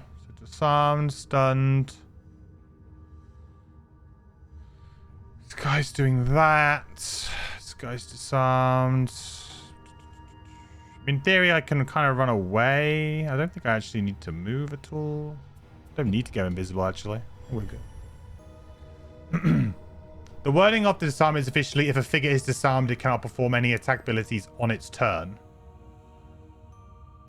So it doesn't prevent attacks outside of the turn order, presumably. No, I don't think that's true either, though, because I'm pretty sure that that if you were, say, for example, if my guy was disarmed here and I was to grant an attack, I don't think they can attack if they're disarmed. That wording I don't think is correct either.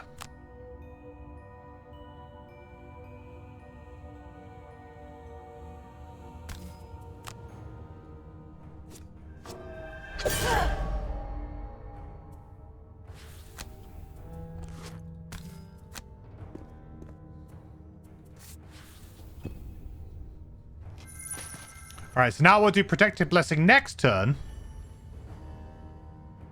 Oh no, this guy gets a hit. Oh, that was why I had to do it. That was why I had to do it. Oh, I know I forgot something. That's okay.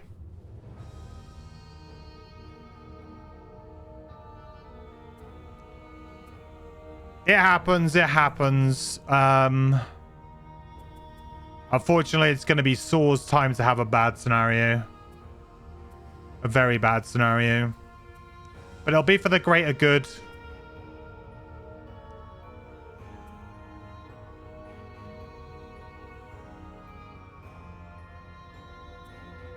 I need that to get away, I think.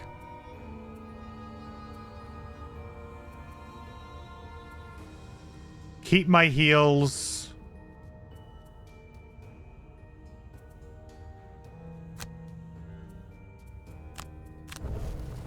Some of my heals.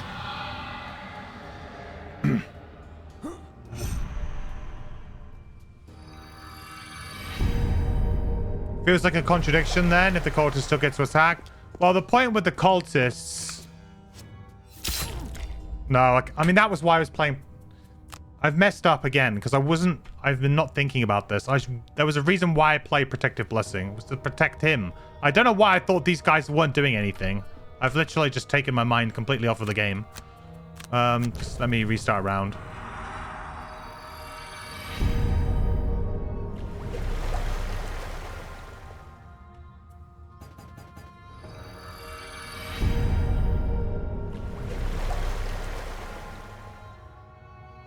There's a reason why I play Protective Blessing, and I don't know why I decided to go off of it. Oh, great. I can't restart a round now because we're into a new round, right?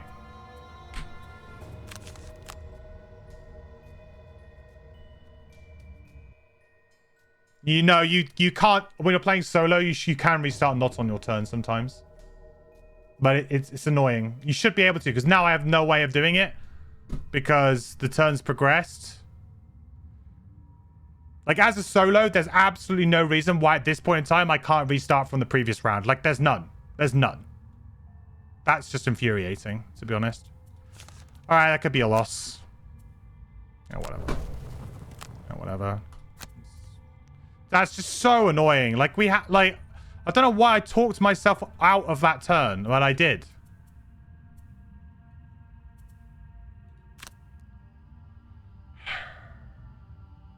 Well, whatever.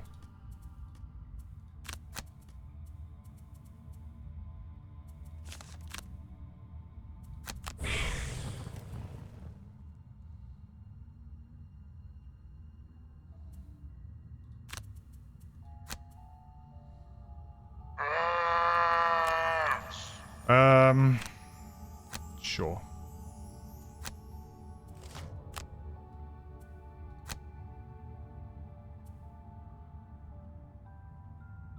Cautious summoning.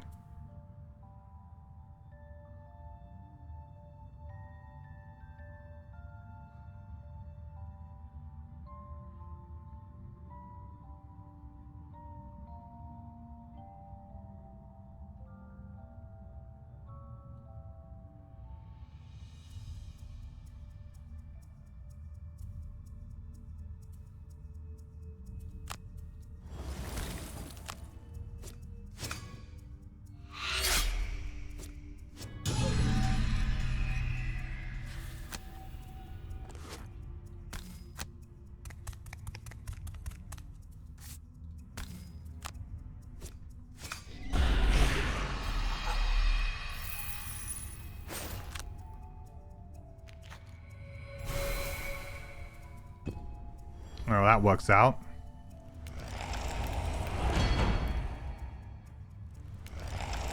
In the FAQ, it says the disarm condition on its turn was errated out. So the on-death attack will not happen with disarm, I think. Very confusing for sure. Yeah, I mean, it's like stun, right? It's like whenever a character is stunned, they cannot do anything at all.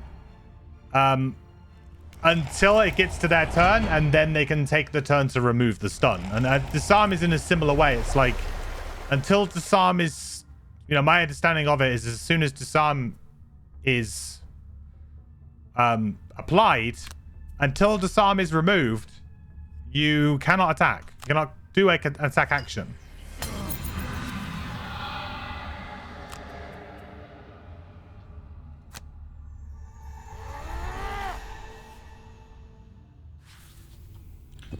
It is very confusing.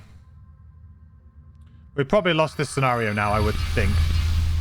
Because of that stupid Protective Blessing thing. I ended up burning like 4 cards rather than 1. Maybe not, I don't know. I don't have no clue how many enemies are in these different rooms, but it's going to make it interesting for sure.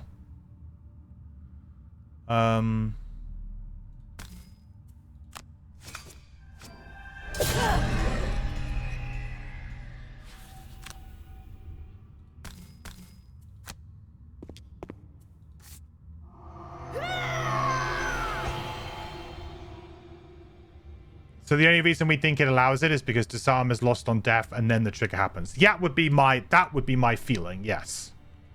But then I'm not married to that idea because there's nothing that I've read that would indicate that when a figure dies, it loses. You know, there's only one. There's only one on death trigger in the entire game. These guys, right?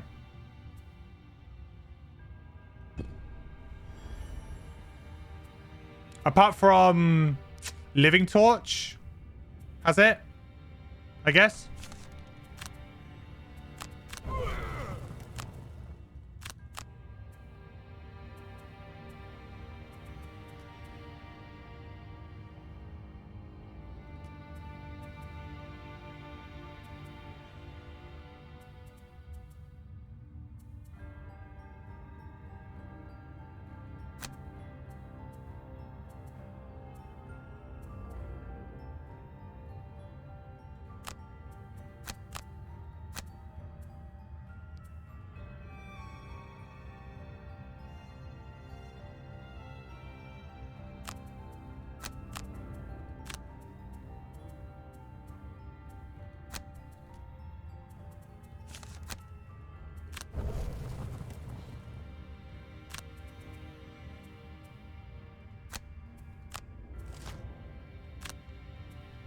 Oof.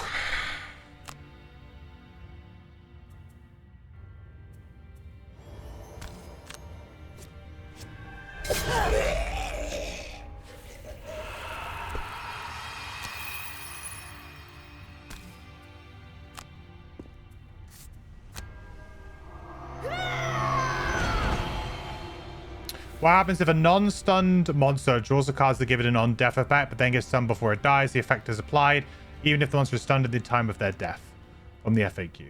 So in that respect, then the same would apply to disarm. Yes, I mean, there'll be no reason as to why it wouldn't be. Yeah.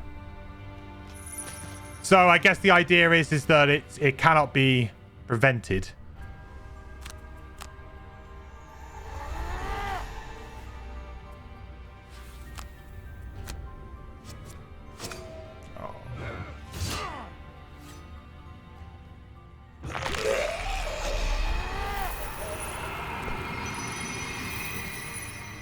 Does that change anything?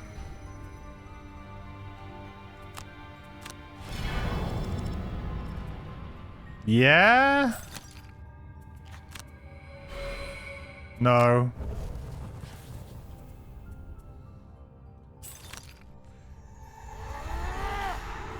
His dying breath? That's not... This isn't even half the amount of enemies in this scenario. Are you kidding me? Oh, that misplay has just completely ruined me. Really has. That one misplay has just completely ruined the entire thing. And we got really lucky this scenario too. Like with the way everything played out, it played out really nicely for us. And I've just messed it up. Like next time I play this scenario, I guarantee I will not get luck as good as I got this time. Ah, oh, that sucks.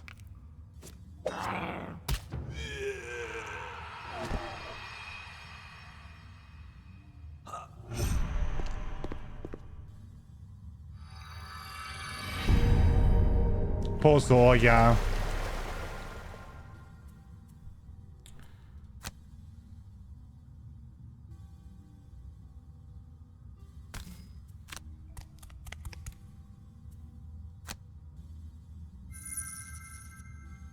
Well, more loot for our Mindthief, at least, huh?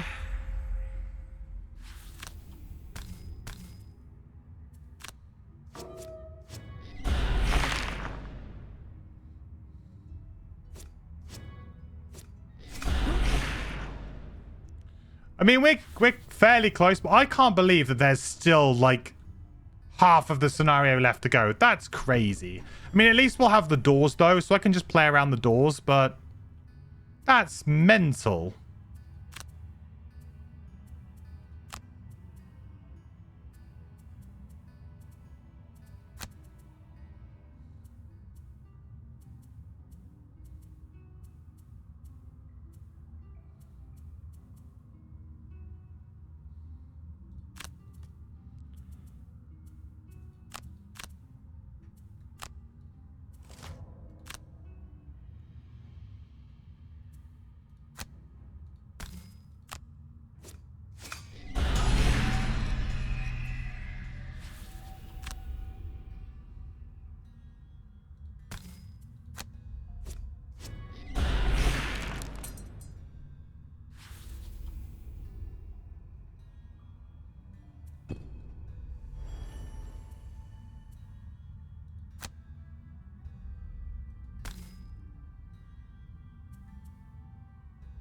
Don't really like how this is going to go down.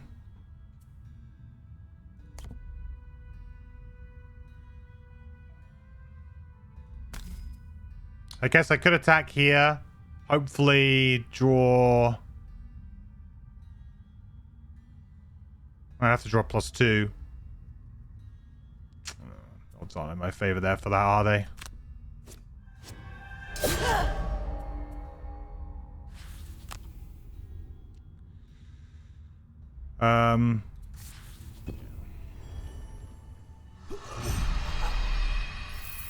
Actually, I think that works out okay. Burn a card for this one here, maybe?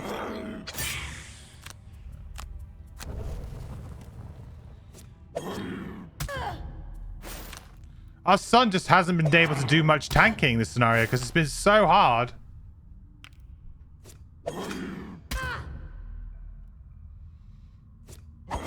Yeah, +1 was enough. Yeah, I remember the ordering was in my favor there.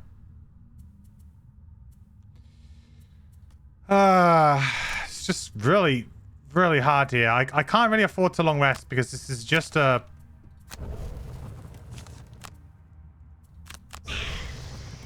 Okay, well, that's going to make the game interesting.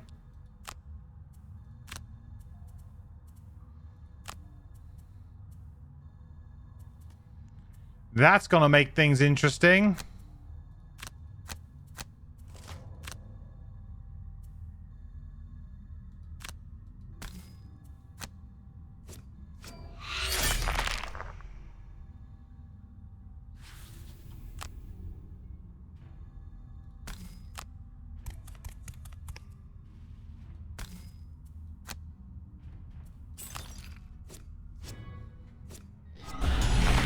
Use everything that I got.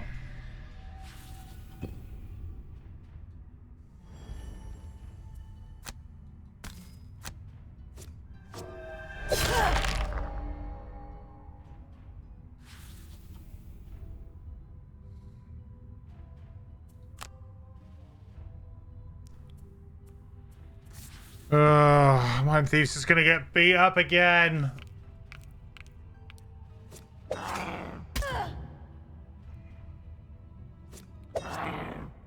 I don't know about this one, chat. Can I restart again?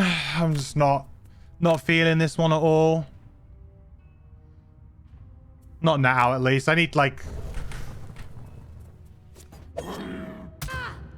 Let's move that again. Let's change what we did there a little bit. I really felt like the game should give you an option to restart round, like, at the end of the round. Like, if you wanted to. I've said this before, I don't believe in any single player game. Players should never have the ability to undo, like, fairly, like, within fair time of something happening. Like, it's, like, then you see, especially when you don't know exactly what the monsters are going to do every time because of how much there is. Like, I'm not going to sit here and math out exactly what they're doing every time. I just think it's a bit silly that we can't have, like... What? See, like, I can't do it again? Like, I can't restart. Like, I mean, it's dumb. It's actually dumb. Like, it's a single player game. Why can I not go back around? Like, there's no reason why I shouldn't be able to. In a multiplayer game, I understand because it's difficult, because there's lots of things going on, different game states. It's hard. But in a single player game, it's inexcusable, in my opinion, to not be able to go back a turn. Like, why can't I? Or at least pause the monsters or something. To be able to go pause, restart. Or, I don't know, something like that. There needs to be an ability to do it. Like, is it... It's like, I mean, it's cost me this entire... This has cost me this entire scenario. Just this feature not being in the game. I feel like I may as well abandon now, because I have no idea how I'm going to get through this. I got these 3 to kill, but I don't think they even really count towards this, because they're all summons. I don't have invisibility anymore, so there's no way for me to invis cheese these rooms. Like, I'm really tempted to just abandon this scenario. I can't tell you how close I am to just abandoning it right now. This is nothing... I don't get it.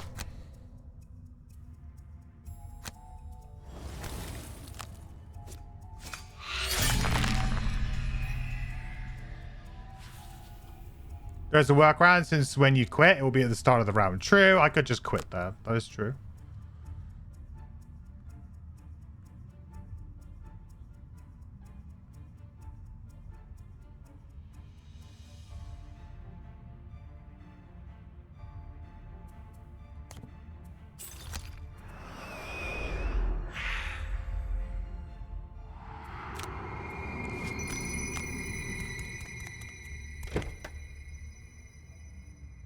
You kidding me? Sun Demon Elites?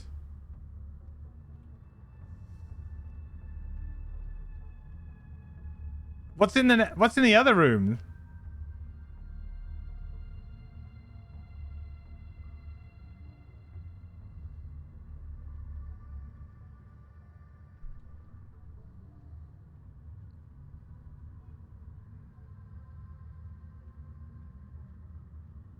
Not a chance.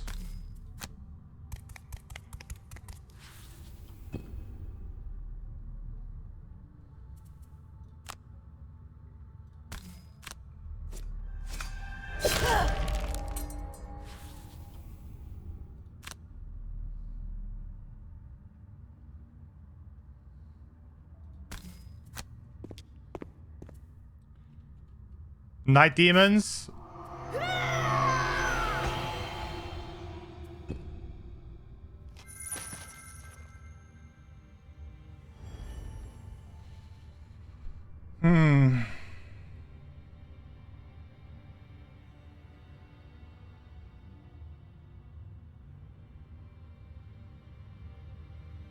Scenario is really quite hard. I feel like even if I didn't make that misplay, still it's going to be really hard. It's not often that a scenario gives you just an entire room full of enemies. It's basically just like, there you go. Like, it gave you enough enemies for the entire scenario in the opening room. Yeah. And you can see, like, how well I would be doing otherwise. Because, look, my Sunkeeper's been fine. Like, we've just been playing pretty, like, fairly with her. But you look at the other characters and just dead. Half of our cards gone. Not good. And all of our best cards gone, too. That's the other thing.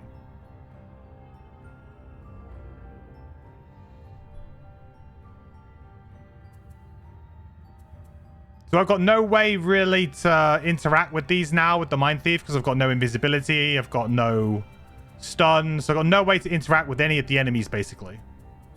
Apart from Shared Nightmare, that's it. Yeah. I think I'm going to abandon it. I don't see the point in pushing on.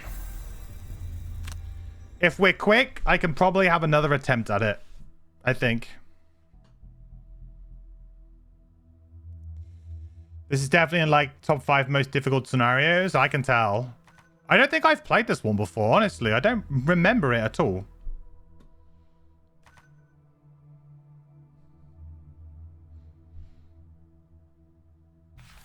Okay. I'm not even going to do a city encounter because I'm that upset with myself. I'm just going to go straight in.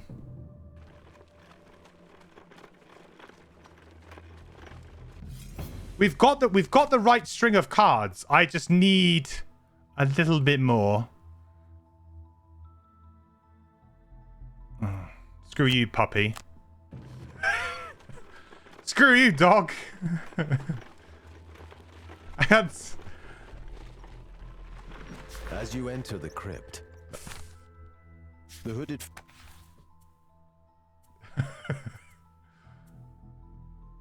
Sorry, but we got no time for dogs, chat. We got no time for dogs.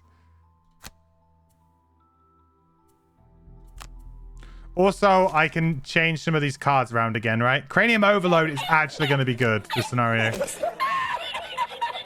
Bring it. Bring it, bring it, bring it.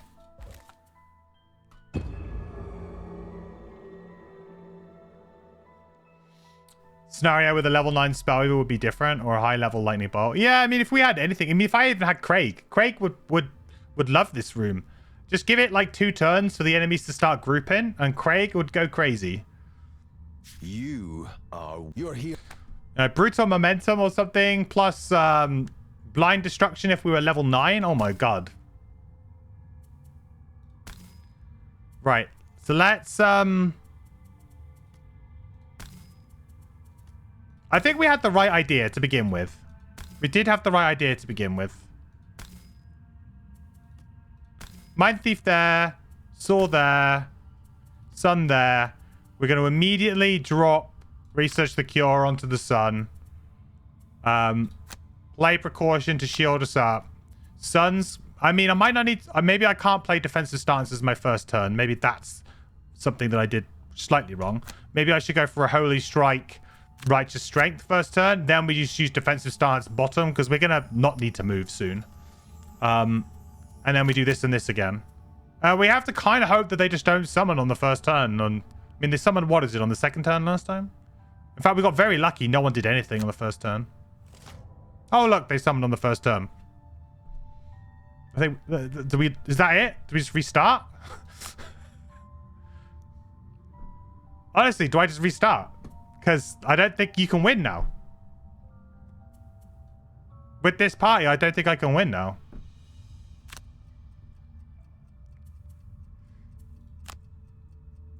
Like, what do you do?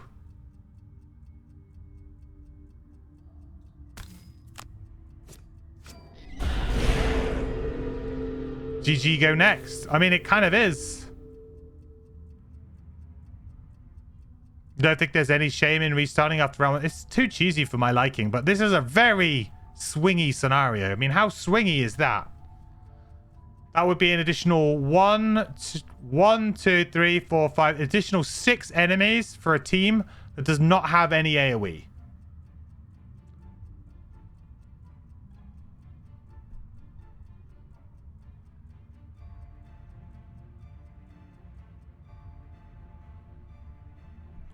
Not that cheesy after the first attempt, true. I mean... We did get a second turn summon, but we at least blocked 2 of them, right? Like, I don't think it's necessarily a case of us needing to never have to summon, but just not the summon on the first turn.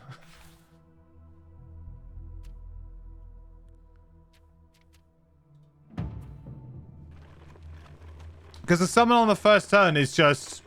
Can't do anything about it. I can block 1 with Perverse Edge, that's it.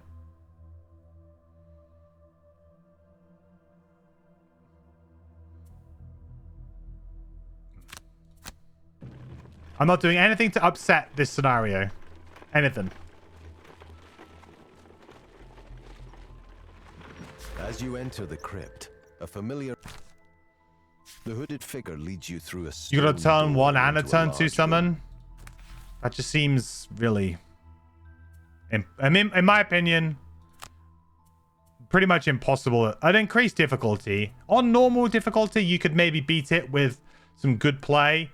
And obviously, if you can do some good damage, like there's going to be instances where you just kill stuff with 1 hit on normal difficulty, but on deadly, that's not happening. And we are actually playing on true deadly here because our party level is only 3, so we're playing at party level 6. It's not like we're even ceiling. We're at the ceiling, which we were before. Yep, definitely do that. Remembered my cards? Yes, good.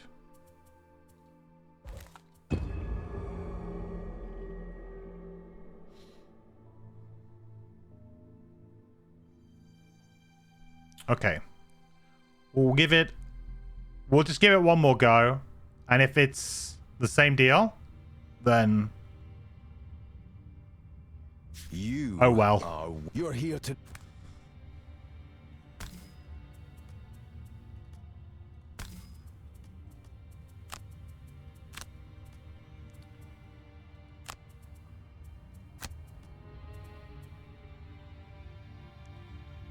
So I'm playing a couple of stuns.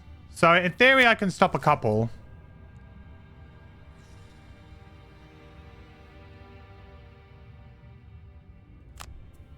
I'm just going to play it out.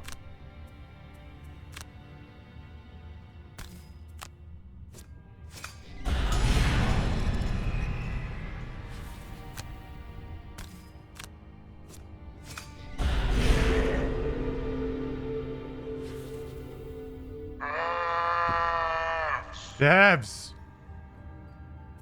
Why you do this to me?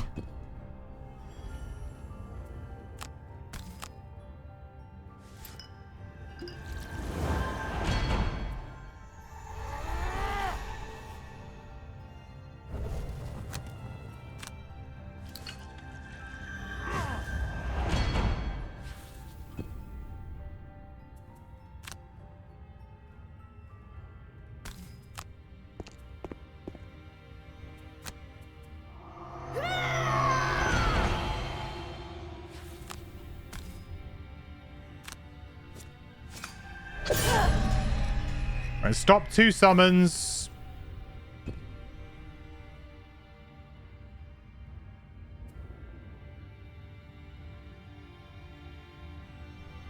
Could be worse.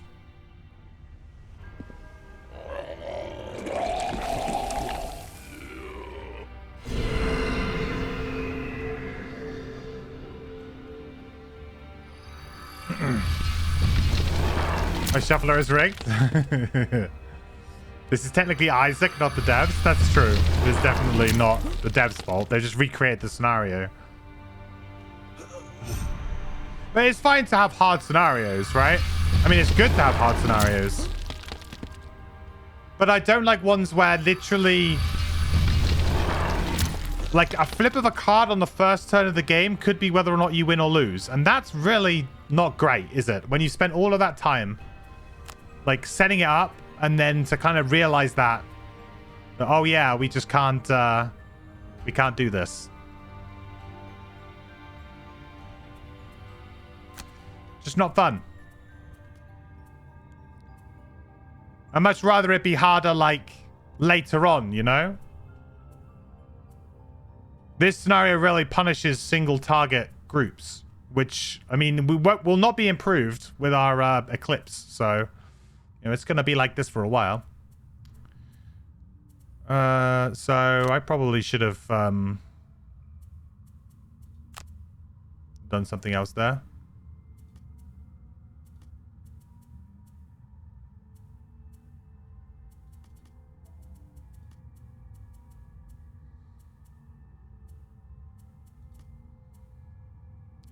All right, so here's where the defensive stance comes in.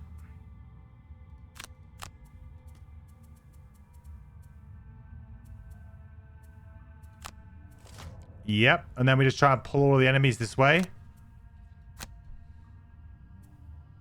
What are you guys doing? They doing anything? Yeah, doing something. Nothing too crazy though.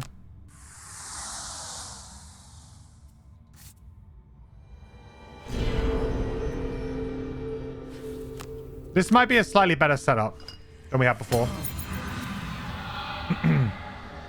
You played this mission last night on normal with Sun, Note, and 2 minis. Got cultist summons on the first 2 turns. Barely made it through on the last possible turn. That sounds like you had Note, though. I think Note would be very good at this scenario. So if I had Note, I would be feeling okay about it. Just the amount of cursing that you would do would kind of buy you the time. Plus, you could probably stun them and stop them from summoning a fair bit, or... well... not unless you're high level, I guess. Okay. Want to get anything back? Probably not this turn. Probably next turn. I mean, I could go for another Preventionist Key next turn. They are all going to go. Yeah. Keep buying myself a little bit more turns. And keep buying them turns.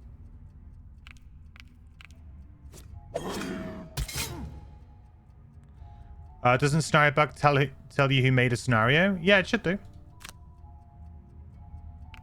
I think it says who designed each one.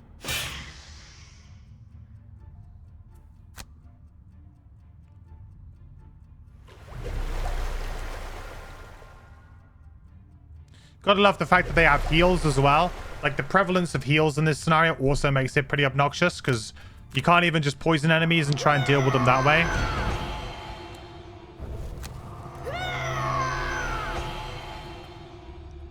You very much need to kill enemies very quickly. And that is hard.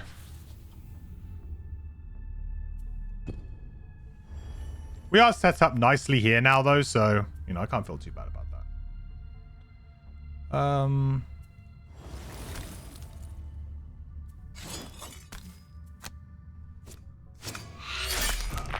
Of course.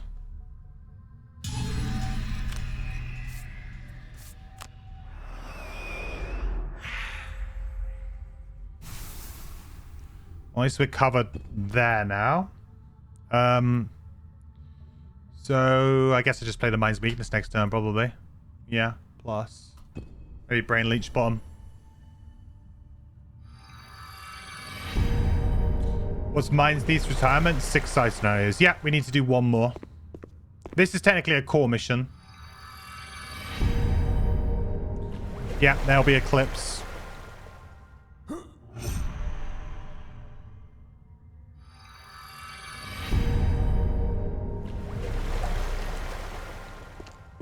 I do actually like the setup that we've got here a little bit better now than where we were before. You know, we've kind of managed to isolate the living corpses on Sunkeeper a little bit here. She's exposing herself to this side of the room. In theory, this should work quite nicely. And we can just keep playing Prevention is Key over here over and over and over again and do our thing, and we should be pretty good. So I'm feeling a little more optimistic.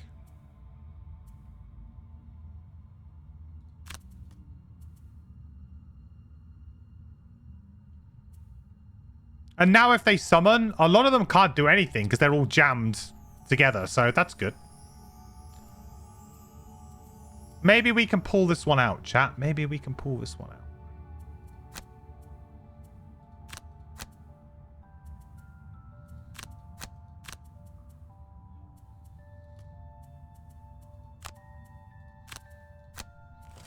Just got to believe. Yes, I will go below that. I particularly want to get hit by... Let these guys hit me.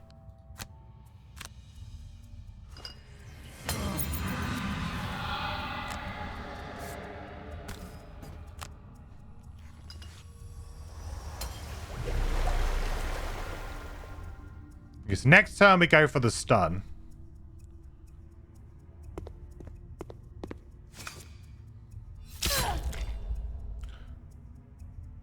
Getting curses isn't very nice either.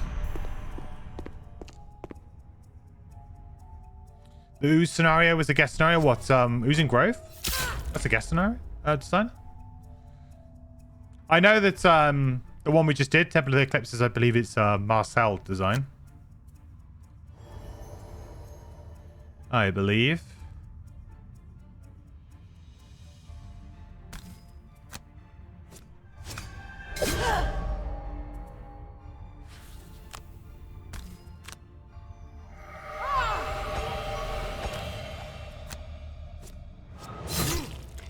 Nice.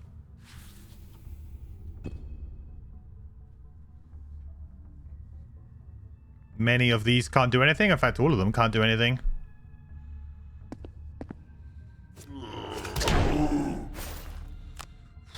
That still hurts. That still hurts.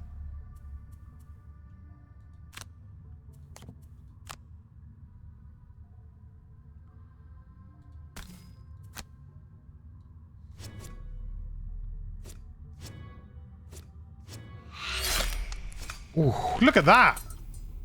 That's what I'm talking about. Not even strengthened.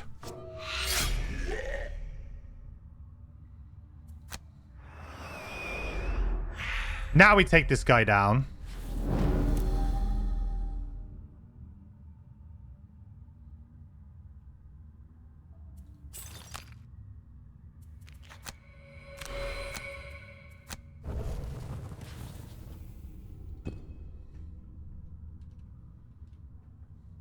Curious if anyone in chat had the rule they interpreted wrong until they played the game in digital and saw it play out. Personally embarrassing, he didn't realize that gold on the ground blocks summons. Oof.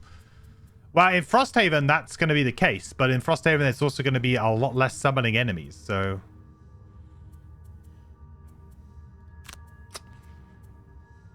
Oof, I have to do this on 25 initiative. That is not great. But they did just do their early initiative, so hopefully we'll be okay. Famous last words, though.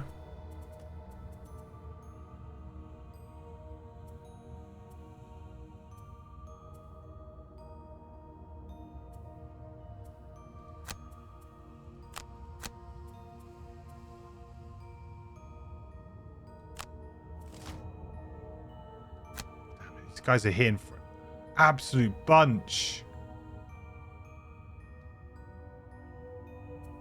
Really wish they would stop. Just stop.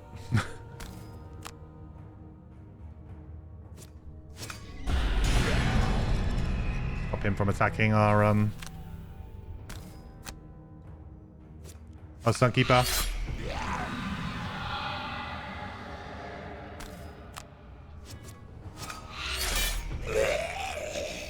All right, good work there.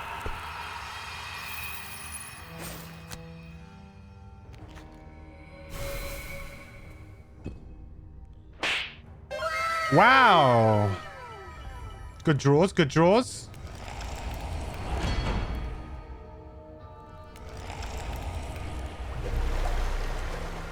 So annoying that they get rid of that poison now. This is the other thing. You get this draw out of Living Bones appears to be not that bad, but actually, the more they do this kind of stuff, the more annoying they are because you just can't get rid of them. Living Bones is just one of the most annoying enemies that hangs around for ages, just refuses to die, refuses to go away.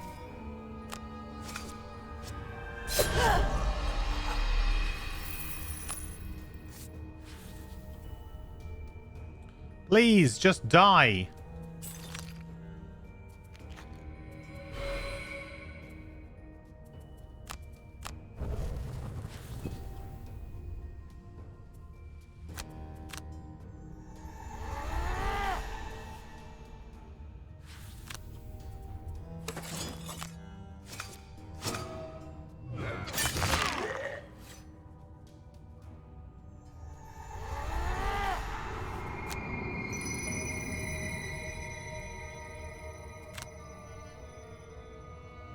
I mean, getting to do that again, chat, is pretty big. That's pretty big. That's a double Warhammer stun. Don't think I can take that away. And honestly, I could refresh and do all that stuff again next turn.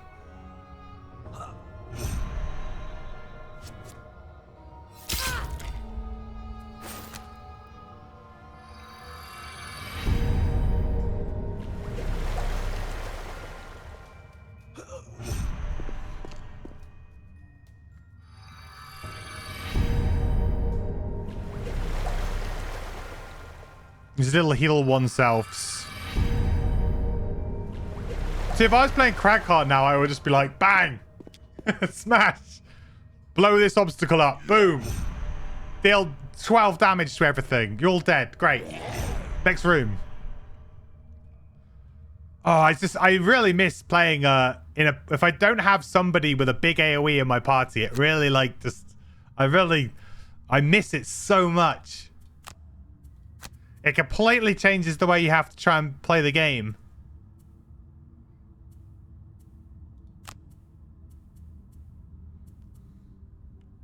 So am I short resting and doing the same thing again? I mean, most of these guys are stunned already now, but it feels like I should probably do the same again immediately. I mean, I got it for free. I would stun 2 guys. It's pretty meaningful. Or I could just try and kill this one. Stun this guy, try and kill this one. That's probably pretty good too. Let's just do that. I think we're going to do this and... I might just heal myself here. Bit of a nothing turn, but... might be for the best. Am I long resting here? Might do. Get rid of hostile takeover, yeah.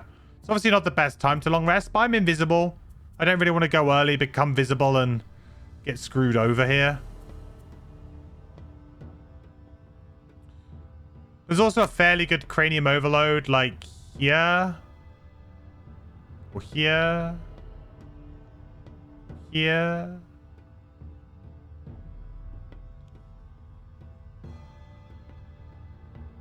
Here. I guess my problem is that if I do that and then they summon, I'm just like dealing with a load of enemies again who are summoning, which is not really what I want. So I guess I should short rest, because if they do summon next turn, it's a big problem for me. Because this guy can summon, this guy can summon, this guy can summon, this guy can summon. So I'd end up with 1, 2, 3. I'd end up with at least 4. Whereas if I was to...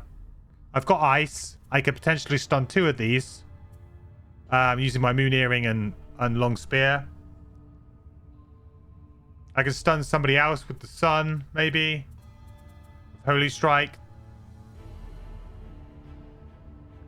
Yeah, maybe I should just short rest here. Maybe it's a bit too risky.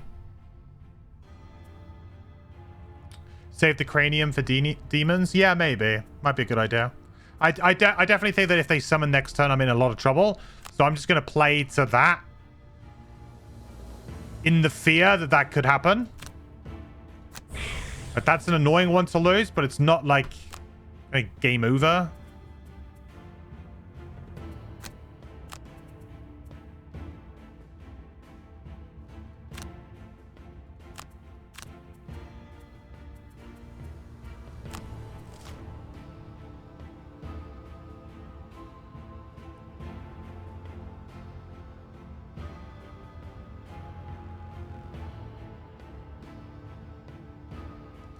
My Gloomhaven sense was tingling, chat.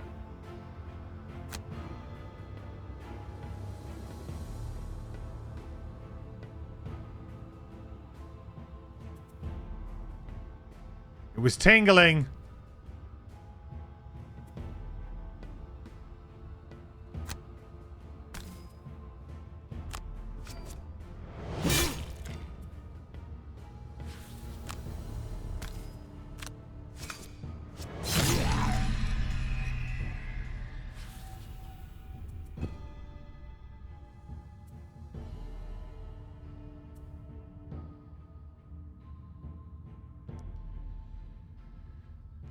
I think I swap these 2 cards now and I burn the bottom of this, honestly, to just stun this. Then I only get 1 summon. Obviously not really what I wanted to do, but honestly, maybe better here. It's as good as killing something, basically. You know, it may seem a little bit funky, but honestly, probably best.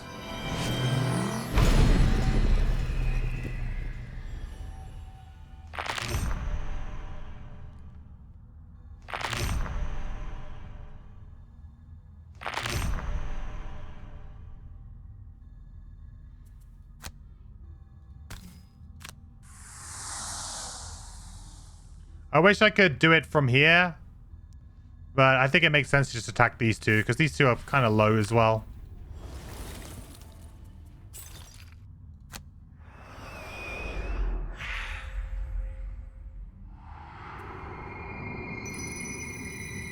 I guess I could move... If this guy wasn't stunned, I guess I could have moved him there. I'm not going to worry about that too much now.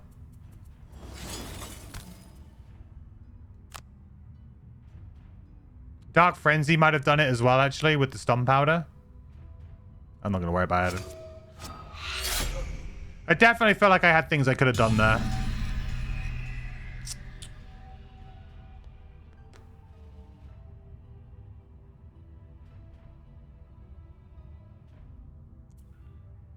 Enemy. If only you could get an ally to do it, or move through enemies or something. Yeah, this guy's stunned, and if he wasn't stunned, then it would work, but he is stunned, unfortunately. If you suffer from Gloomhaven tingles, be sure to consult your physician if the tingle persists for 24 hours. I've definitely had one persist for more than 24 hours before. Maybe I should get checked out.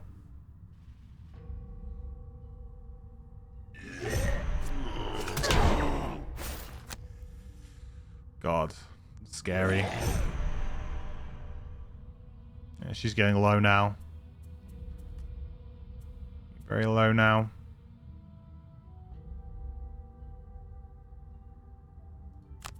Could do the protective blessing turn, but I feel like we've burnt, you know, we started to burn a few cards now. The only other thing to do is to short rest and go for the Warhammer play again. Which is not too bad. I could reset my boots to ensure that I pretty much beat it. I mean, I'll go on 15. I wouldn't beat the 12 or the 10, but... I mean, that would be pretty good. That would most likely kill this. Do some serious damage to these three. And stun them for the round. That's pretty good.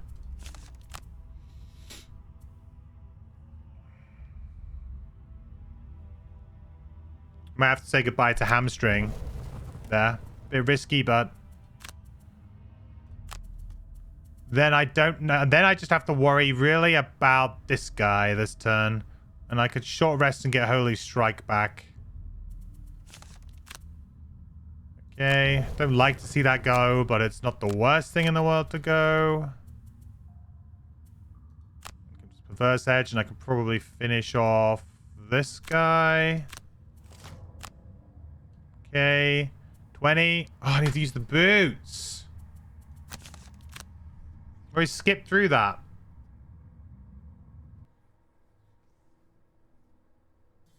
Oh, I don't have the boots because I need to use the thing. Actually, I don't think I have the boots, do I? No, I don't think I have the boots, thinking about it. Because I didn't use it last turn. I should have used it last turn to get the boots back. That was a mistake. All right. Just have to put up with that, I guess.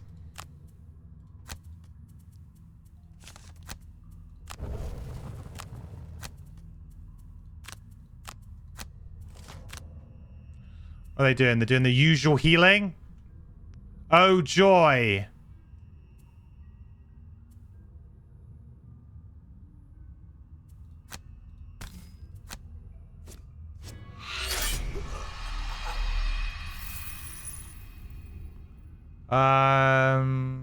They're healing, you're healing, everybody's healing.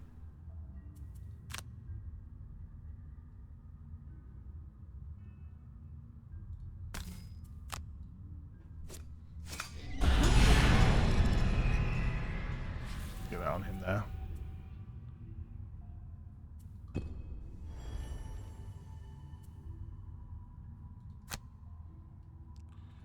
Big boy.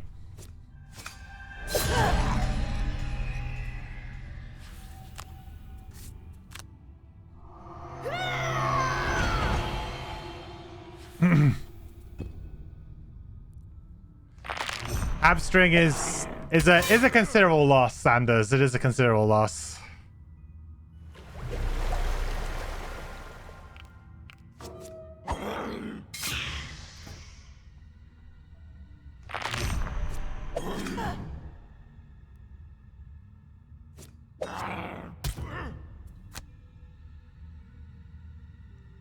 It's just this heal. Like, these guys have been poisoned, what is it, twice? They've been poisoned twice. They've been wounded twice.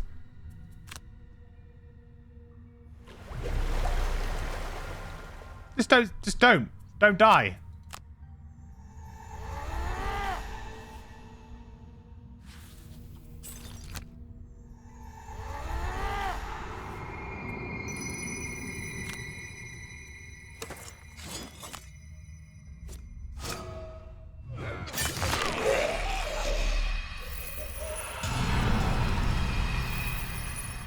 Yeah, skeletons are the real end boss in this game, I swear. They just don't go away.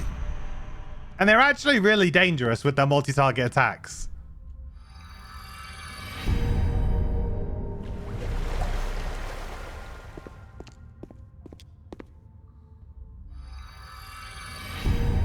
Oh, look! Still alive!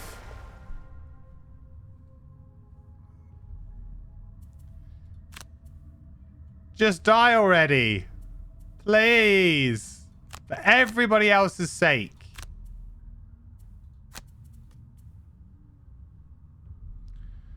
For everybody else's sake, please just die.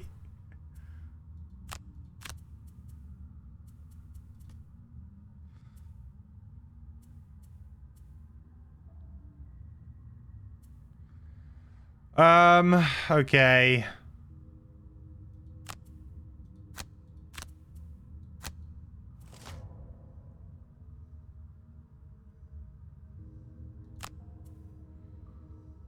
Do I want to go underneath that?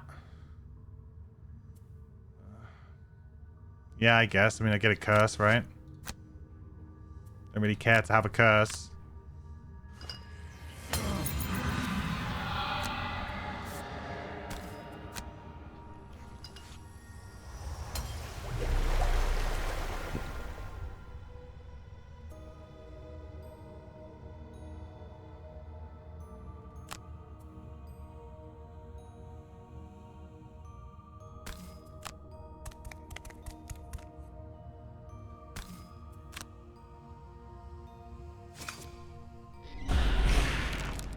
Hooray!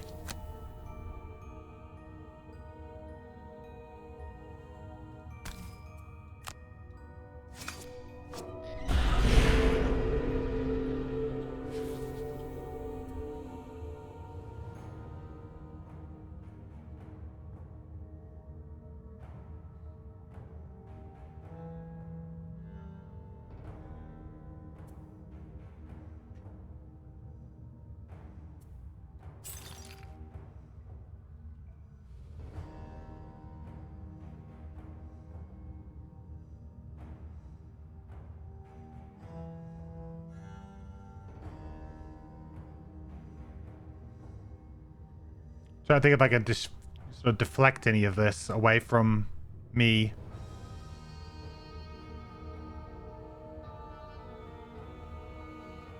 Oh, really? Don't think so. Could make ice and then short rest. I'm going to need to probably go invisible again. Oh, no, I don't have any invisibility anymore. I got lost a Phantasma Killer. That's really brutal. Really, really brutal.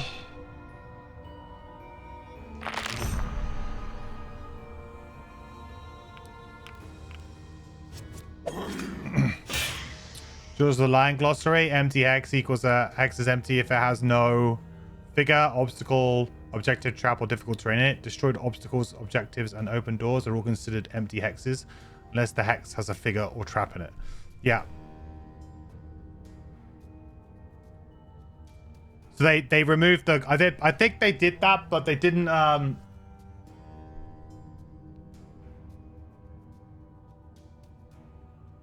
don't think it really comes into play that much. Nothing about gold, yeah. In Frosthaven, that is the rule anyway. So Frosthaven, specifically, that is a rule. So... I'm not surprised, but... I guess dead, hopefully. Ooh, baby, we're getting some value today.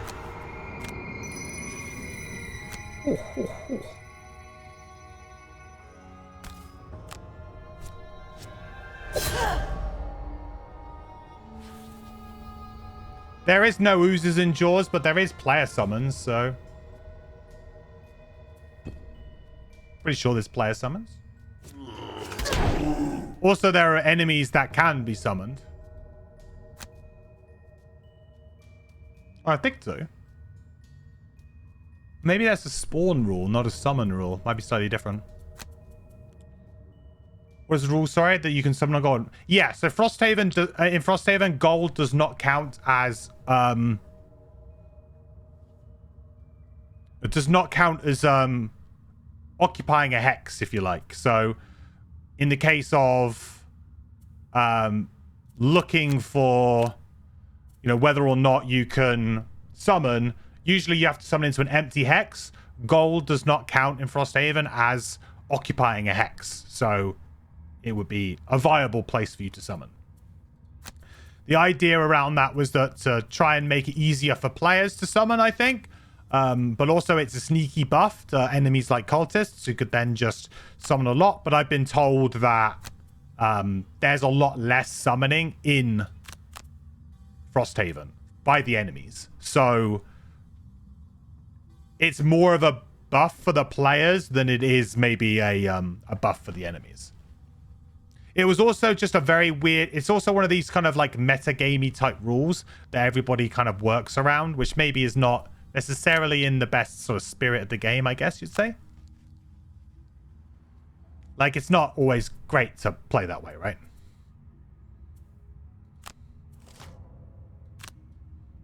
it's kind of everybody's like, oh yeah, if I go here and I do this, it doesn't feel very like natural.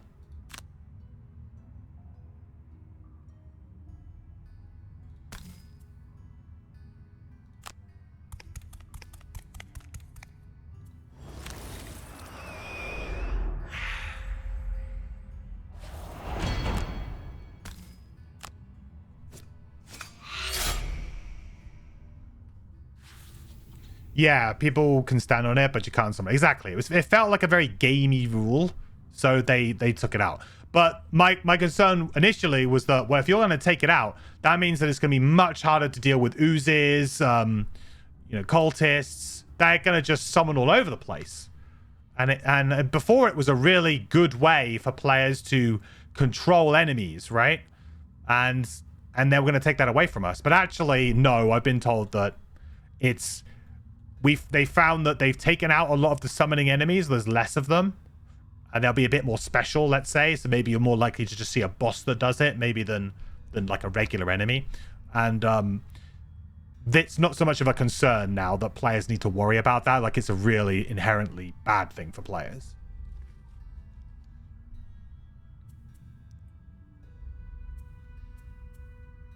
Now it's just it's more likely to help a character out, like for example the Bone Shaper, who might have struggled to get all of their summons out because there's just gold everywhere and it's very difficult. Whereas now they should find it a bit easier to get their skeletons out and stuff like that.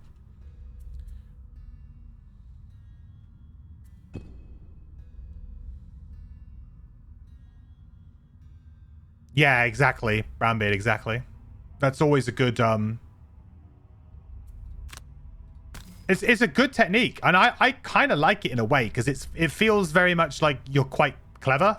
You know, it feels good to block an enemy in, and it's like, yeah, we outsmarted the enemy. It's cool, but it is a little bit weird, like thematically. So I can kind of get why they've removed it.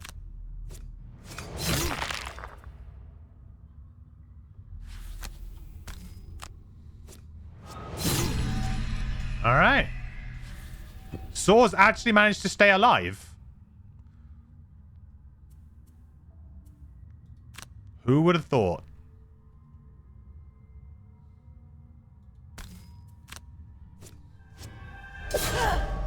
Just need to try and keep these guys down, really.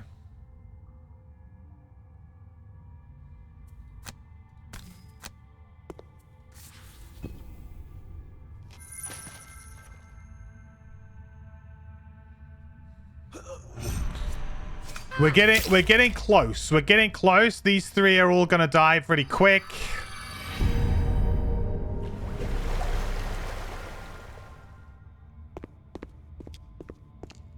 This guy though is still kicking it.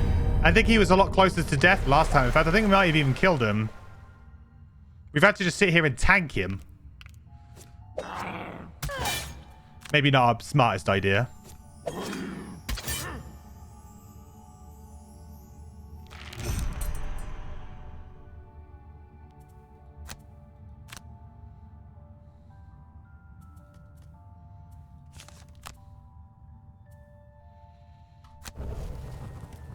I have to keep my stuns, basically. That's a big shame, but I have to keep my stuns.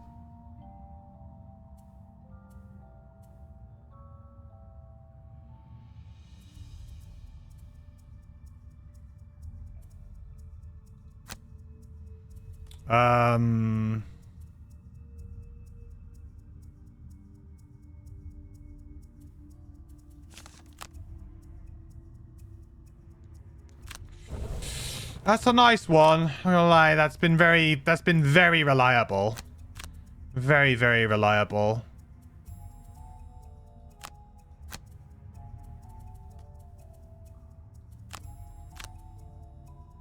Do I have long spear on anybody? I do, but I don't really have a... I mean, I guess I have Holy Strike, right?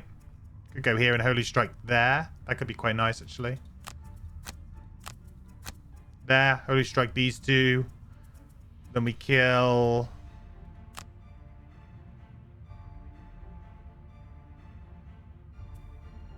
Give someone a card and heal up.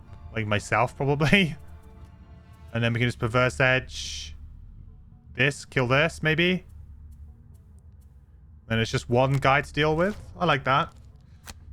Summon living bones. That is a bit annoying. I think that now means I have to change my stun target to there. We're going to have to tank this, but that is pretty... That's pretty bad. I could move him, though. Unless I move... Am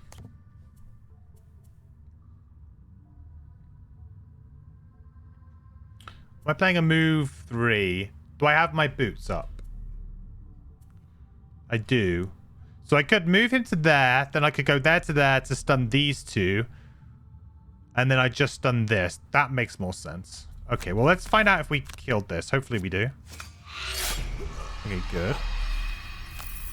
Stun this.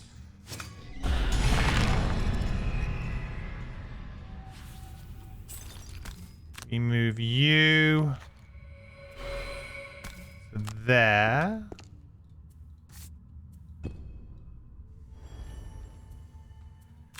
Give you a med pack.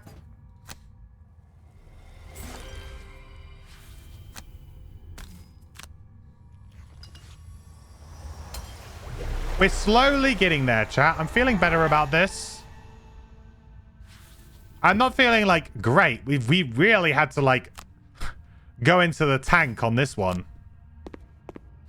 And we had that early summon, and I was really almost ready to chuck in the towel. I'm glad I didn't, because we're now sort of stabilized. Not great, but we've kind of got things manageable now at this point in time. Just this once everybody lives.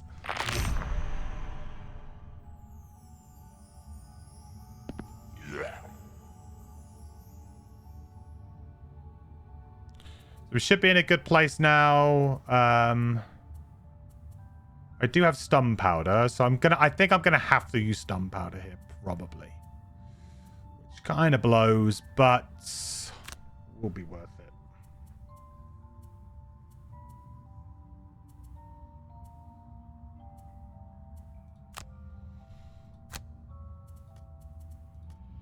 Probably on this little living corpse guy here.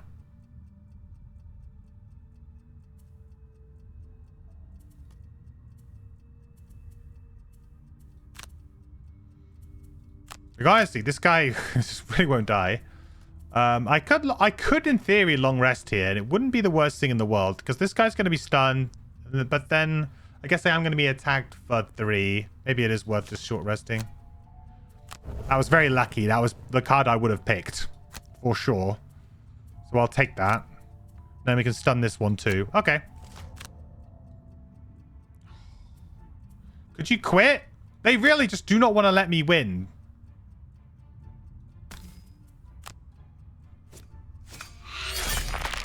They just don't want to let it happen.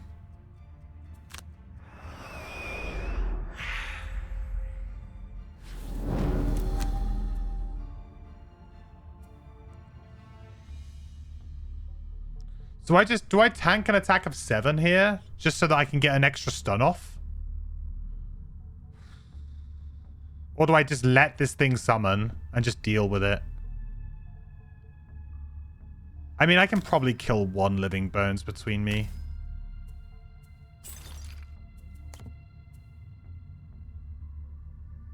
I guess if I attack this and I draw well, then I can attack with practical plans this instead.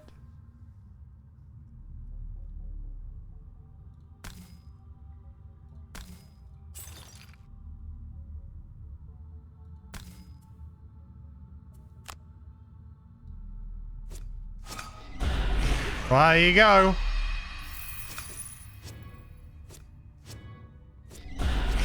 Oh. Come on.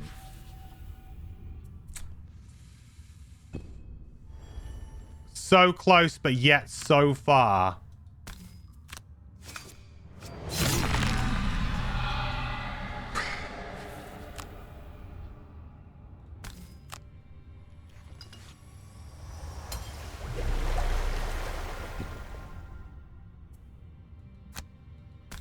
×2, please.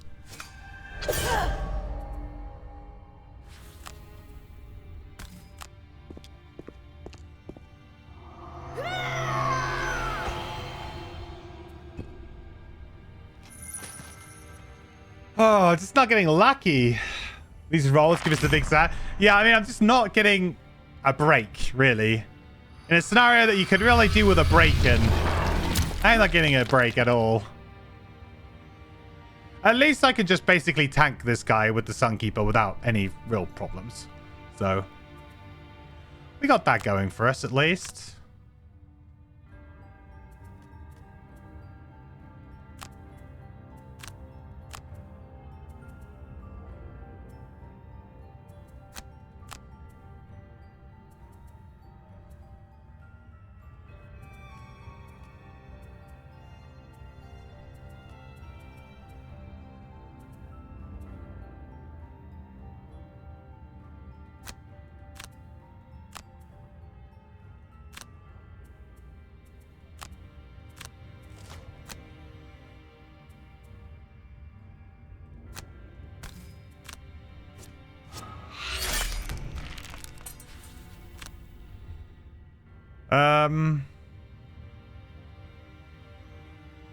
Just don't want to be like anywhere where I could maybe get sort of target 2'd, but I really want to attack this. I guess I could just stay where I am.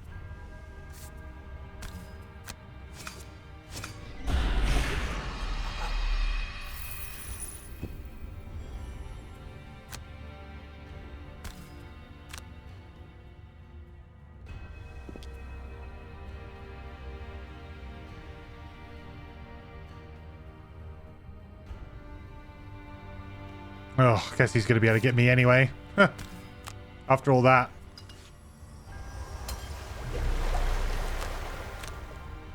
I'm surprised that the elite is still here, chat. That this is the last one for us to kill. Pretty much.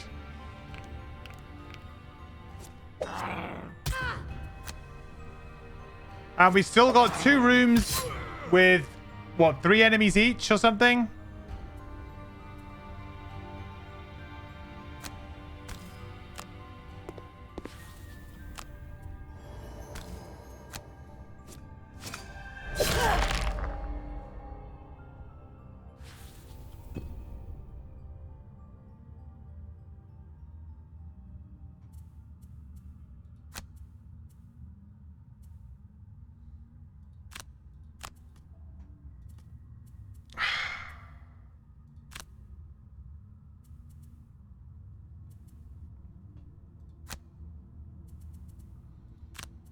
I just feel really drained. Like, the amount of cards I've had to spend to get to this point is insane.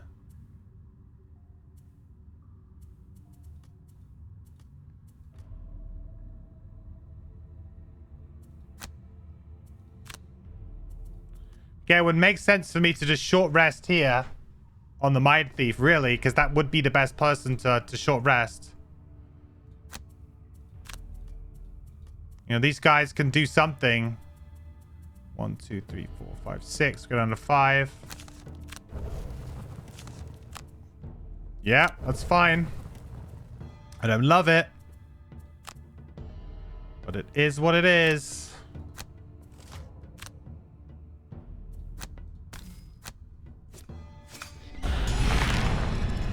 You believe? Yeah. I think it's possible. Not if we keep drawing misses on every single, like, attack against this one monster. I know I've had some good luck, but also, like, are you kidding me? Why won't you die?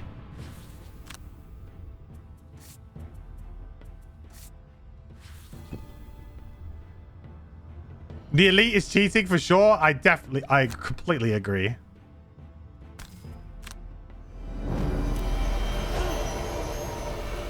There's no way that it is not. The zombie's a raid boss. It's just a regular elite zombie with a new skin, but for some reason, the skin's making him so powerful.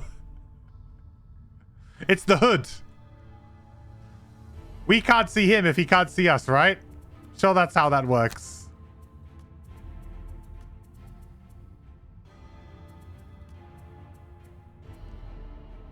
Oh, my word.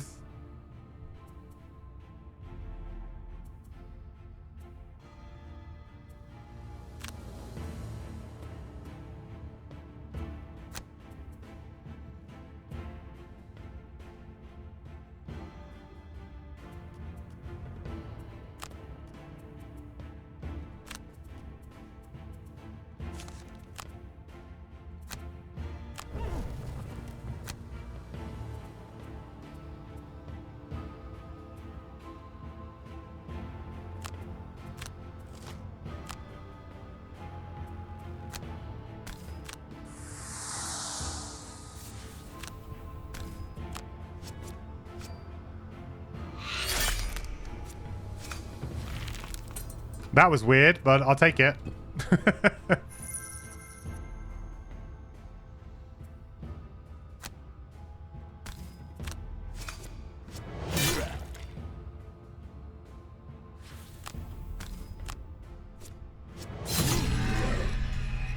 Right. I mean, I don't know which ones I want to go against first. I want to go against night demons first. I want to go against sun demons first.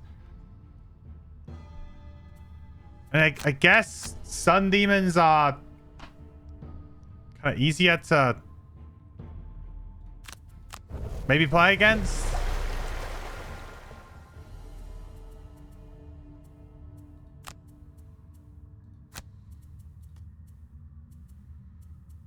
I guess.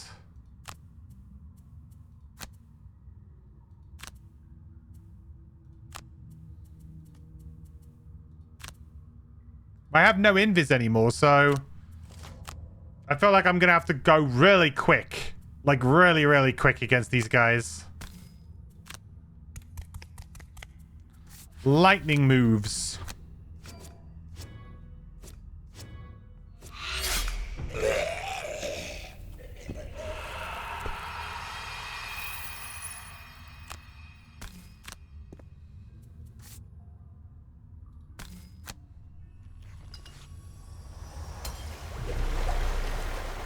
We did it. First room done.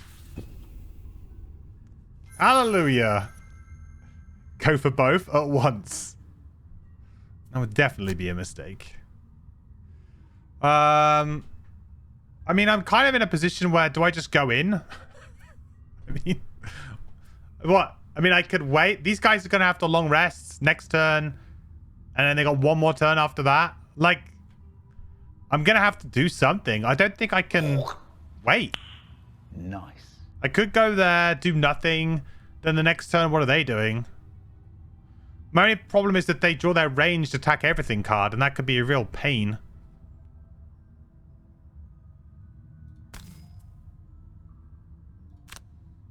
Screw it. I'm going for it. Attack 5? It's fine.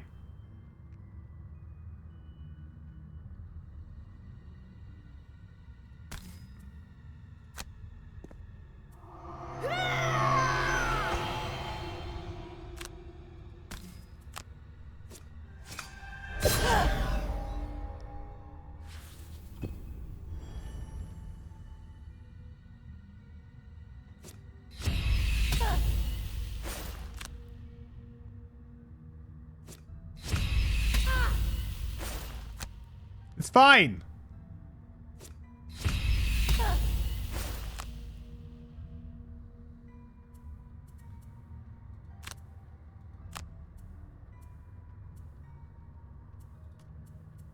Um...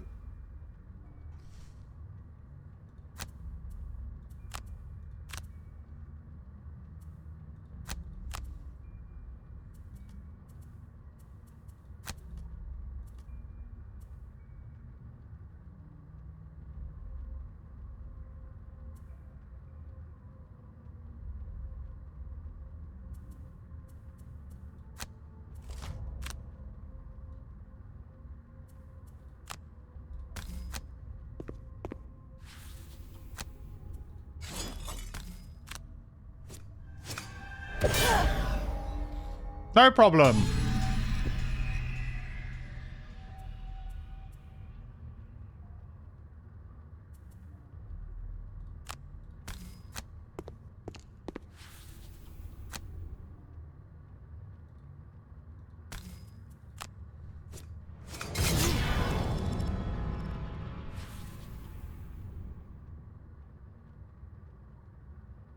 Oh, he's going to go there, isn't he? Ah, it could be worse. I think I could do a preventionist key next turn now, and we'd probably be okay.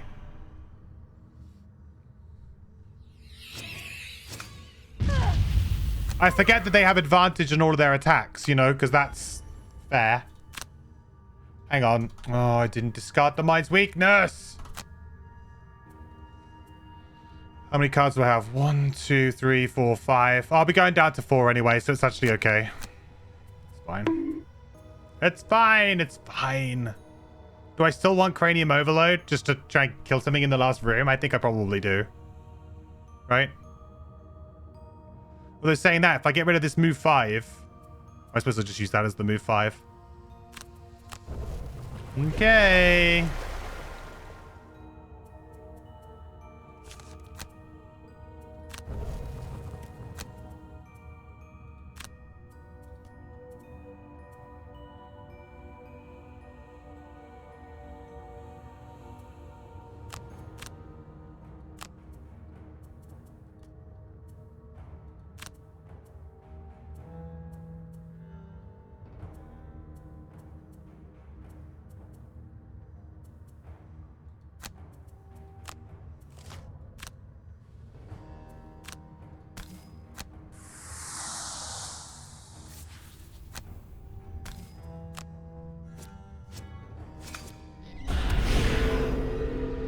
I have to say, this has been a very intriguing scenario.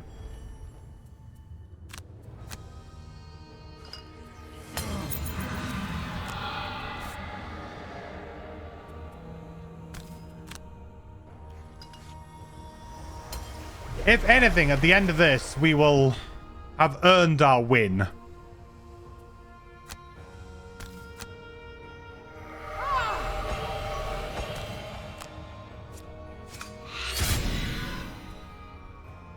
We undoubtedly would have earned our win.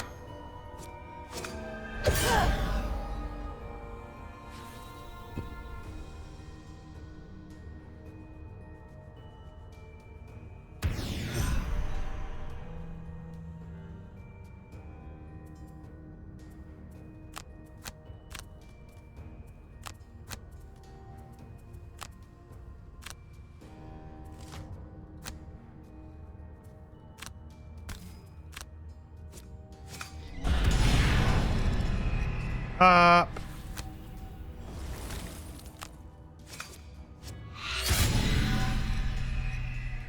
Okay, good.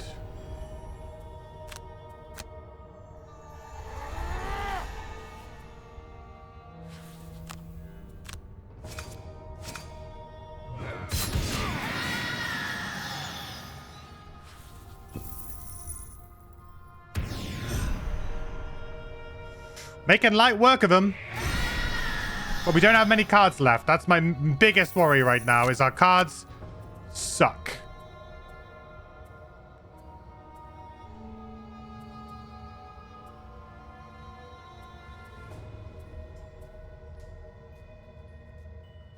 This will help us go a little bit longer. But man, how am I going to deal with all of these guys in this room? I'm just going to have to burn all of my cards. I've got Do No Harm, to be fair. I've got Cranium Overload, and I've got Do No Harm. So I've got 2 cards to just kill outright. So if I can get to that room, I can kill 2 things immediately. So just need to get to that room. Perhaps it's time to just hang up Holy Strike.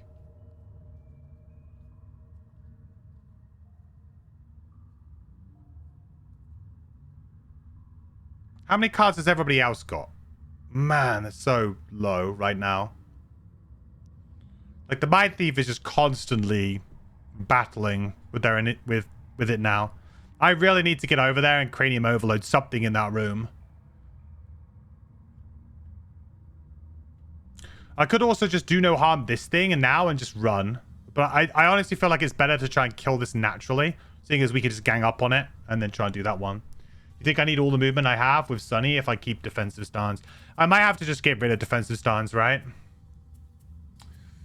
I mean, ultimately, I'm just going to be tanking one enemy, and it is what it is. I hope that I have enough control to deal with them. Empowering Command is an interesting card. Like, it has allowed me to do some good things. But maybe you're right. Maybe it's all just about initiative and movement now. Getting to that last room. That's all it's about now. And Holy Strike does buy me a little bit of time here too, actually. Because now I can long rest here. Get rid of this. Long rest here. So I can kind of go in, Holy Strike. Deal with this guy now.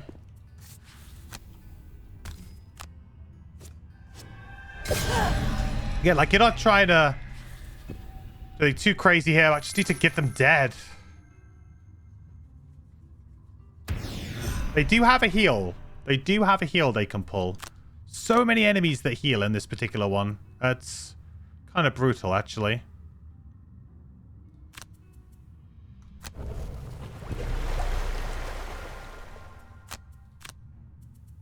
So we need to keep that. I think it's about time. Oh, wow. I really need to get going with this, right? That's a move 4. That's all I have. 1, 2, 3, 4. 1, 2, 3,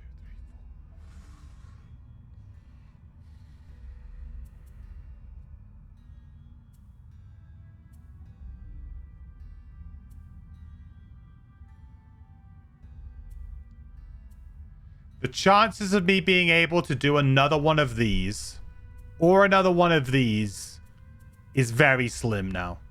Very slim indeed. I basically need to run towards there now. Every single time I need to get there. And then I need to short rest, do no harm, and I need to get to the person as well. So I need a way to actually get next to the thing.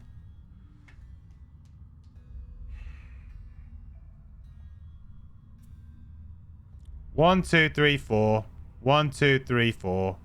Then I mean, I guess I could go. What's that? So that's 1 turn, 2 turns. I don't think I can do it, right? I'm going to need somebody else to open the door and bring it to me. Or actually, I could use the top of tactical order. I could use the top of tactical order. Okay, no, we're okay. I can use the top of tactical order. So I think I probably get rid of...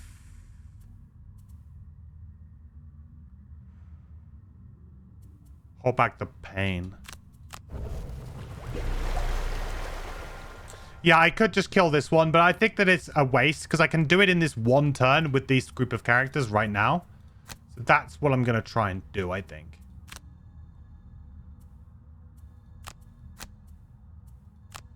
Right, like I'm pretty sure I could just attack for 3 here and run away for 4. I should be able to just hit it for 5, move away for 4. I need to keep tactical order to move him. Similarly, I can just do a 1, 2, 3 attack.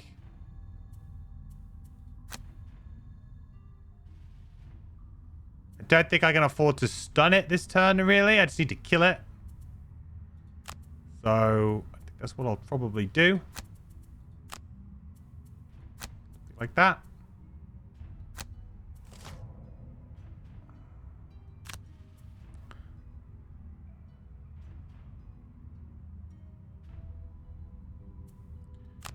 Well, that's the poison taken off, but I guess it's not the worst thing in the world.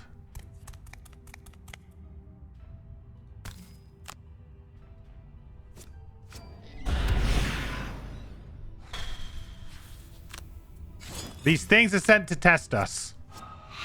Now take that. Get out of here. Oh my god. Hey, Chuki. Haven't popped in a while. I've been doing well. I'm doing really well. How are you doing? How was your new year? I hope you had a good Christmas break.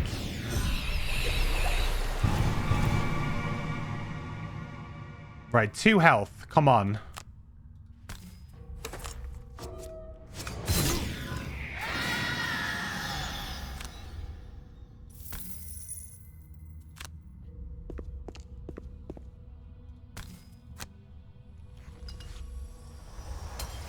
We are so close. We are so close.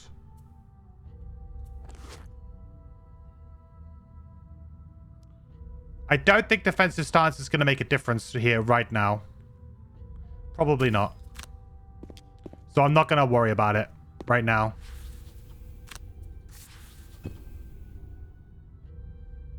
This is only round 20 as well, by the way, and we're nearly exhausted. That's how brutal this particular mission is. We should be like...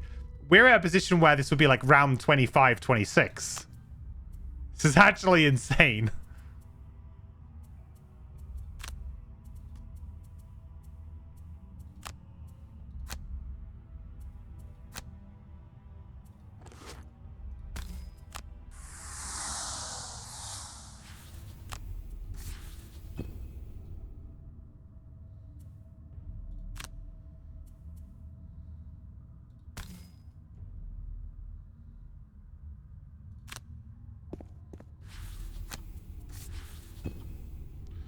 Ooh.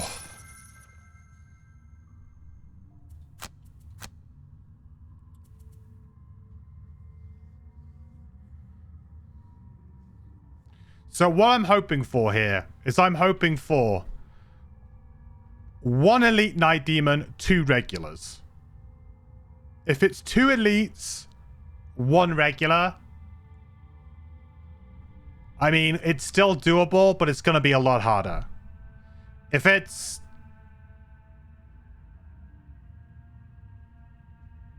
2 regulars, then that would be really preferable. Really, really preferable.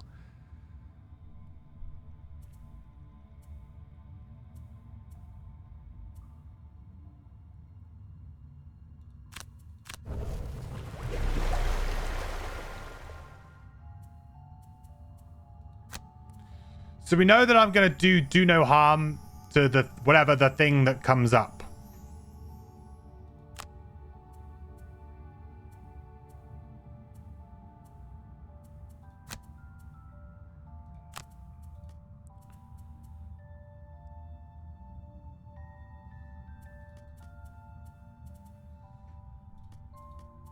Okay, do I long rest this turn apart from playing tactical order here? And like cautious advance, so I can go to there, I can move myself to here, then we're all there ready to go. 2, that'd be 3.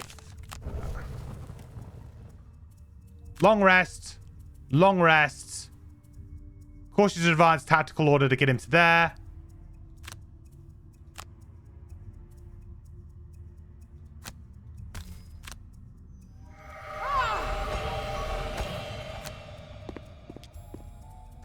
Doesn't seem like a lot, but it may be the difference.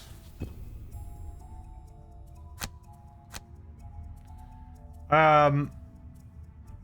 have to get rid of Dark Frenzy, I guess. Alright, I could get rid of the mind. I could get rid of the Mind's Weakness, but that does turn all of my just attack 2s into like attack 4s. But this is really nice because Dark Frenzy would allow me to like move, kill something.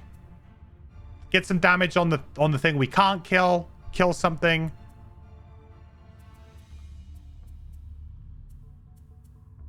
And then I just like hit him for 3. The problem is that we're gonna have disadvantage against these guys. And I don't have any form of strengthen. I don't know if we've managed to clear out all of the curses. Looks like we have, yeah. You know, wounds could be quite good. But honestly, early initiatives are gonna be what we need. So I gotta think really carefully about what my next few turns are going to be. So it's probably going to be something like... The next turn, it's going to be Sun's going to open the door. We're going to probably go late here. Sun's going to have to tank. So Sun's going to open the door. We're going to go probably pretty late with the Sawbones in an attempt to get the Sawbones into the right spot. Then he's going to do the top of Do No Harm and then probably like maybe something else. Then we can like do one Preventionist Key or something like that, and then we can try and just kill the last one.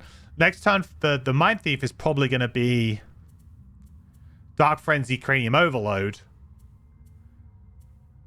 Because that gets us Ice to then go Perverse Edge, Frigid Apparition. Yeah, okay, so we get rid of the Mice weakness.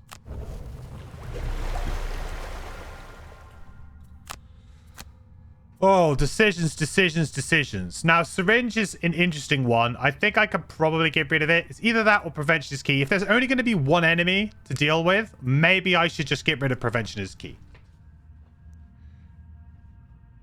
Because a stun is better than a disarm, and 13 ain't no different than 15 against these enemies, right? So, I know I've only got one more turn after this. I've got one turn, then I got like one more turn. So, I don't really have a lot going on. And Syringe Bloody Saw is a pretty good last turn to go out on. Like, I'd be pretty happy with that.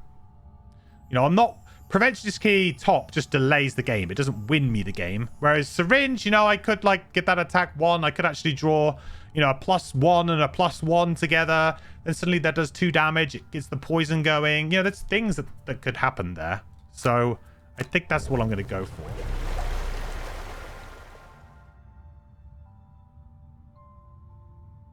Yeah, 2 turns if I don't kill the elite on the first turn, right?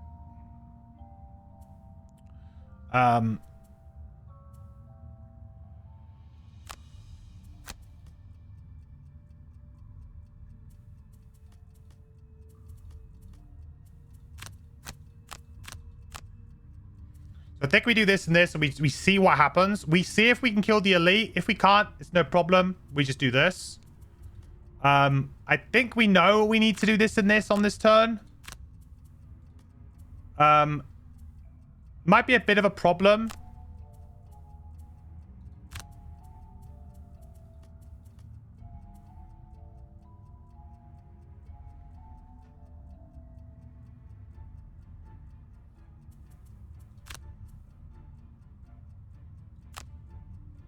I don't feel great about this turn, but I also just, you know, it's going to depend on what they're doing. They may sit there and do nothing. Night Demons can do that. 2 regulars and 1 elite. Good luck. That's what we wanted here. Okay. Okay. Let's work this out then. This is within range 4. So... If they come down and attack the Mindthief, let's work this out. Okay. So now we basically sit here, we attack this for 3, we like blow this one up, right? This guy's going to go here, this guy's going to go here, this guy's going to go here. That blocks the door. That's not good for us. We don't want to block the door here. Ideally, I want the elite to come to like here, and maybe the regular to go... The regular goes here. That's a bit of a problem, but not too bad, because we can kill the elite on the second turn. If I kill this one instead of this one, how does that change it? Well, this guy's going to go to here. This guy's still going to come to here. If I go to here, this guy's going to go to there. This guy's going to go to there. That means that I'm not within 2 steps of being able to do Bloody Saw, which kind of sucks, which I don't really like.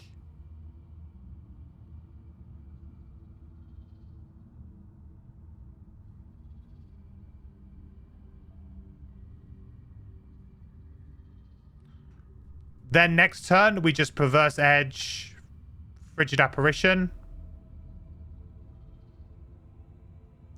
Sun's in there to do some damage this turn 2 on this regular. So I think if there's any benefit from me going here, well, that would be regular to either there or there. And this is where ambiguity would be really nice if the players had it. If I go to here, kill this one. He's just going to go 1 step forward, probably. This one's probably going to go 1 step here. I guess it's the same as blocking the door, except I don't run the risk of the door getting too jammed. All right, I think I'm going to do it this way. Go here. Attack you. Well, that goes a Bless, but, I mean, I was never going to draw a Bless against these guys anyway. We kill you.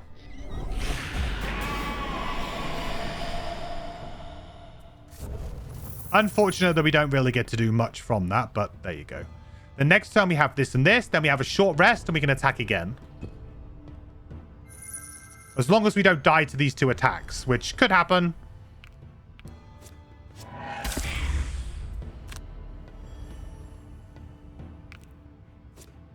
Oh, come on, dude.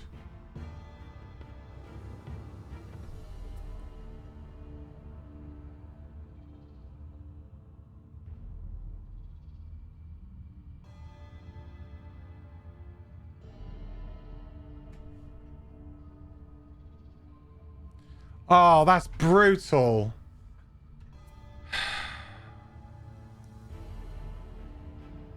I'm trying to think if there's something I could have done differently there to stop me from doing that and getting the next turn.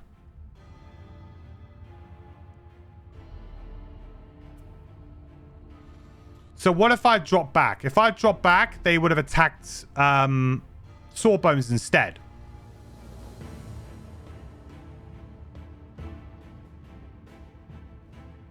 Right? They would have attacked Sawbones instead.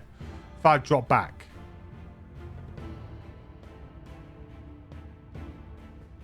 I could have gone to here.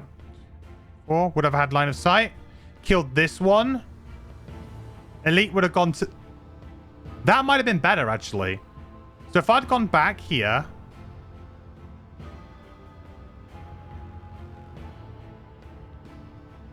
Yeah, if I'd gone back here...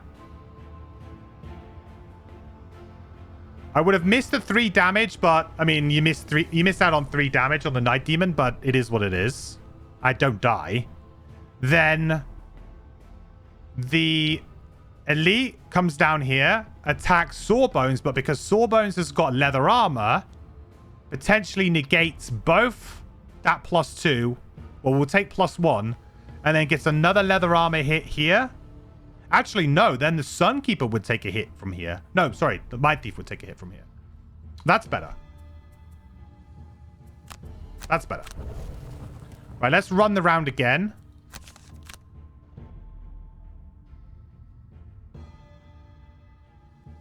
I think that would probably do it. If we are about to do no harm, the Elite, why did we hit it? Oh, that's a good point. I forgot about that. It's a good question. Yeah, you're right. I don't need to hit it. You're right. I got convinced of myself that I needed to do it. I did not.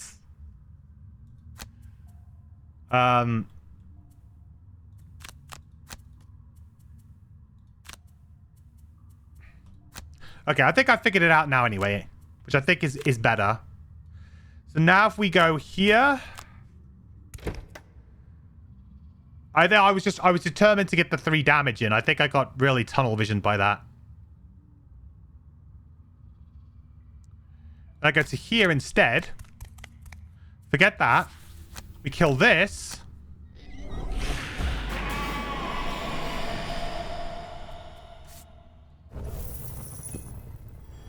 Elite comes down, which now we can do no harm it immediately. If we want to, which I think we probably do. We don't screw around with that. In fact, that doesn't even reach us. Yeah, that was definitely the play. 100% that was the play. Does mean that we do nothing here now, though.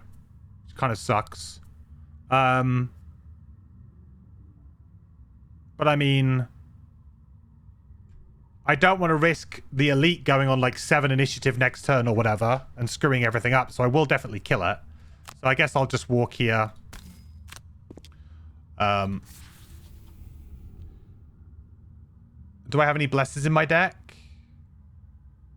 I don't. So I have nothing really to... I mean, I might get rid of a couple of bad cards from my deck, so who knows? If Sorak's early, you can do something. Not if they go on 7 initiative, I can't. That's the problem. Right? I mean, I could go... I guess with this and boots, I could go on 5. I could go on 5, which is what? What's their earliest initiative? I think it's 7. Or do they have a 3? Do they have a 3? I'm gonna have to check that now. Do Night Demons have a 3?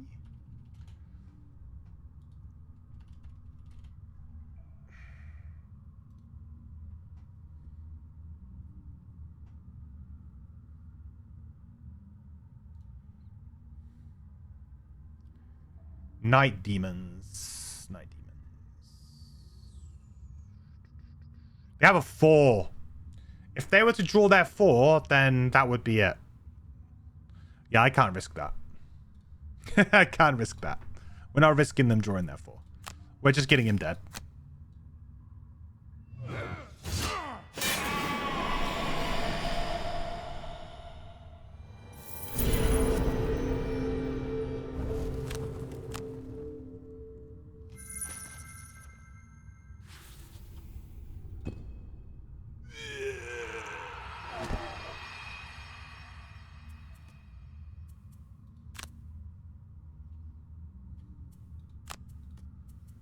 Okay.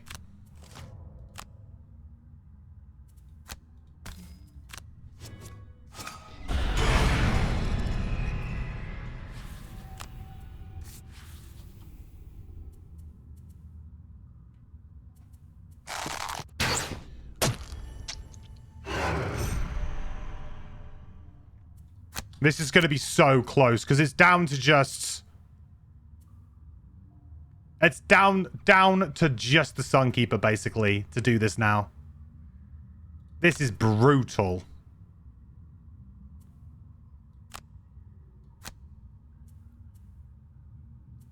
Move 3 versus a move 4. Frognose, thank you so much for the follow. Welcome to the quest. Hope you're doing well. Join us at a very stressful moment. Because I need to draw some good cards. There's no doubt about it. I need to draw like a +2 and a ×2 together. I need to get some advantage. So I guess I need this. So I have to drop this.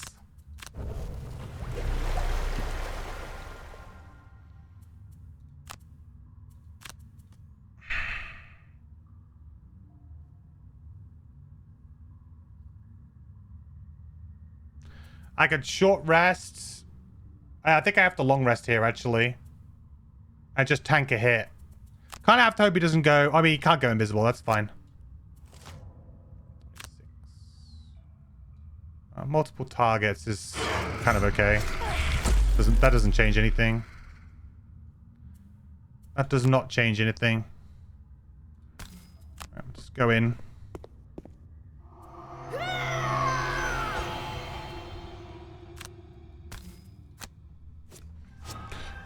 Oh, that's a good one. That's a good one. Okay, we'll have advantage on our next attack, which is just regular against this guy. But we will have that.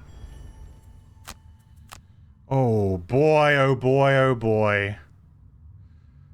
So I could just go, like, Dark Frenzy, Frigid Apparition. Just go for it. Like, just attack him with 2 cards. Get rid of the stun and just be like, do you know what? We win or we lose, boys. Happy New Year. Swizzly, Happy New Year to you too, buddy. Thank you so much for the resub. 12 months.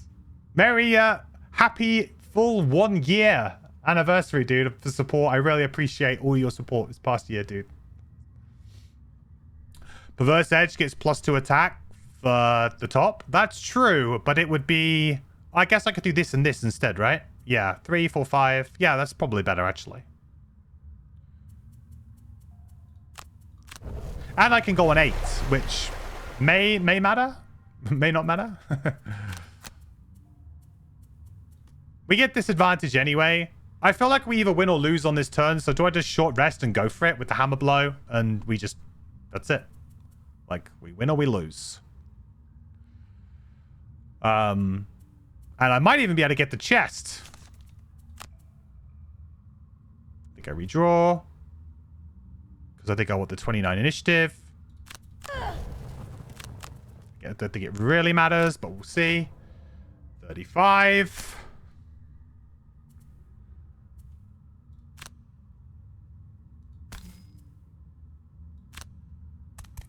So we have disadvantage anyway, so ranged attacks don't matter. All right, well, that's got the miss out of the way. And we don't have any curses, so this should be it.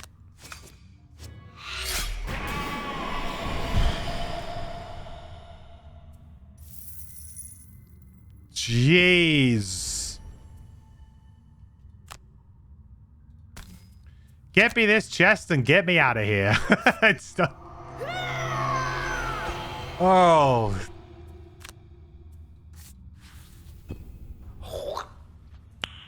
Nice. Nice.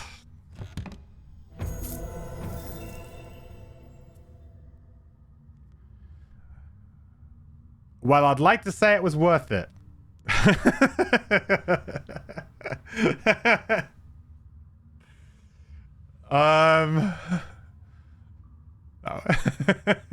And to be fair, this is actually one of the better blades. This is actually like one of the better ones. There's a couple of characters, Lightning Bolt mainly, that can actually use this in a pretty good way. Last turn to win? Yeah, we did it. Last turn.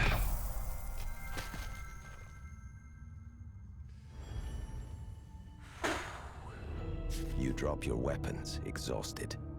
Thankfully, no more undead Tell me about it. Through the rift, but still, its existence and the presence of this gloom is troubling. It's funny that it's like that last turn when I just entered into the room with the Mindthief was so important. Like I just needed everything to just slot into place, and it did, thankfully. But like if there was a turn where they just went invisible, we would have lost. Or if there was, you know, all of these things that could have happened. So I'm happy that we at least kind of got a bit of luck right at the end there to win it off, because it would have been really brutal if just like on that turn or a turn before or something, he'd just go invisible and we just couldn't see him for a round. That would have been so harsh. So I'm very grateful that happened, but that is that has got to be one of the hardest scenarios in the game. It's got to be. Just the way that, I mean, I know we're playing on like plus difficulty, but in terms of just the number of enemies that it dumps at you, it's just insane. You have done well. A cold, low voice penetrates the silence. It seems to be coming from the darkness in front of you. My minions may not be able to forgive, but I can. Ooh. Come to me. Step into my realm. Embrace the inevitable. The rift stands before you. You can see this through to the end, or you can turn around and leave this place, ignoring the call of the gloom. Well, that's no fun, is it? Let's see the body count. Okay. So Mindthief killed 12, which was more than the scenario where just using Phantasmal Killer the whole time. I could have used Phantasmal Killer a lot in this scenario. I probably didn't abuse it as much as I could have and should have, maybe, but still. Sawbones killing 6. Sunkeeper only killed 1. Sawbones 106 damage. Mindthief 149. Sunkeeper 62. 23 damage taken by the Sawbones. 26 Sunkeeper. Mindthief 10. 25 healing done. 6 gold piles. Chests. 25 XP on the Mindthief. Seems good. Only 6 on the Sunkeeper. Goes to show like how much we were just playing our sort of just our generic attack cards all the time. I'm surprised the Sawbones used the most items though. I guess the Sunkeeper didn't long rest enough to get the armor back. And all of the perks. All of the perks. I'm sure we'll just lose them again when we go chasing for a spear in a river, eh, chat? I'm sure that's all that's going to happen. Yep. Sanctuary of Gloom. I would not like to do that. I would like to return to Gloomhaven, pretty please. No, thank you.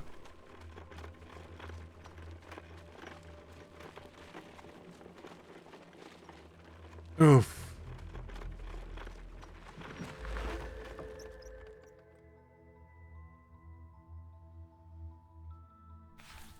Okay. Let's quickly do our level ups. So, Sunny D, level 5. We've got Path of Glory. I don't mind Path of Glory. It's a really weird one because it's like just an additional 1 attack to Hammer Blow, which really feels silly to me. It's like, oh, level 5. I get a card that's got 1 attack better. I mean, I guess it's another card that does the same thing. So you've got that going for it. But I've always found that to be very kind of underwhelming, if you like. Move 5 Bless. Effect allows move through. Not worth the burn effect, really. If it's had jump on it, maybe already. I don't know why it doesn't, but feels like this should have already come with jump. And then it might be worth it. But it's really not worth it as it currently stands, in my opinion. You got Scales of Justice, which is a incredibly good card. Mainly for the bottom, more than anything else. But the top can be situationally okay against like high shield, low health enemies. And if you're playing in lower difficulty levels, I think it's much more playable. So Retaliate 2 self, deduct -1 attack from all of your attacks. 2 XP, but we just basically have Retaliate 2. So now to go along with our shield, we can stab people back. So that's really, really useful when you're going all in on shield. But the bottom, move 2, and then consume Sun to maybe move up to 4, to then stun target one just made. It's just so good. Like, it's just move, stun, attack something else, stun something else. It's just really good. So Scales of Justice is an easy pick because I'm taking any card that's got the word stun on it, as long as it's not a burn. Top is for XP farming. True. Yeah, you could also just play this for 2 XP towards the end of a scenario. Absolutely. But I actually think it's not bad. But you don't want to get yourself into a bit of trouble. Because if you were to burn, let's say, Defensive Stance and Scales of Justice very early on, you're down to 9 cards already. Like on sort of your first go through your hand. That can seriously shorten your clock. So you need to kind of consider the length of the scenario. Usually this ends up getting played later for the top, I find. Like, Defensive Stance is a card you kind of always want to play very early. And Scales of Justice is like, use the stun for a while. And then maybe if you want to use Retaliate to like finish off towards the end of the scenario. But yeah, it's a great pickup for us. It's going to definitely make our lives a lot easier. Would have made that scenario a lot easier for sure if we'd had that. Now cards to get rid of. Probably Protective Blessing now. To be honest, I probably would have got rid of this earlier, but it's actually was kind of useful in a couple of scenarios. In that one, I thought it was going to be more useful than it ended up being, but we didn't end up needing to burn it in the end. So that was the power of Sean Connery.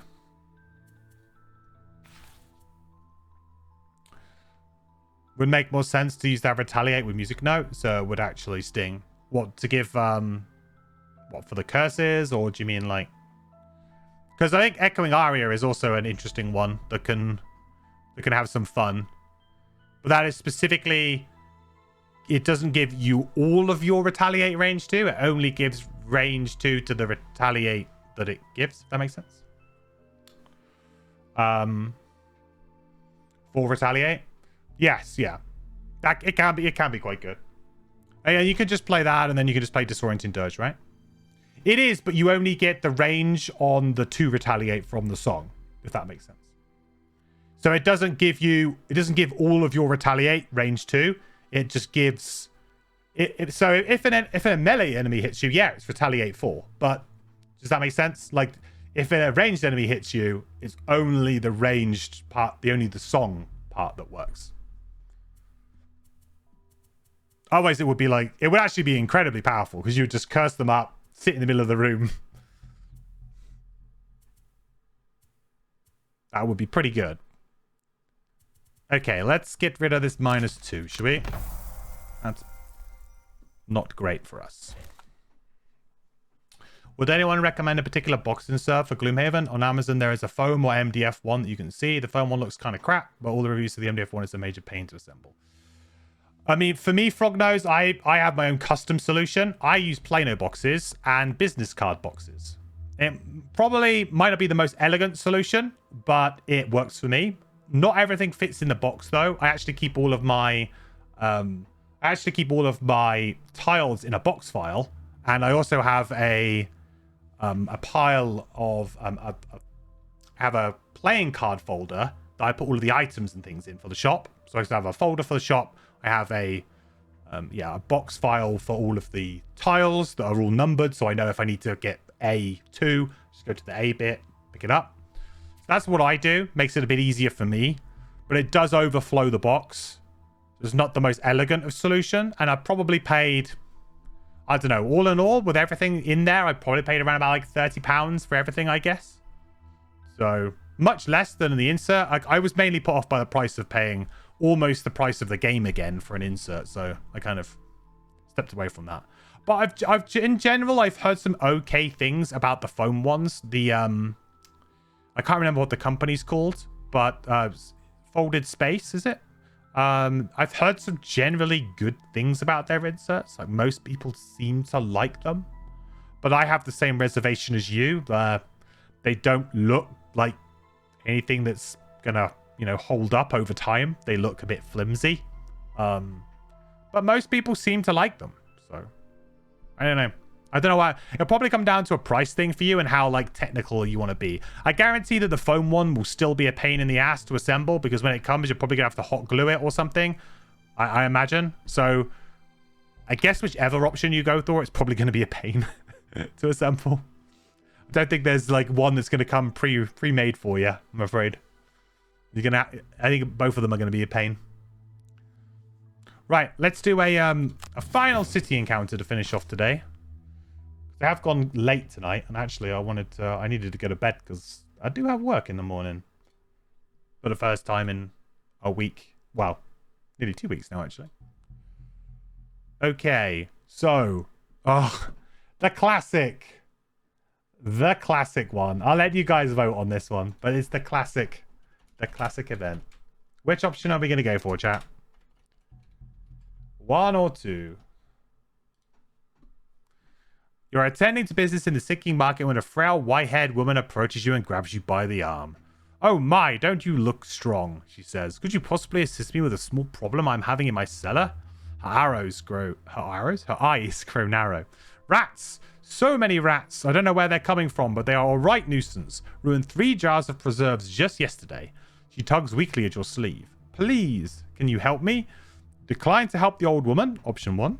Option 2, agree to help with the rat infestation.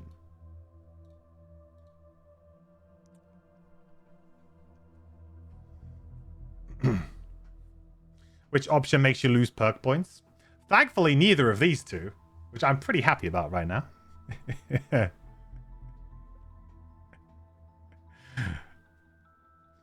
You have the folding space one, bought on price, works for you, along with the accordion folder for tiles, so it doesn't all fit in the box. Nice. So I think that's a good halfway house. I really like the box file. Did it actually just split down the middle, chat? Am I going to have to get the dice out for this? Are you kidding me? You kidding me? This is not one that I expected to have to roll a dice for. Okay. Odds 1, evens 2.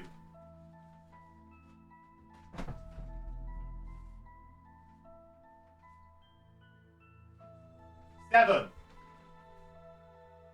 That is an odd. 7, that's odd. I know that much. So decline. +1 rep. -1 rep.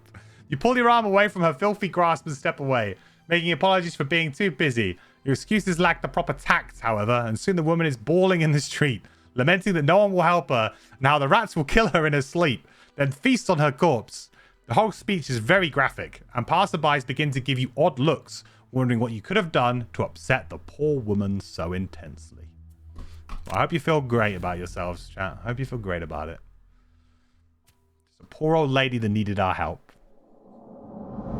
Okay, so there we have it, guys. There is the end of episode 7. That last scenario, Outer Ritual Chamber, is one hell of a scenario, and it definitely is very, very difficult to do. I think on any difficulty, just getting that summon action on the first turn or within the first couple of turns, I think is really brutal for a lot of parties, especially if you don't have some sort of big crowd control AoE in your party. Really felt the missing Craig in this particular scenario. It would have been awesome to be able to do an unstable upheaval at some point, or be able to chuck some rocks down to block some spots for summons. It would have been really, really useful. So definitely felt his loss in this particular one.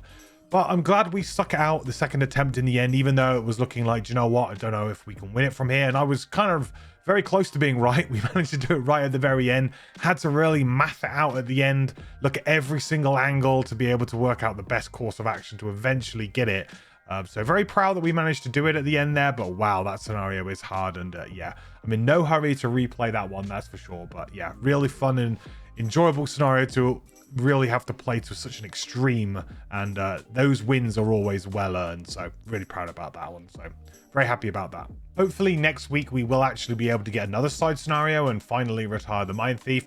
We are leaning on the Mindthief again a little bit more, so having a level 9 character has been very useful, especially in these past 3 sort of scenarios that we had. Made light work of in particular, made complete light work of the Temple of Elements mission, but also will make light work of many bosses because the amount of attacks and damage that we can do, and with that great attack modifier deck we've got at level 9. So yep, I think it's about time that they went. We are going to be swapping in the Eclipse though, which is also a very, very strong character for damage dealing and doing these sort of broken things too. So will be interesting, will be a nice like for like, but we will certainly be missing our stuns, and that's going to be a big deal. So that will change things up quite significantly, I think. If you did get this far, thank you so much for watching. I do really appreciate it. And if you did enjoy it and you did get this far, then please do toss it a like. It does really help me here on YouTube on growing the channel and spreading these videos around. Also, don't forget to head over to twitch.tv/ManitoryQuest every Monday, Wednesday, and Sunday, where I'm streaming Gloomhaven, and particularly on Mondays, where I'm actually streaming this series of the playthrough. Okay, then all that's left for me to say is, again, thank you all so much for watching. I will catch you in the next video. Bye. I think so. Yeah.